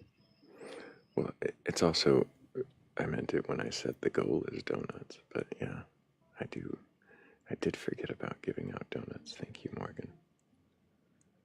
Because it's just been that kind of day. Attention, but you're welcome.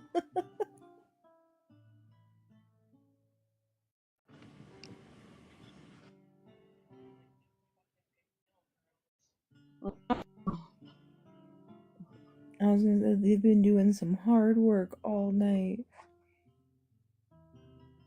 Yeah, they have. Yeah, they have. But thank you, Katie and Pam, for helping with the goal. I really appreciate you.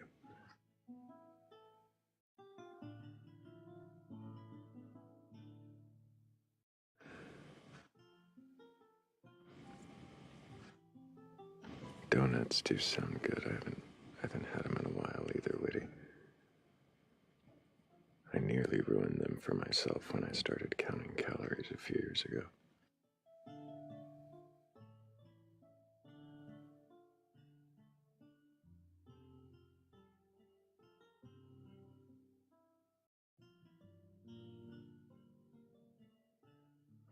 I couldn't believe it because there's so much air in a donut.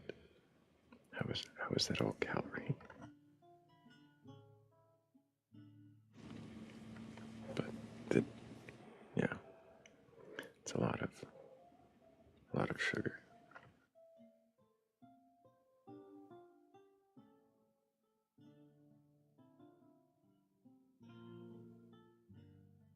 If y'all ever come across a place called Duck Donuts, go there and get donuts.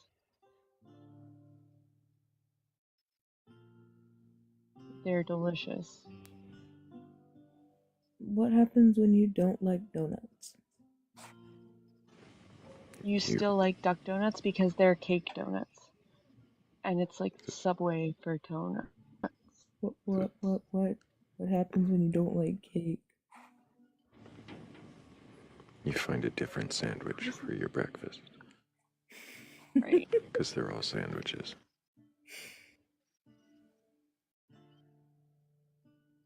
But like, it's like, so like they make these they're cake donuts and they make them fresh, and then as soon as they come out of the thing, they take them over to the thing, and to the other and there's like a bunch of toppings and like glazes and drizzles and stuff, and you can just pick what you want on the donut.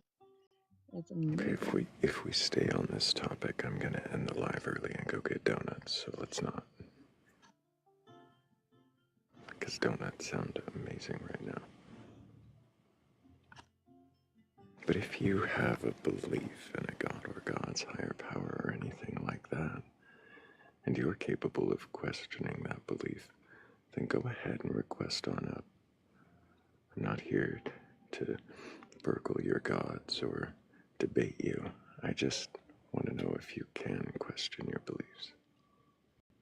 And if you can, then what is it you believe? And why do you believe it? I physically had to fight through the word donut in literally every word of that.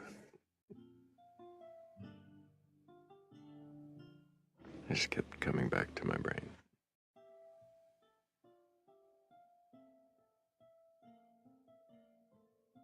Donuts do sound good.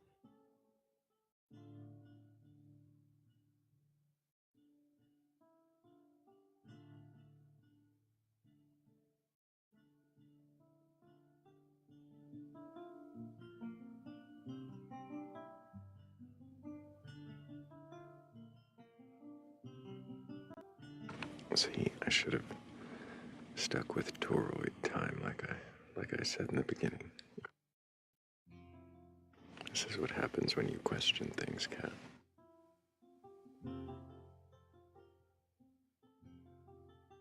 Look, you can't be mad at me for questioning things.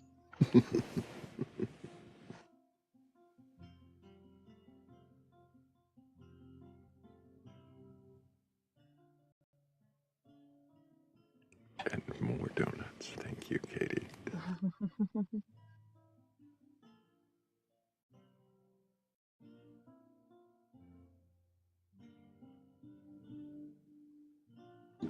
Well, donuts are sandwiches after all.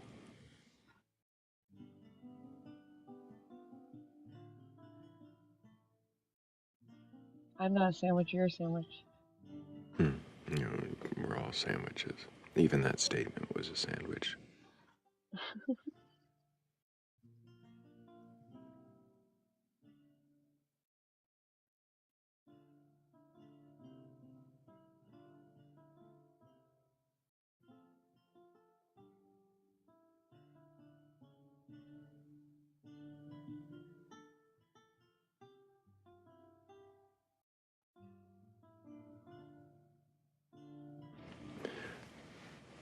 Katie is stoked. I'm stoked too. I'm stoked for somebody to have a belief in a god or gods, a higher power, or anything at all like that, be it mermaids or aliens or Sasquatches or some other kind of source being, god, entity, ghost, goblin, ghoul, whatever the hell it is that you believe in. If you can question it, then go ahead and request on up. I'm stoked for that.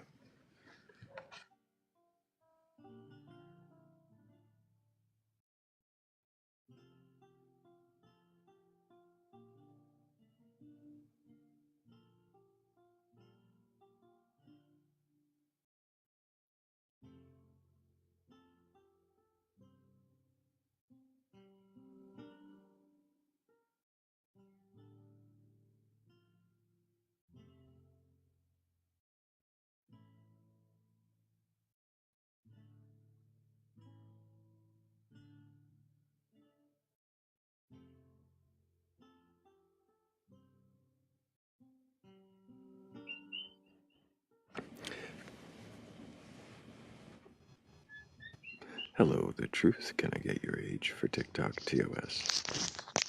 Well over the age of 21. How over? Well over. I don't give exact age. Ah, see. So we're not going to get very clear or direct answers out of this conversation.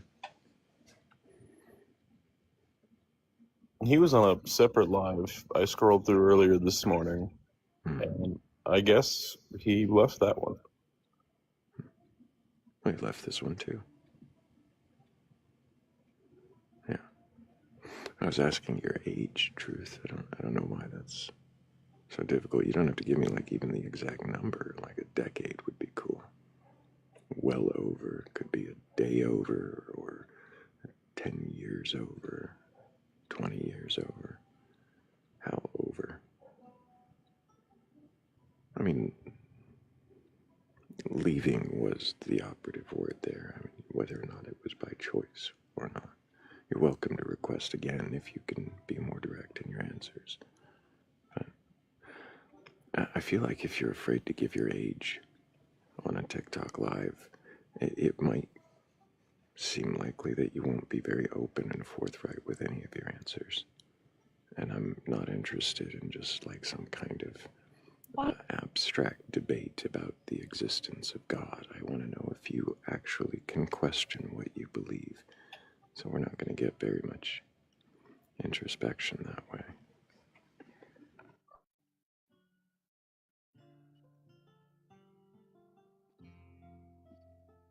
Why do people do that? What is wrong with it?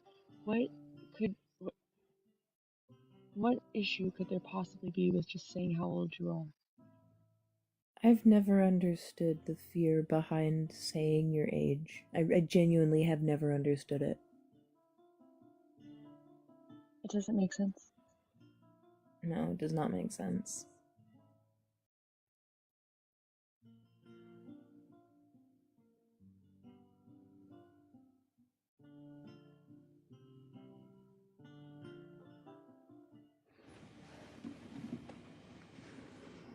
Hello, Silas. Can I get your age for TikTok TOS?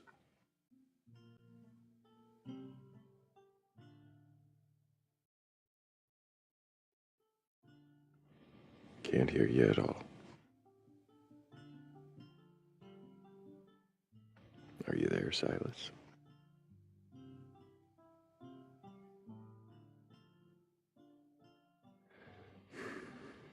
McFly.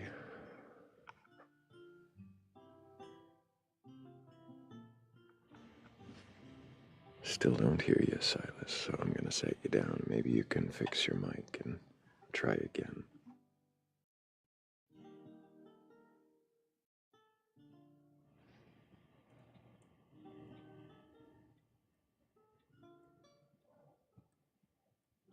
In truth, you were welcome to request back up if you'd like, and you don't have to give your exact age, birth date. I'm not asking for identifying information. Just, can I get your general age?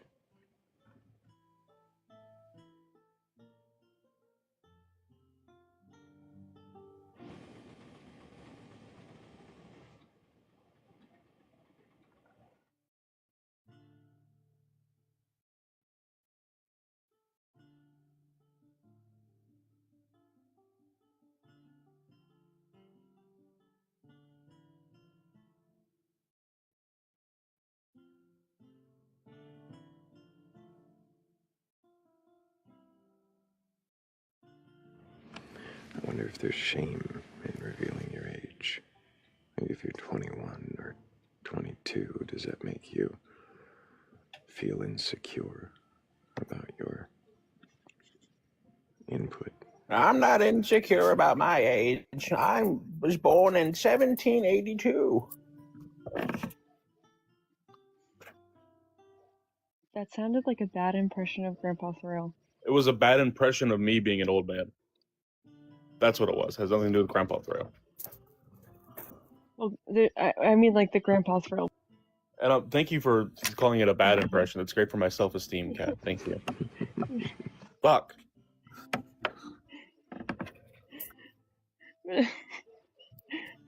I'm just gonna stop.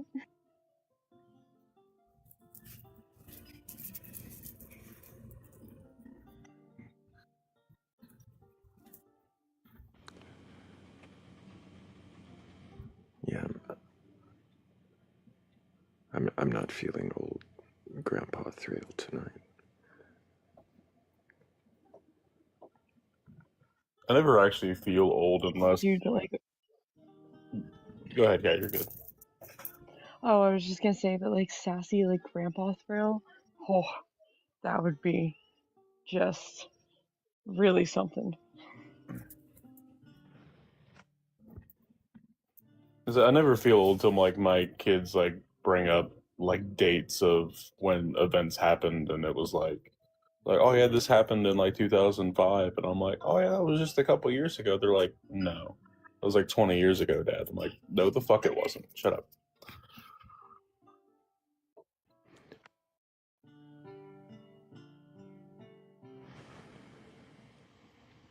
Silas McFly, can I get your age for TikTok TOS? Yeah, I'm 38. Do you have a belief in a god or gods, higher power, or anything like that? I believe in multiple gods. Which multiple gods? Kind of all of them, but it's for a little different reason. So, you believe... I think that human consciousness is what creates gods. Like, maybe, okay, I think that because we can't describe human consciousness and our thoughts and beliefs in, 'cause, I mean, for all we know, that might be a higher dimension, right? We have no fucking clue what the higher dimensions are. We know time, and then beyond that, it's obscure as shit. But our beliefs affect our actions. So I think that people's belief creates gods. What is higher dimension? I mean, we have 3 dimensions, 4 dimensions. God knows how many there are. Right? What is a dimension? Frame of existence, perspective, hard to describe. But there's multiple ones of them, and they get higher. Yeah. Like 1D, 2D, 3D, 4D. Like we can describe this. Mathematics can describe dimensions up to, I think, like the 7th or 9th or something. But so like we know hypothetically they're there, but we don't know what the fuck they do. And for me at least, I don't think that I can't, I'm just one person. What does it mean to know something hypothetically?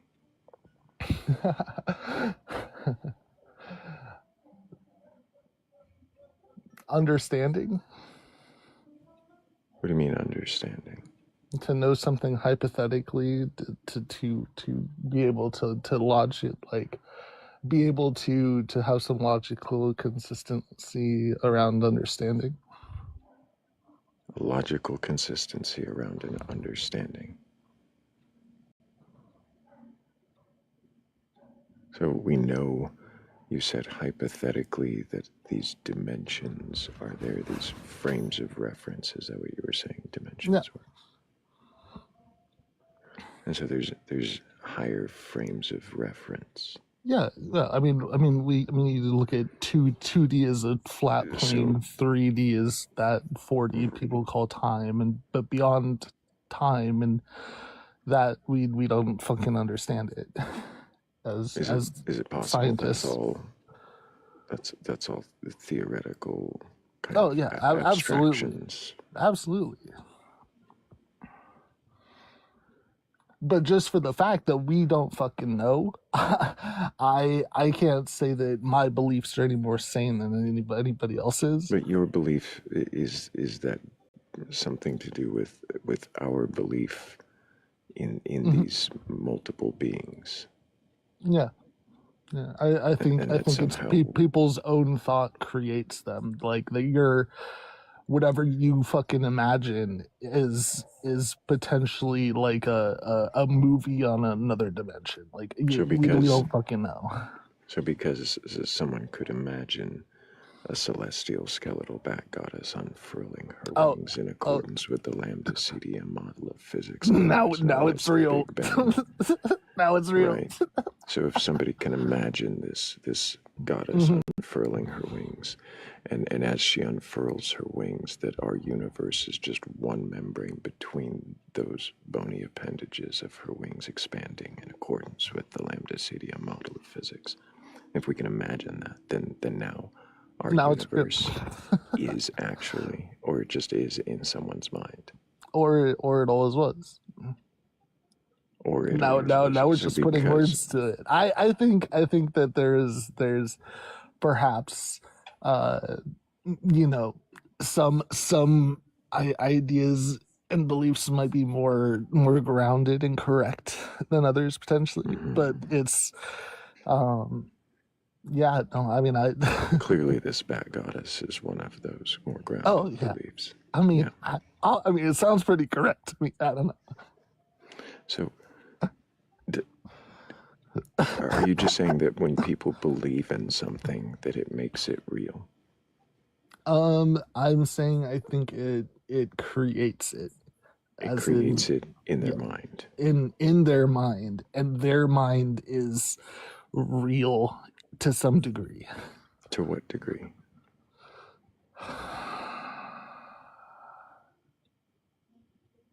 I guess to the degree of their sanity, the degree that they can actually construct that. So if they can hold on to the belief and the understanding while maintaining if people spend their life building heaven or whatever the fuck it is, I'm sure that there is some degree that actually exists in the afterlife. I'm sorry, afterlife. What is that? I do believe in the afterlife. I think that's some sort of. What is afterlife? Do you believe in souls? I'm asking what afterlife is now. I've got to ask you what a soul is. Oh, God damn it. Wherever our souls go between reincarnations. So what's a soul? Whatever you are beyond your brain, I guess. Whatever you are beyond your brain. Hard to describe. What does that mean?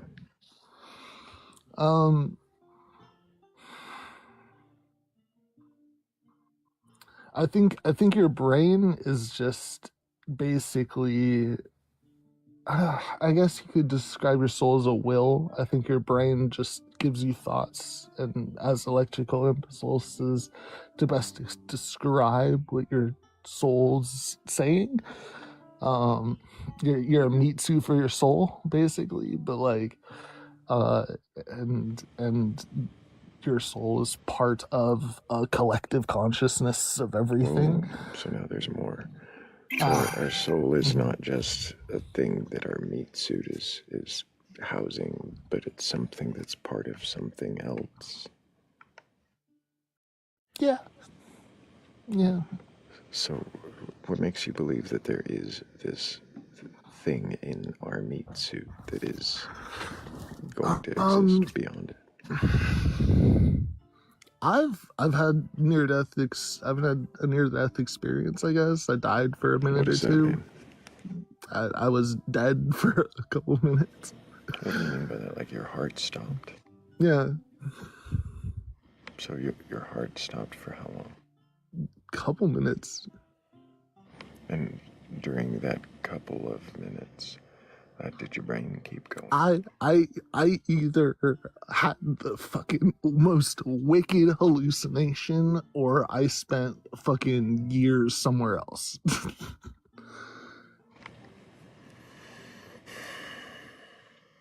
Do you leave room for the possibility that was a wicked hallucination? Oh, absolutely. I question that shit all the time. Does it seem likely that a brain might give you some kind of wicked hallucination? Probably, but like, it wasn't like any hallucination I've ever had otherwise. Okay. I hear Cat got questions. Go for it, Cat. But can you hear me? I might have lost you. Yes, I hear you. Okay, fair. It is unlike any other hallucination you've ever experienced. But it is also the most like what your brain perceives to be the most traumatic thing that has ever happened to you. So one of your brain's main functions is to protect you from trauma. And when it recognizes the most traumatic thing that's ever happened to you, might it take like drastic measures to protect you from that? Probably, but I don't think it was the most. Yeah, hard to say it's the most traumatic thing. Right. Well, maybe you don't consciously think that, but your body unaliving is probably what your brain thinks is the most traumatic. Yeah, that's a fair assessment. And are you aware that your brain? So like it was probably a like complete sensory like immersion in this experience, right? Like every one of your senses was like smelling and feeling and hearing. And, there's no feeling. Immersed. No senses. No senses. None at all. You still had it was still like how to explain it? Like you still had like there wasn't a chemical component to feeling at all. Like none of that. Well, then how were you having any experience if you didn't have any senses? Right. Sight. Sight, I guess. So you didn't hear or anything? Nah. There's no smell, no touch, no. Are you able to create an image in your head? Say again? Are you able to create an image in your head? Yeah. So, okay. So what you just said to me, the fact that you said it was just you to believe like that doesn't lend to the idea that it could have just been a hallucination? Just like a really nutty dream or something to that degree. Right. Yeah. I mean, why was this experience so profound for you? It lasted way longer than 2 fucking minutes, and it's the realest shit I've ever seen. Did it really last longer than 2 minutes, or did you just perceive it that way? That's how I perceived it. It felt like time went all funny. Is your perception ever wrong? Not usually, no. You've never been wrong about something that you perceived. I'm pretty astute about my observations, and I question myself all the time about stuff. So I think it was just something, and it's hard as fuck to explain, and I feel so I I have dedicated many years of my life to experiencing the thing that makes your brain do that when you're unalive, and Me too. to understand. I've tried to get that what after. Nothing came close. Right. Okay. So, and understanding like what is really going on, because it is a thing that many people have many very spiritual experiences and come to like these Yeah. beliefs about it, right? And I have dedicated a lot of time to this, and the determination I came to was that it is that our brains are incredible things and can fabricate such intense and immersive hallucinations, and I think that's amazing. But I'm always, I think what the question is like, what makes you believe that it is anything outside of your brain?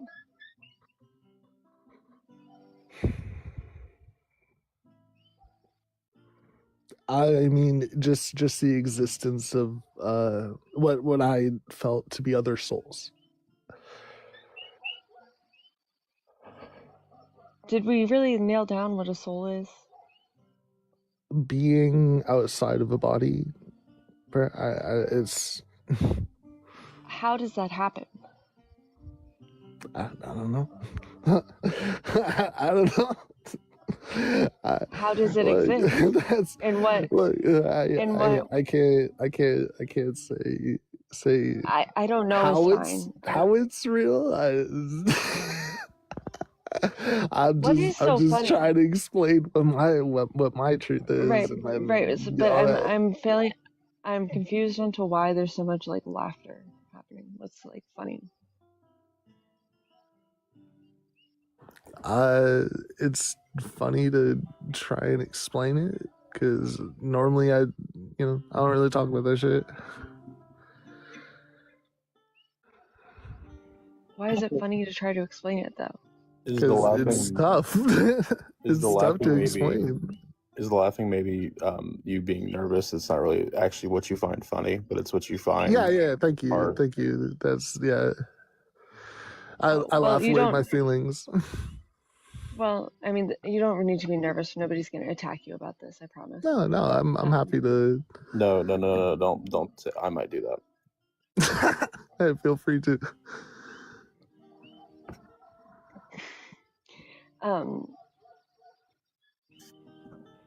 Why do you? Okay, so if a soul is a being that exists outside of a body, like, how does it still exist without the body?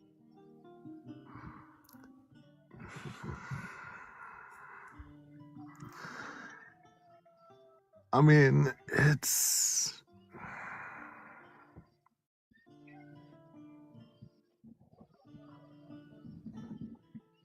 Is it? God, if I say energy, that's just fucking lame as shit. People have a million different ways to describe that.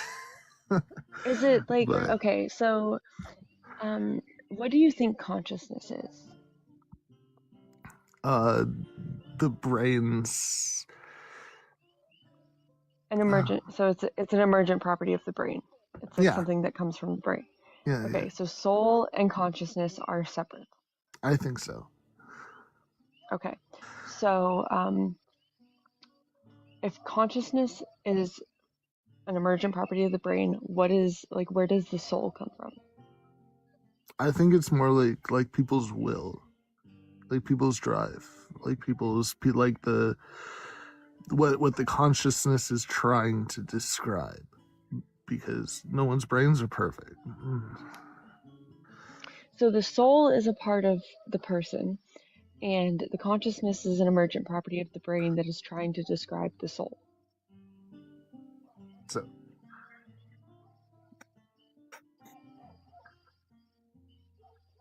Is that where we're at? Yeah. I think so, yeah. Okay. Where does the soul come from? I mean, I believe in reincarnation, so like Maybe they've always been there. I don't fucking know. But I think it's just part of every living thing. Like every trees, animals. Every living thing? Yeah. Okay. Everything has, I think, one.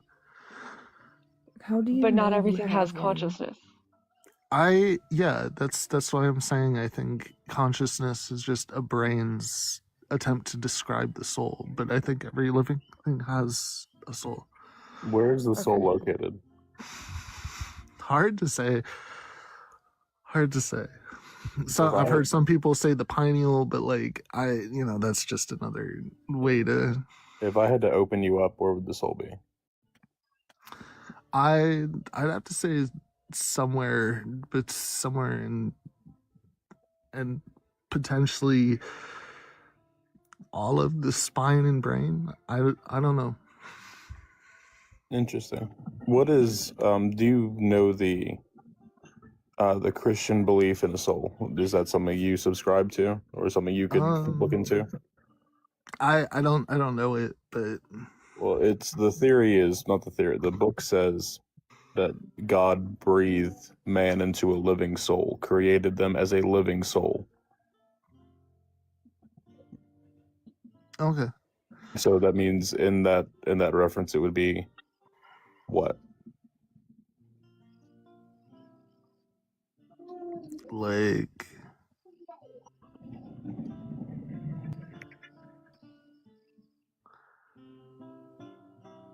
I don't know. I don't know. Christianity is just. Are you?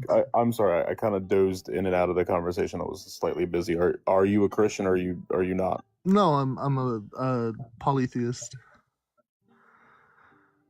Polytheist. Yeah, I don't think I have any reason to call religions wrong just because I don't believe in them. What is Okay, so you believe in every religion's correct and somewhere along the way? Yeah, but I think people's like consciousness and minds are what create the religion, not that they're real in and of themselves. So religion is just a concept, then it's not actually a true thing. Well, I mean, I think it's true to people, but potentially no. Yeah.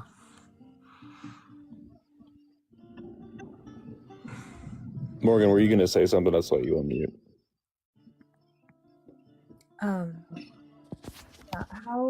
How do you know you have a soul?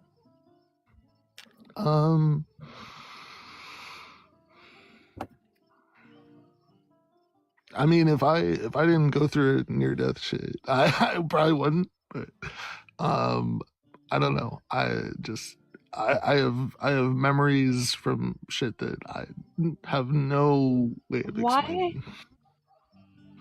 Why does the NDE inform you of this belief, right? Because like if you know about NDEs, you know that like people experience all sorts of different things when they have NDEs. Yeah. So like why wouldn't they all experience the same thing if this one thing was true? Because I think all heavens and beliefs are true, so people go through their beliefs to some degree. Right, but that doesn't that just sound like then it's something that comes from the brain? Like if you have a belief system and you experience that belief system, then that's probably just your brain, right? I mean, potentially, but I mean, I've heard NDEs that are fucking wild, so it's. But are they similar to yours? I mean, it's hard to say. I think it's, because I have more of an outside perspective as terms of religion, that it's kind of like, and again, Also, that possibly tailored the NDE as well, but it. What do you mean that you have more of an outside? Like, can you explain that a little bit more? Yeah.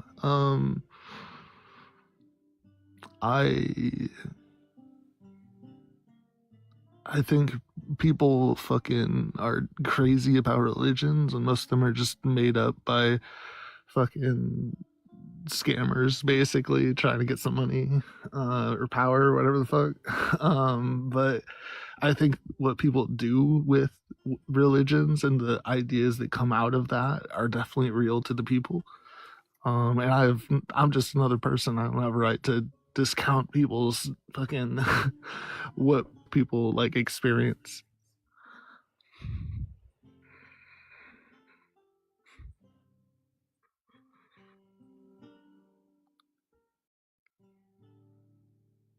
Okay, thank you. Yeah. So, what is this belief doing for you? It's helping me accept fucking everybody and be, try and be better. In what way?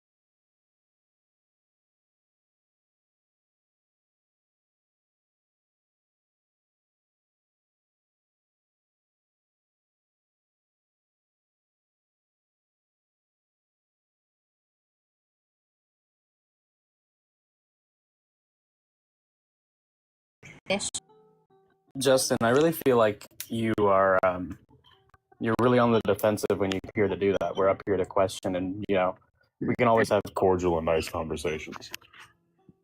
Well, I really appreciate that, but like listened to the guy before, and it kind of felt like you weren't super awesome to that guy. So the guy before sent you to be here. Nope. But he was like laughy and nervous and didn't want to. So we asked him questions that he couldn't answer, and he couldn't directly communicate. Hey, you ask him questions that you yourself can't answer. Justin, how much does a soul weigh? Justin, I didn't ask that question. Why are you so offended for the guest that was here before? All right, my bad. Why are you so offended for the guest that was here before, who voluntarily came up here to see if they could question their beliefs? Okay, well, because like I think that he was laughy and probably nervous. Okay, so he was laughing and nervous. He looked okay, Justin. So why are you so offended for him? Is he not capable of being offended for himself? I don't know. Like, does he need you to save him from us? Are you playing hero? Do you feel like you have accomplished anything? No, I could probably go throughout my whole day and think I didn't accomplish anything. Am I about to so why not turn it back onto your beliefs, Justin? I'm trying to stay civil. Are you? No. What? I don't have to try. I don't have to try to stay civil.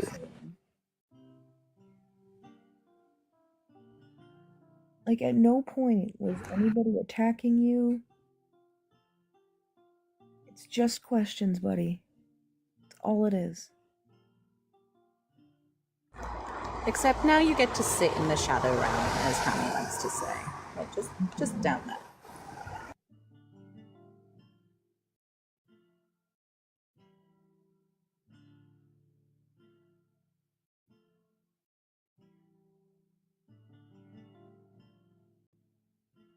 But since the topic of the live is not Justin's feelings about other people's feelings,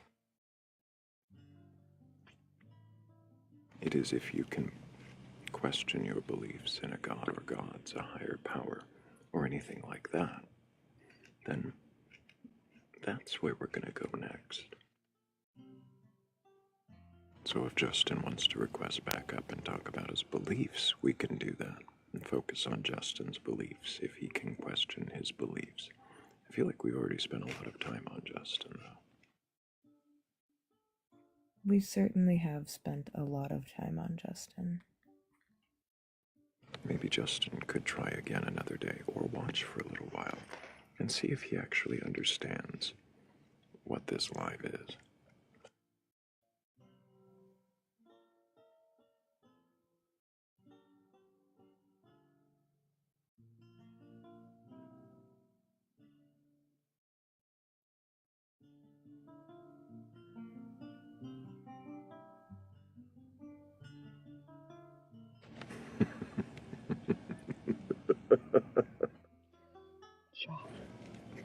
Joshua Bowen, Thrayle, you know full well that the Anunnaki and the Nephilim created us all.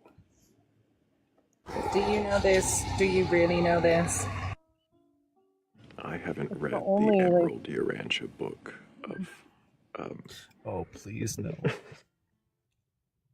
I haven't read the Emerald Urantia book of Enoch, but I do need...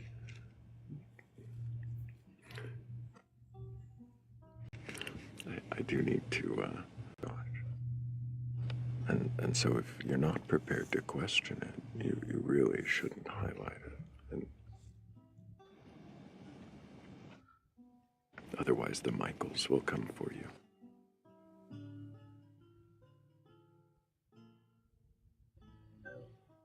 Oh,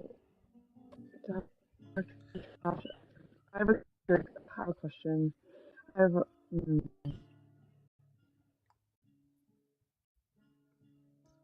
I am going to write down it's a good one. that in my book of Thrayle quotes.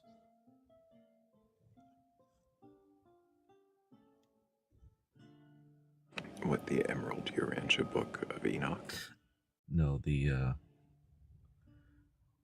just so happens that the topic is not Justin's feelings about other guests. It's, can you question your beliefs?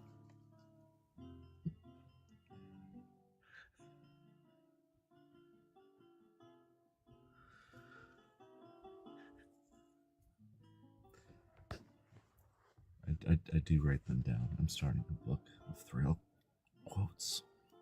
A book of Thraylisms is good. A book of Thraylisms is really good. Add it to the merch shop with the t-shirts and the hats. Mm-hmm. I really do need to make a merch shop. Get some little bats.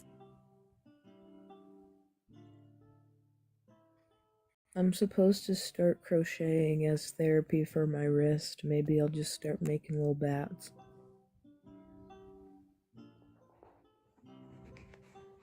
I'd get one.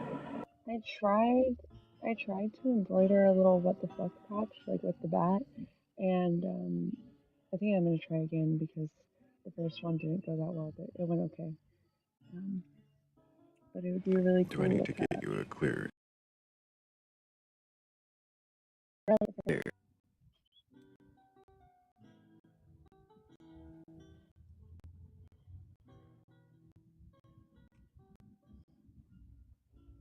Insomnia, I also crochet other cryptids and like really cute little creatures. Like, what about fire yetis? Do you crochet fire yetis?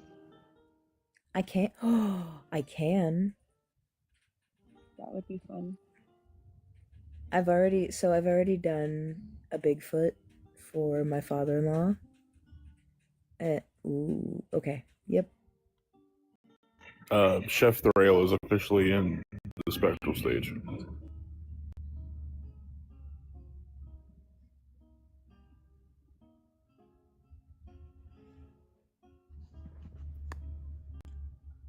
I remember recently Thrayle said, "Thank you. Your pity fuels us."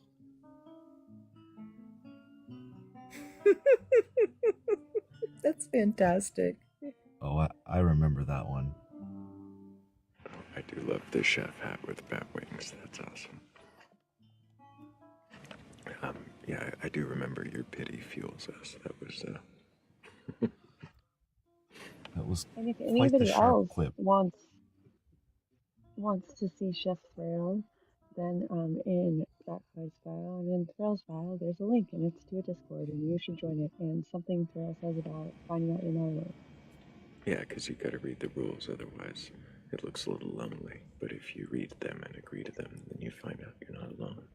And because Cat's mic is just a little muffled, I'll repeat just a little bit of that. And that's so you can find the link to the Discord in the link tree in my bio or the Batcolyte's bio.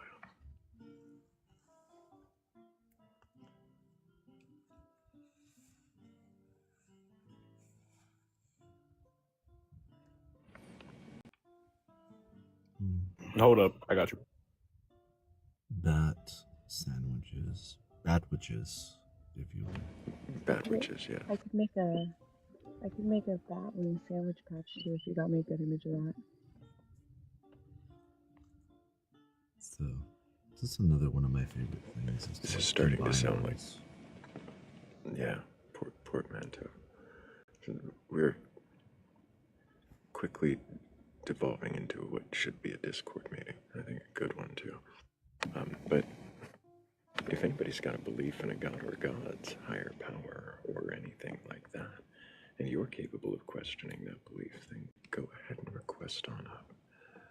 We're not here to debate or argue. We just want to know if you can question that belief, then what is it that you believe, and why do you believe it?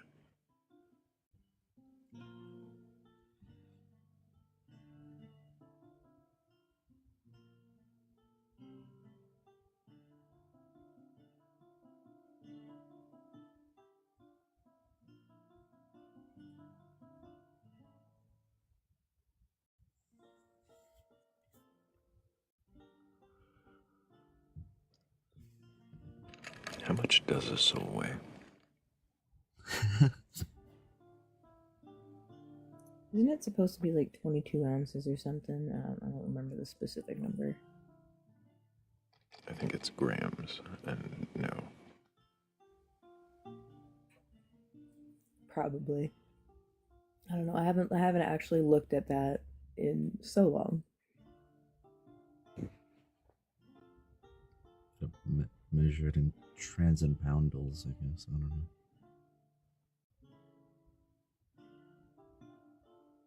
know. No, it's measured in thoughts and prayers.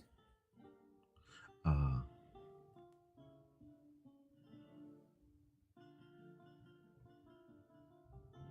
I thought it was in percentages of a feather.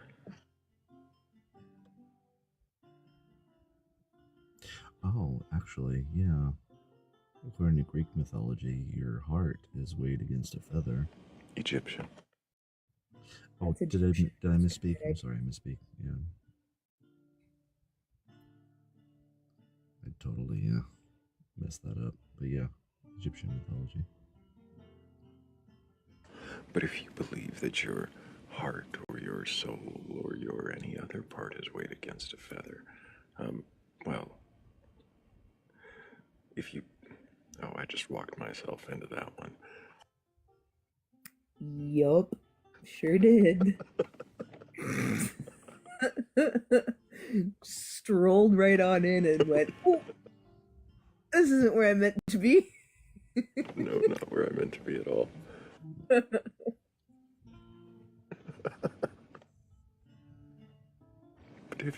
if you do have a belief in a god or gods or anything like that, you're capable of questioning your beliefs. I mean, gods, devil, mermaid, Sasquatch, alien, any of those things, and you can actually question it. Then go ahead and request on. Look, well, no, it is entirely my fault. Yeah, that was no one but you, buddy. Yeah.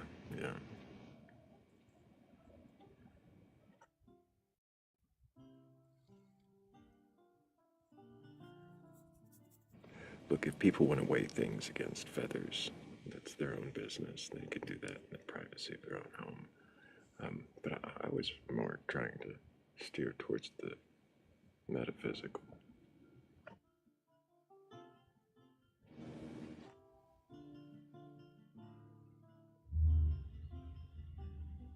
Perhaps, dare I say, the intangible? Well, I don't know. Is it intangible? Is that part of what makes a soul a soul? Can a soul tange?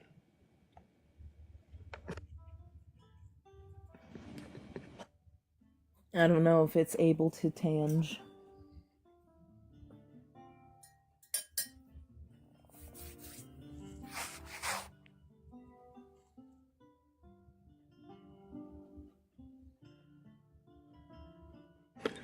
Oh, we're tanging all over the place, aren't we?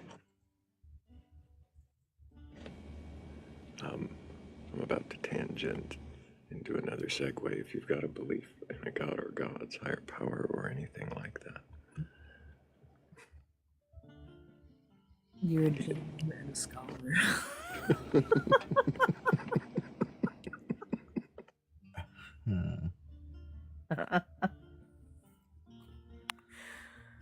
Oh, I should go back to bed.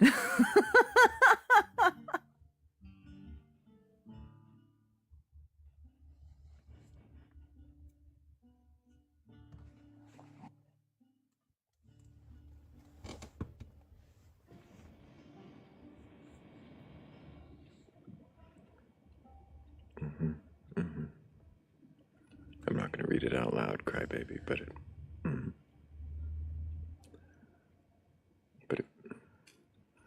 what I can do read out loud is definitely this list of people I should absolutely thank. Michael V, Shell, Ms. Bear, and 96. Thank you guys so much for helping with that goal. I really do appreciate you. And if you've got a belief in a god or gods, higher power, or anything like that, and you can question your beliefs. Go ahead and request on up. That last little part there might come in clutch when we start asking you questions.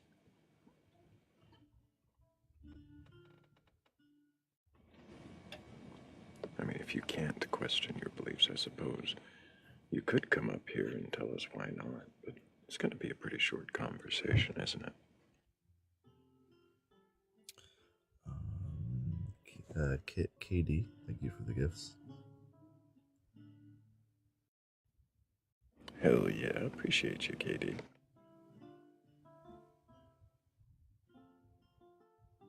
Also, Katie, I do appreciate you admiring my work in the Discord, but please, if I make an image, just ask if you can use it. That's all I ask for.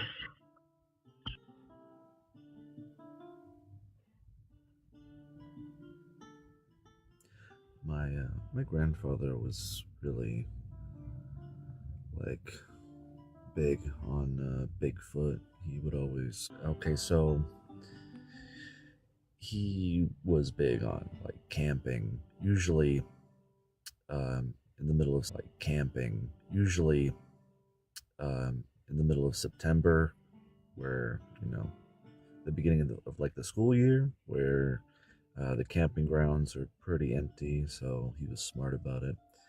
And I wasn't there for this particular trip. This was just before I was born, and my mother was there. And so he described it as he went out, he heard a noise, went out into the dark redwoods, and he noticed a smell, actually, a unique smell, strange, like sounding, walking, like someone was walking. And this is someone who went camping a lot, so they could tell the difference between kind of like how a bear steps and how a human steps. And so he just said he saw a figure, but that's about it. He kind of got a little startled and maybe went back to the trailer quickly. But I don't know. It was a story, so I don't know how valid it is. But I have heard that, like most Bigfoot or Sasquatch accounts, there is a distinct smell that is associated with a sighting. I've heard that as well.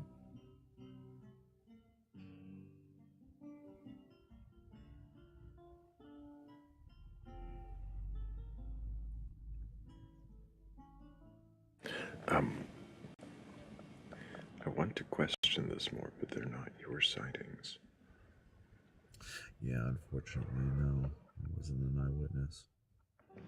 Justin wanted to come back too. Welcome back, Justin. Hey, thank you. Sorry that, yeah, I want to follow you guys' guidelines. My bad. Awesome, Justin. Do you have a belief in a god or God's higher power or anything like that? Yeah, I do. Do you? Which god do you believe in, Justin? Is there just one? Do you have a belief in just one or many? Is there a particular god that you believe in? I'm open to the idea that there's probably many, but I do believe in one God, yes. Which one god do you already believe in? Messiah? Couldn't quite hear you there. It's like your microphone is in your pocket. My bad. You're not getting any closer to the microphone, but I did hear you say Christian God. Have you read your Bible from beginning to end? I have not. No, I haven't. I'm sorry. I'm not speaking super loud. No, I haven't. Okay, it's almost like the microphone is like nowhere near your face. That's why it's hard to hear. It's muffled again like it was before, so whatever you did last time to fix the audio should fix it again. Can you hear me now? So nothing's changed. Okay. Well, just drop me from it, would you? I really just came on here to say sorry. Like, I wasn't trying to be an a-hole. Yeah, Justin, no worries. Maybe another time you'll be more into questioning your beliefs and have a microphone that works either way. It sounded like it was going to get interesting if you'd been a little more clear to hear.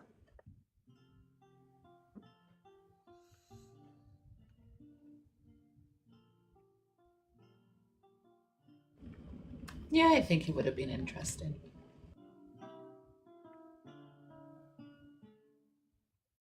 Interesting is definitely a choice of word. It's one of my favorite choices. I'm also partial to fascinating.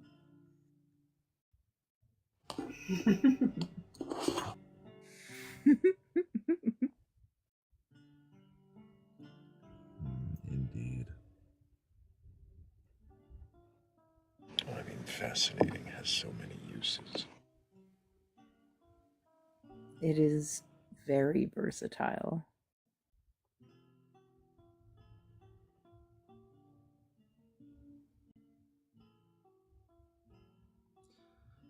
Yes, well, indubitably.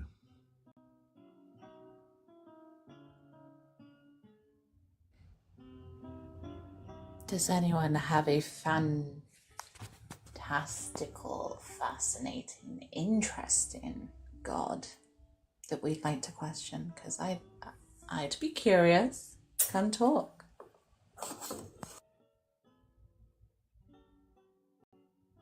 I'm also making hot chocolate, so you know. Come have a hot cocoa and take a seat. Nice. If I wasn't already enjoying a lovely blueberry coffee, I think that's what I'd want. It is freezing in the studio.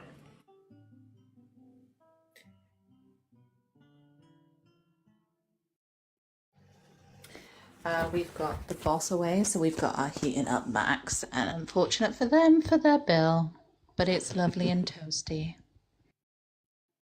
Nice.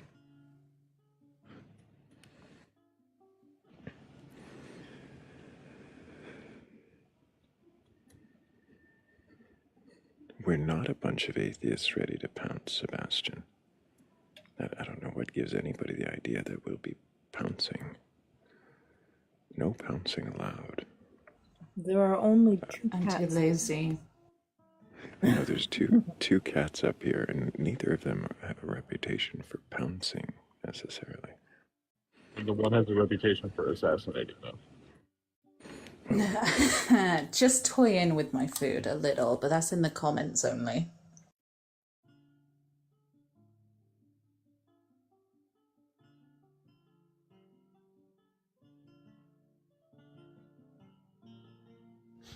I never said I was good for this panel, Thrayle. I think you do wonderfully on the panel.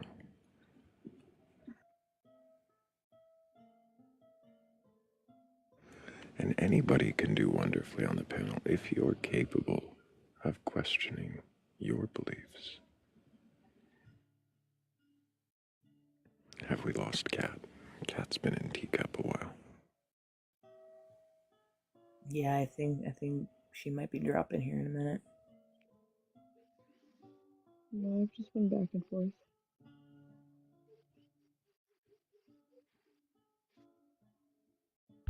I'm just using the lull time to do other things.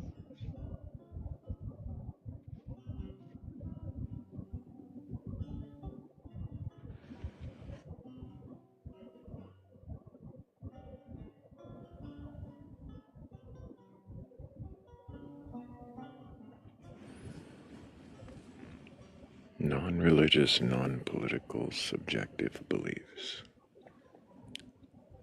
What would you mean by that, Tomad? Oh, like justice.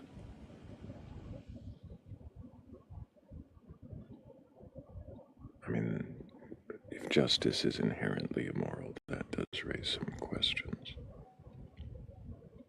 Would that not technically be political? It can. get there.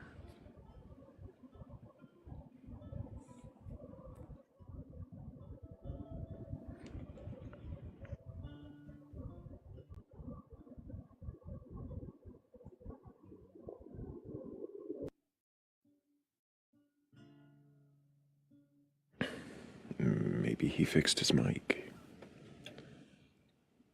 Hello, Justin. Hello. What do I call you? Thrayle. So you were saying that you hadn't read the Bible. Yeah. You were saying you hadn't read the Bible all the way through. Yeah. No, I haven't. But you believe in that God? Yeah. Yeah, I think Do you believe the stories from the Bible to be true and literal? The ones you haven't read? Why are we focusing on the ones that I haven't read? But I guess First there. Okay, my bad. I think that there's plenty of proof that a lot of it has existed, like Noah's Ark and stuff, but I think there's plenty to say that it hasn't happened. But isn't that faith? I don't know, Justin. Is that what faith is to you? Why? I feel like I'm being really defensive and I'm not trying to be, but like, why can't I ask questions also? You can ask them, but most of the time I'm not going to answer because they're not helpful. If it seems like something that'll help you to question your beliefs, I might answer. But so far they haven't been. Okay, but what if I'm relying on you because I just think that you're amazing and that your belief system is probably better than mine? Then you should absolutely question that. Then you should question that. Thank you. Because I absolutely 100% would question that. Thanks. I think that was your attempt at an insult, but it didn't work. No, Justin, no, it wasn't an attempt at an insult, but if you took it as one, Justin, that's amazing. I can't Justin, wait to get kicked. Justin, why are you trying to get kicked again? I'm not trying to get kicked, but like, if anybody offers anything besides what you like, you kick them, and I think That's not how it works, Justin. That's absolutely a lie. Now you've just said something that's untrue. Do you have any reason to believe or evidence that if somebody says something I don't like, I just kick them? I've been kicked, and I have tried to follow your rules. My rules? What rules have I given you to follow, Justin? I don't know. So then how could you try to follow them? Okay. So are you... Okay, like, I just want to be treated like an equal rather than get... I'm not trying to get kicked off here. But, like, why can't I ask questions? Justin, what if your belief system is what I should be following? Justin, what is the topic of my life? Can you question your beliefs? Your beliefs. Okay, but... What does my belief have to do with you questioning yours? I don't know. Okay, that's a good answer, Justin. Get kicked off here for asking. I didn't kick you for asking. Nobody kicked you for asking. And saying I don't know is a perfectly fine answer. But I'm going to ask that you stop trying to interrupt me. So, Justin, why do you believe in the Christian God if you've never read the Bible? Because that was the only one that I was exposed to. That's a fair and honest answer. So you believe in the God because you were exposed to it? Yeah. Once again, not trying to step on toes. There's this place right around... I'm sorry, you don't care. Is believing... Can you go? You just want to say something? I had a question. No, yeah, ask your question. I'm not trying to be an asshole. I can tell that you're getting frustrated with me, and I'm not trying to do that to you. How can you tell really I'm getting frustrated, Justin? What makes you a psychic? Not a psychic. I can just hear you breathing. So because you can hear me breathing, then therefore I'm frustrated. What about your tone or the way you pause? Like, yeah, you're getting frustrated, and I'm not. So you're saying because of my cadence and the way that I pause, then therefore I'm frustrated. Is that your I didn't ultimate use the word assessment, cadence. Justin? Right, the way I pause. You did. Yeah. So the way that I pause, the way that I speak, indicates to you that I'm frustrated. Yeah, 100%, yes. What about my tone indicates that I'm frustrated, Justin? So what was your initial question? What were we about to talk about before you got frustrated?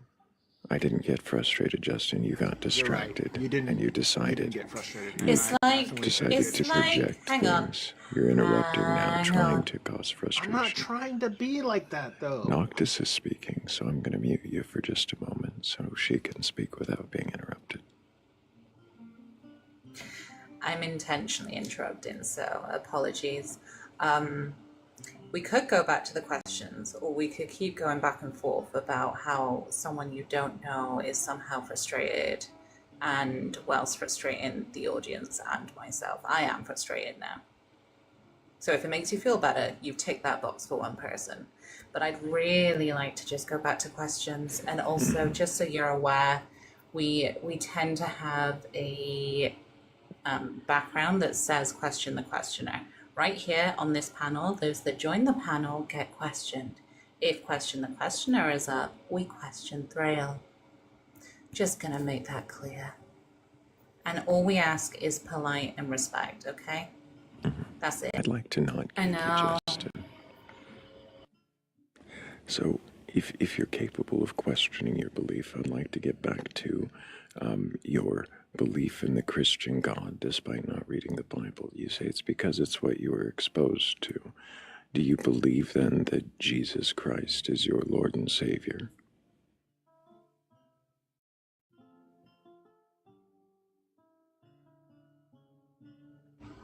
You can unmute yourself now, Justin. Sorry, can you hear me now? Mm-hmm. Yeah, no, I do believe that, yeah, what you just asked, yes. What does that mean?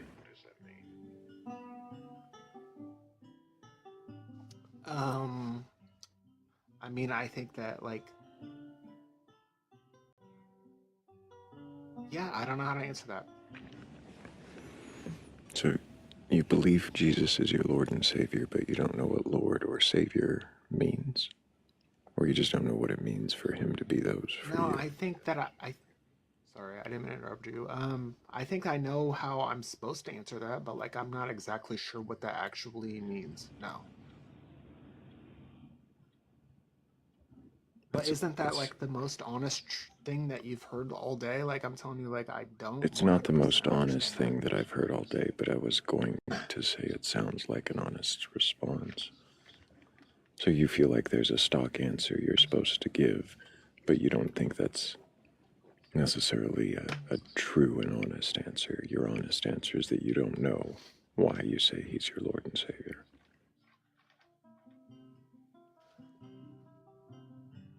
I guess that I don't know why it matters. Is that wrong to say? If that's your honest answer, then no. So you don't know why honest answer. Okay. You don't know why it matters that Jesus Christ is your Savior, or that you believe it, or you don't know why it matters that I'm asking it. Which of those? Can I, like, have, like, a moment, like, to say something? And I'm not... Have you heard of, like, okay, so there's, like... Never mind, I can't answer this. Yeah, no, like, the answer is no. What do you mean the answer is no?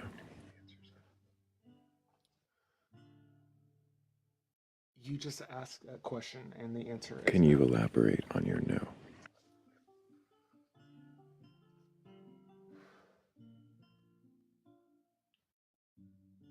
What are you saying no to? To your last question. Yeah, what was my question?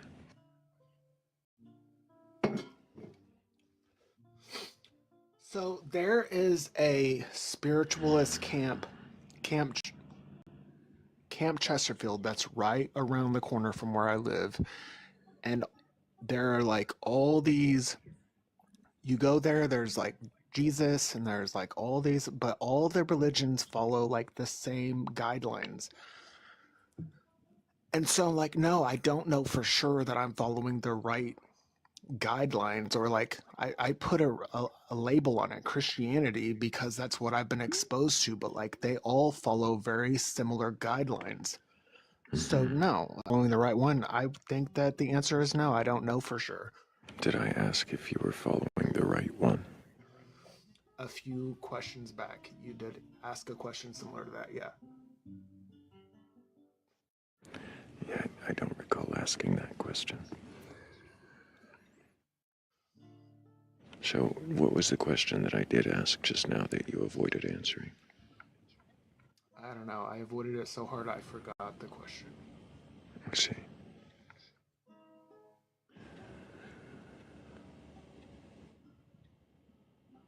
Why did you come up here thinking that we weren't equal? Why did I come up here? What? You said earlier that you came up here and you wanted to be an equal to the rest of us up here. Why did you think we weren't?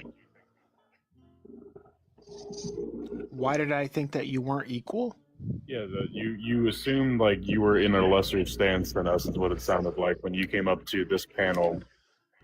And I was just kind of wondering why you thought that maybe you were in a lesser stance than we were. Honestly, like the guy before me, I kind of thought you guys handled him not so nice. And then I was like, I'll hop on this. And you guys have not done that to me. So I actually appreciate you being cool. I don't think anything we said hasn't been cool. I think you've just been very defensive about this. Yeah, I did come in defensive because I thought that I would be handled a little different, but it's not been like that.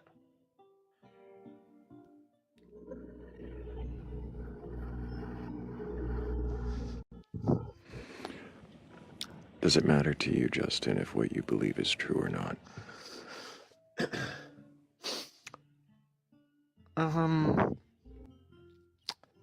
No, I think not. I think that it's belief.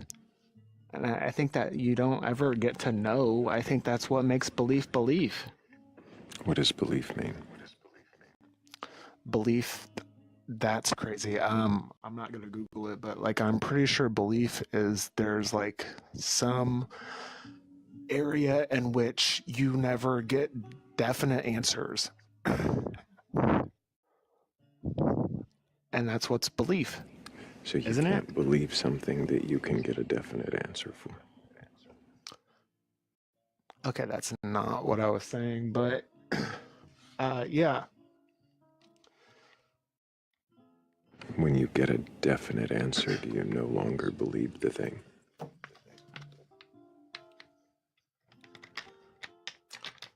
See, that's why I want to be able to ask you questions too, because like, no, like that makes perfect sense. Like, yeah, you'd still believe in that thing, but after that, it's like,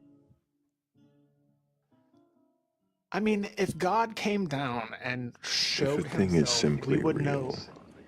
If a thing is simply real, do you still have to believe it in order to accept that it's true? Isn't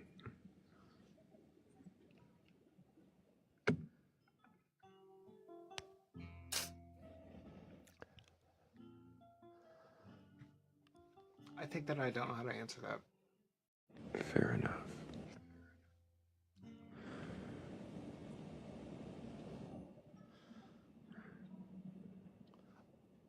Do you feel that you have some knowing that there is a God, or that you will never have that knowing?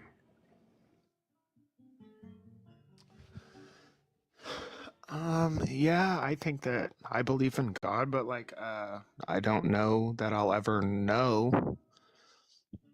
Why? I hate that I can't ask you questions.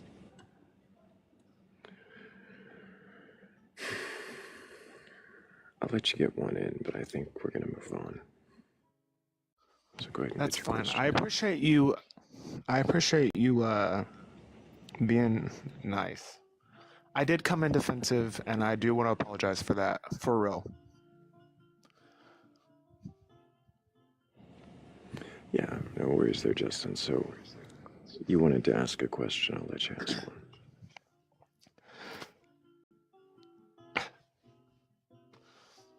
one. No, it's cool. I don't have a question. I just Interesting. Well, I appreciate you being up here, Justin. I think we're going to go ahead and move on, see if somebody's got a belief that they're actually ready to question. I think you should keep listening and keep asking questions, and maybe along the way, you might find some way to question what it is you believe. But I feel like right now, I'm getting a lot of evasion and dodging, and while it sounds like you might be opening up, I am ready to see if somebody else has got a belief that they can question. But another time, Justin, I'd be open to questioning you again. Question the questioner pops up the next time. You can try your hand then. Hey, real quick, this is FLP2. Hey, y'all are vampires, huh? Hey, King. I don't know what you mean by vampires, but can I get I your love age you. for TikTok TOS? Is that just all you do? Well, it's the first time I've been called a vampire in a while. The sun. In a while. The sun is rising, and I can see that.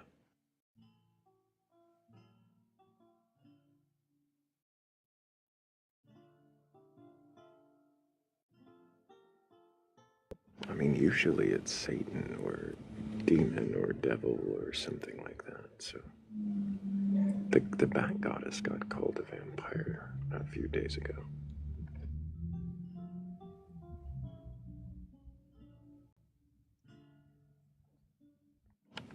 Hello, Rabom. Can I get your age for TikTok TOS? I'm 39. And do you have a belief in a god or God's higher power or anything like that? I believe there is some higher power, but I'm not sure exactly who he is. You believe there's a higher power, but you're not sure who he is. Yes, sir. What do you mean by higher power? Just like something that has some power, some supernatural power that kind of created the world or created things. So a creator with supernatural power. Yeah, I kind of think there is some higher force, some power that created things. Why do you think that? Just because of the world, like looking at the animals, the birds, the fishes, and all these things, I think like they have to be created. They didn't just come from nothing.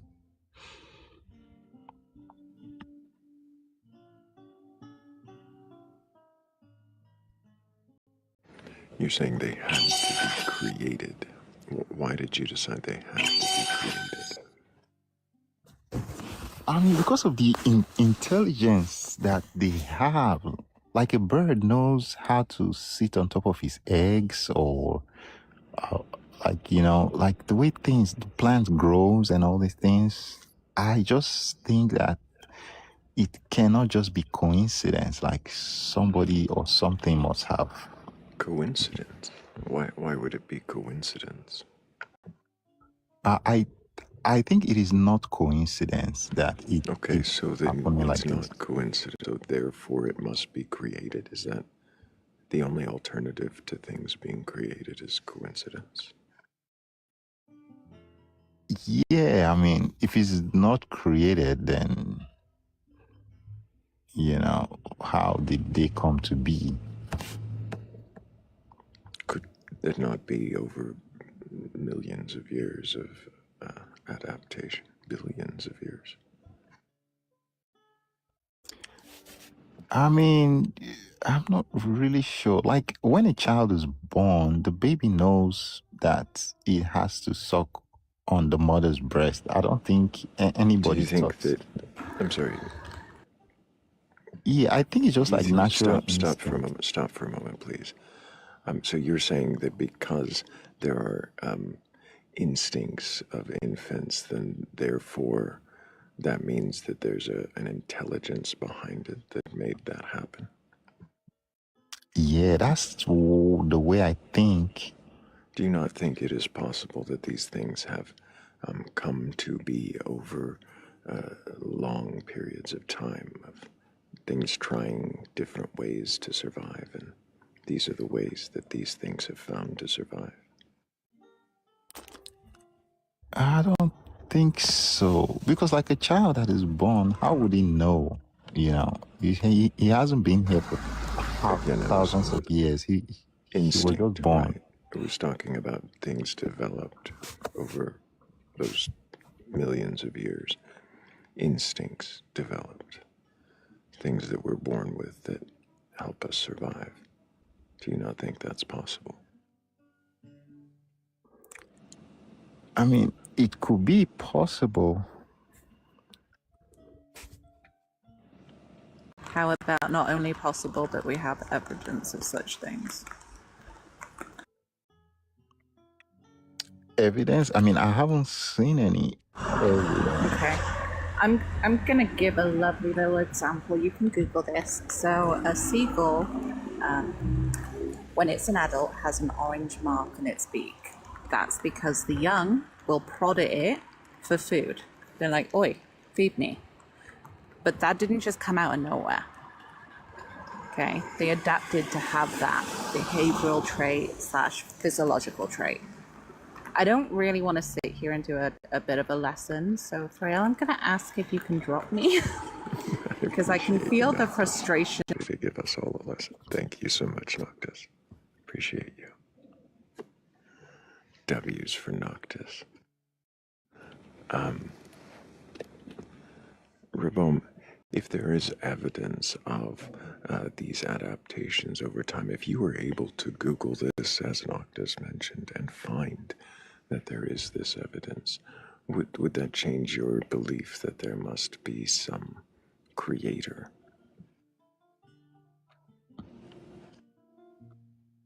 Yeah, that's a possibility.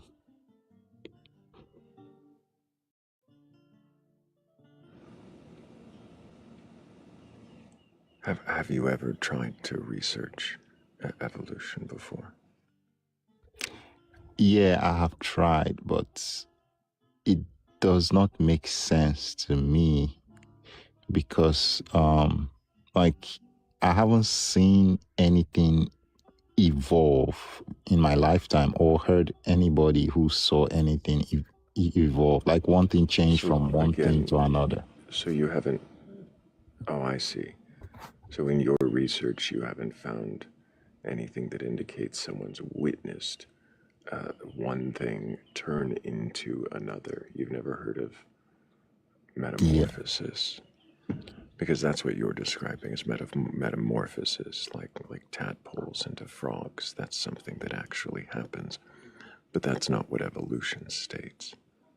So it seems, Reboam, that you haven't looked into evolution or biology in the slightest, because things turn into other things all the time, don't they? Now, those metamorphoses, those things, those are their natural cycle, like a butterfly, like a tadpole turning to, or like a mosquito. So then, to clarify, you have seen things turn into other things, right? So then, that's not what evolution states, is it? No, that's not evolution. Those right.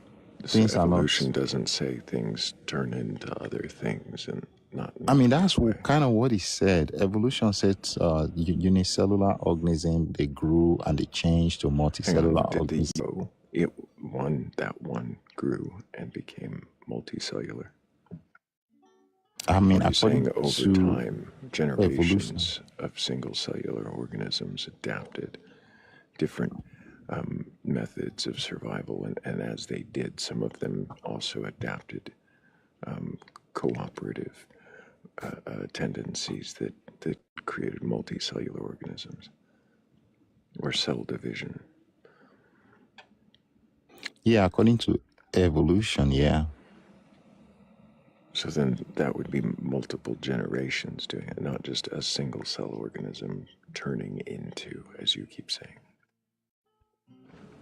But it's Yeah, generations adapting.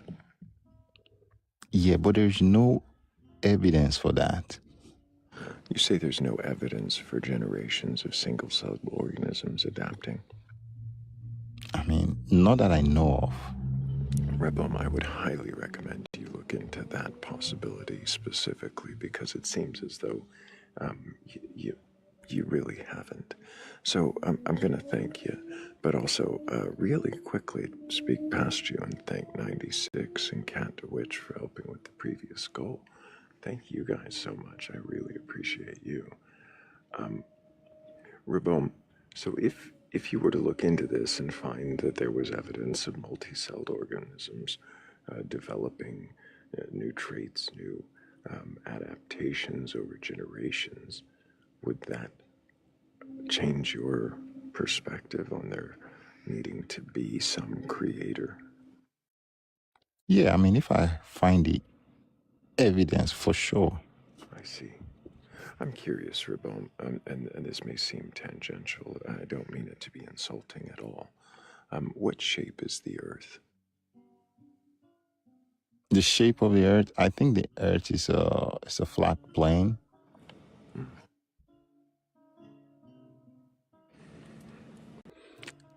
Because all the evidence that I can see shows a flat and stationary plane. Evidence that you can see shows a flat and stationary plane. Can you tell me what evidence you have seen, Rebum, that indicates that we are on a flat and stationary plane? Yeah, for instance, like when you go up, when you go higher, like thousands of feet, and photos from there shows the horizon always flat.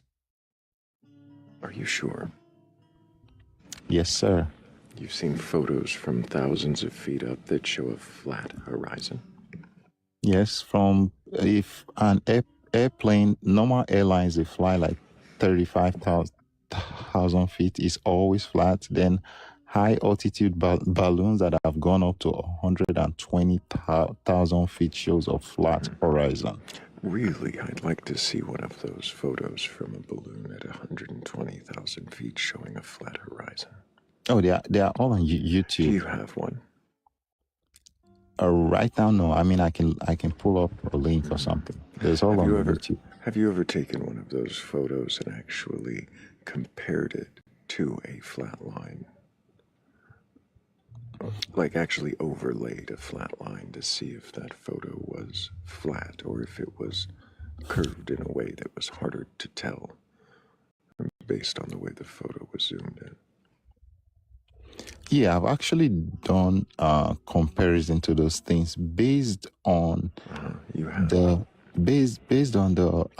Can you show me one of those photos so that I get the right one? And you say I could search it on YouTube, but I could find anything if I just search for it. Can you show me what reliable flat horizon video or image was taken at 100? You said 120,000 feet. Yeah. I even have some. I even have some pinned to. How do I send that? Let me see. Do you have an image? I was asking for an image. You just pull up your green screen. You click your image, turn on the camera, go to the green screen option, and you'd show us this picture. I don't have. I have a video. There's a video here on TikTok. I see. Well, no, that's fine. So you're saying there's a video that we could go look at and it shows a flat plane at 120,000 feet. And how zoomed in is this image? How zoomed in? Yeah, is it just the original image without any zooming? Is there digital zooming? Is there lens zooming? Like how is the picture taken? I don't know exactly how much the guy zoomed in, but it was an experiment he did. So you don't know all the details of the experiment, but you have a photo and you claim it's showing a flat plane at a certain height. Yeah, at 121,000 feet. I mean, he made a video on TikTok, and the camera kept going up to 121,000 feet, and it was flat. I don't know the type of zoom or camera. Yeah, the horizon is always flat.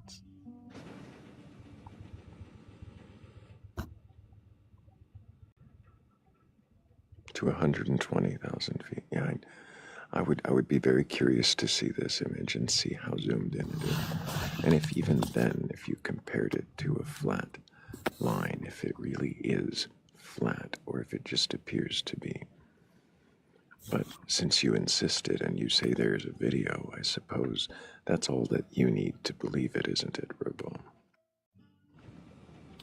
Yeah, like I also said, so you can't question it at all. So when the balloon goes up to 120,000 feet, you said, does it show the sky at all, or is it just showing the ground? It's showing the sky, it's showing the ground, it's showing the horizon, like where the sky seems to touch the ground. So it's like both. And that's not just the only one thing that makes me kind of feel like, personally, there is a curvature calculator that was given to us based on the claimed size of the Earth, and I can see too far. This is me personally, not even somebody else doing an experiment.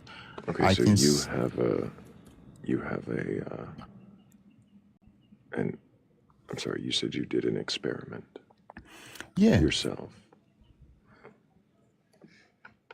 Yeah. So in like distances that we should not be able to see on a curved earth or on a ball, I can see them. I can literally zoom in 10 miles and I can see something that is 10 miles away, that if the earth was curved, I shouldn't be able to see it. You're saying you zoomed in to see something 10 miles away. May I ask, do you live anywhere near mountains? No, I actually live by the ocean, by the sea. Okay. Thank you. And you're saying that you can zoom in 10 miles away and see things? Yeah, I can see things that are 10 miles away. This is me, myself. I mean, I don't want to talk about other people, but there are other people. And so being able to see things 10 miles away, that verifies to you that you're able, that there's no curvature. Yeah, there's no curvature. How far do you expect the Earth to have curved over 10 miles? So in 10 miles, based on what it's supposed to have dipped 66 feet. So I shouldn't be seeing the ground. It should be 10 like miles. It should have dipped 66 feet. Where did you get that? According to the NASA calculator, they said it's 8 inch per mile square. So every per mile, 8 inches equals. Yes, I mean that's what they so said. 8 inches. You're saying 8 inches times 10 feet equals 66 feet. No, it's a square of a mile. So every 8 inch, every mile is like 8 inch. It's the square of a mile. Every 8 inches down is a mile out. Right? Every mile out is 8 inches down. And you're saying that if you multiply that times 10, you end up with 66 feet. Rebel you why your experiment didn't work. Okay, why? Because you can't do math. I actually can't. Like, so what I said is there's a Earth curvature calculator. I don't even need to do the math myself. You just put in the numbers, and Why it would will you give you. square it for distance, Rebel? If you're going in a straight line, why would you square it? I mean, I didn't make up the formula. That's the formula they Okay, so gave. if it's every mile is 8 inches, if every mile away is 8 inches down, then 2 miles away would be 16 inches, right? No, it's going to be the square. Why? I didn't come up with a formula. That's what they gave. That's what I'm saying. I'm saying that formula is wrong. I don't even accept it because it is not true, because you shouldn't be able to see that distance. You shouldn't? Why? Because the earth is curved. If the earth is curved, you shouldn't see something that is more than like 10 miles away. The earth should have curved. So you don't understand the equation, and you don't understand how math works, and so therefore the earth is flat. No, I understand how math works. What I'm saying is, if every mile away is 8 inches down, what do square miles have to do with that? Rabon, what is a square mile? So the next mile, instead of it be 8 inches, it's going to be 8 square. Why? Why do you think that? I don't think that. I'm telling you, that's the formula they gave. Where is that formula? It's not 8 squared. It's miles squared. So, is it possible, Rabom, you don't understand the formula? I don't accept it. That's what I'm saying, because it doesn't. Is it possible work. that you don't understand it? I mean, if I don't understand it, then it's wrong. So is it possible? What I'm saying... Sorry, stop. You just said if you don't understand it, then it's wrong. Is that how things work? Is that how your understanding works, Rabom? So if you no. don't understand something, then therefore it's wrong. No, there is a calculator. You just put in the numbers. Say 10 miles, right? And the Earth curvature calculator is gonna do the calculation for you. I'm not the one doing the math. Calculator.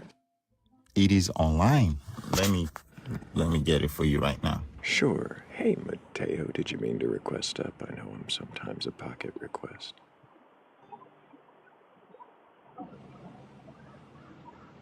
I'm gonna guess Mateo didn't mean to request up. Question. But if you did, Mateo, you're always welcome to come back. Was the ground perfectly level for 10 miles, or were there possibly like hills involved? He's not in app anymore. I don't know if he knows that we can't hear him. But you're also very muffled, Shadow. Kind of quiet. But I did hear you. Rabom, was the ground level for the 10 miles? So I actually did this. Yeah, it was level. I did this above water. So it was a flat water. So what I did, first of all, I looked at the sea level. It was level. So, okay, it was level. The calculator gave me the dip that the edge should have curved. And in 10 miles... Where? Okay, let me put it in the comments section so you just see it.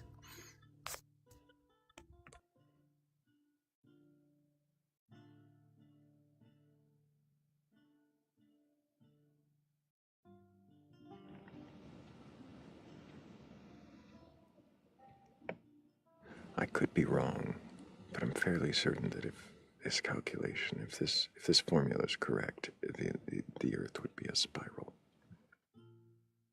I I found the formula, but he's saying it's inches squared. It's miles squared. You square the mile. I'm not sure how math works, but I'm using it correctly. So I just typed it in the chat. Square miles at all. You can look at it. It says Earth Curvature Calculator. You can just put that on your browser and it's going to come out. You don't have to solve any maths yourself. You just have to input the numbers. Yeah. So in 10 miles, the Earth should have curved 66 feet. Yep. But when I zoomed in with my camera, I can see the shoreline in the other side. I can see the sand, the ground. At 10 miles distance when it's supposed to have curved 66 feet. The human eye isn't going to see that at that distance, and none of your cameras or your schematics or anything you're going to use is going to be able to see it at that distance. You do realize that, right? The human eye has to be at least 35,000 feet above the ground in order to see the curvature of the Earth. It's not going to happen for you. But I have also been in an commercial air flights, 35,000 feet, I still did not see any curvature. Nobody has seen it. I mean, I've talked to so many people about it. Anybody in an airline, take a picture out of your window and let's see if you can show me a curve. At 35,000 feet, nobody can prove that. Fascinating.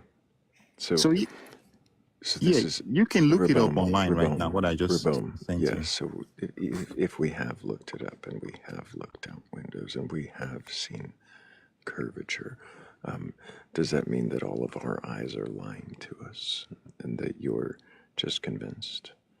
Have you ever been on a plane, Rabon? Yes, sir. I've been on a plane. So, how far did your flight go?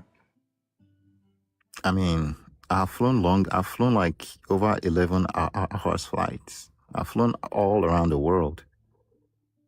So I've been in like 11 hours flight. I think the longest flight I've been in is 11 hours and 36 minutes. Fascinating. And you looked out your window during this flight? And there was no curve at any point in time. Yes, no curvature at any point in time. Fascinating. So, do you know how much curvature you would expect to see at 35,000 feet? At 35,000 feet? Mm-hmm. How much curvature I would have to see? Expect to see.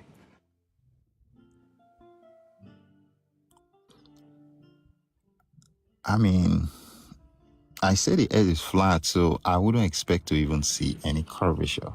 Of course you wouldn't, because you already presume the Earth is flat. You've concluded it's flat. No evidence will convince you otherwise. No questions, no calculus. Stop interrupting me. No questions, no calculators, no experiments, no evidence, no satellites, no communication systems. Nothing will actually verify to you that the Earth is not flat, because you presume it, you assume it, and you know everything. Rabom, I wonder, why do sailing ships have crow's nests at the top of the tallest mast? Why do sailing ships have what? Crow's nests at the top of the tallest mast.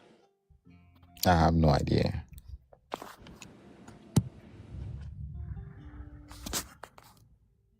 So are you just gonna disregard what I just told you? Look at the Earth Curvature Calculator and see... Disregarding what you just told me, you've already proven to me you don't understand what you're looking at or talking about. So I'm asking you if you can dial it back a little and tell me why there is a crow's nest at the top of the tallest mast of old sailing ships. I don't know. That's what I said. I don't know.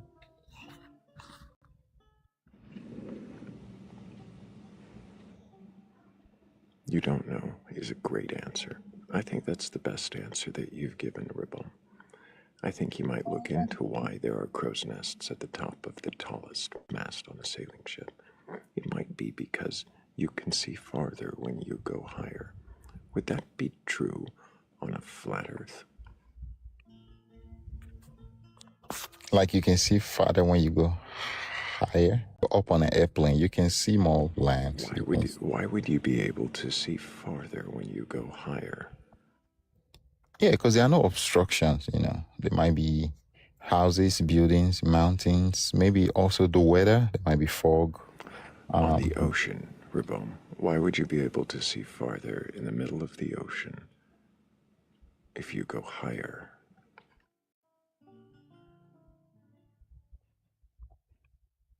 I mean, that's just a natural phenomenon. It's the same thing in land. Natural phenomenon based upon the curvature of the Earth. Yeah, but that cannot be proven. There is no curvature. I think I've had all the conversation with you I'm capable of stomaching. Does anybody else have a question for Ribom? I do. Yes. Eric, you go ahead. I'm sorry, and then I'll go right after if you don't mind. Rabone, at what height do you think you have to get to in order to actually see with your naked eye, no instruments, to see the actual curvature of the Earth? At what height do you think, if there was one for you, at what height do you think you'd have to be? If there was one? Yeah, if there was, humor my idiocracy, and just pretend that there is one. At what height do you think you would have to be? On the ground, that's what I just told him with the Earth curvature calculator. If I'm standing on the ground, I shouldn't be able to see something that is 10 miles away. If there was a curvature, I should not see 10 miles away, standing on the ground. I don't even need to go up. Why don't you need to go up? Because I just showed you the Earth curvature calculator says that thing should be already 66 feet below the horizon. I put in the Earth curvature calculator there. You can look it up yourself. Just type. Brother, I looked it up. That's why I've been teacupped. I've been looking everything you said. I've looked up. Okay, so was I wrong that it's supposed to be 66.6 feet deep? You didn't even get the formula right. So everything you've said is just.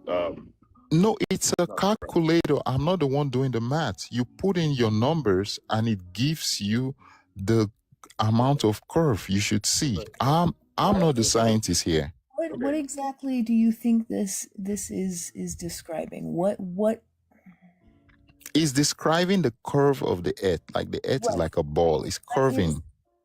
What is this formula measuring? The curve, that's curved 66.6 feet. My brother, listen to me. You are not going to see the curvature of the Earth while you are on the ground ever, forever, and evers, no matter what sees. I promise you. I can swear on that one. You're not going to see it. The second thing is, planes fly at what altitude? Do you know? I mean, depends. No, it doesn't depend. Not really, no.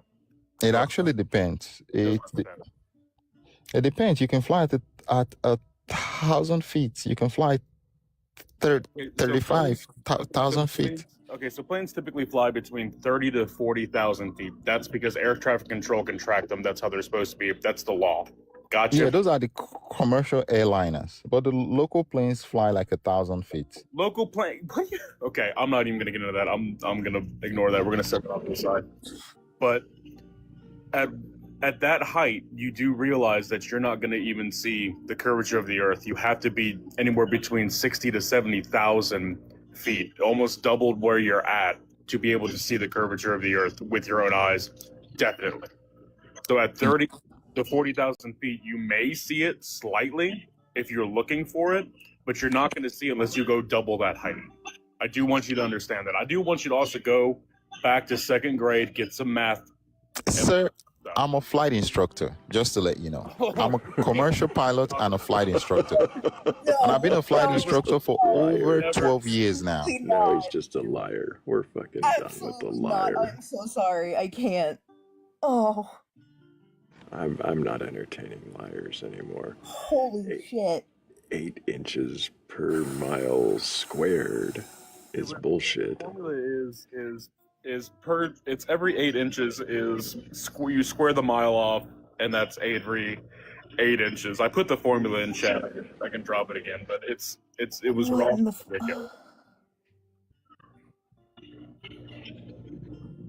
Oh my God. I'm fairly certain the point of this square is to say that it's a square mile, and that's not the accurate formula as far as I've found. I don't know because it when I looked at Squared measures area though. That doesn't make That's sense. exactly it. So it's every square mile, 8 inches in any direction.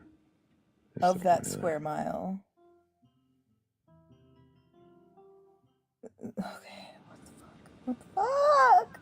8 inches per mile for a quick estimate would give you an estimate.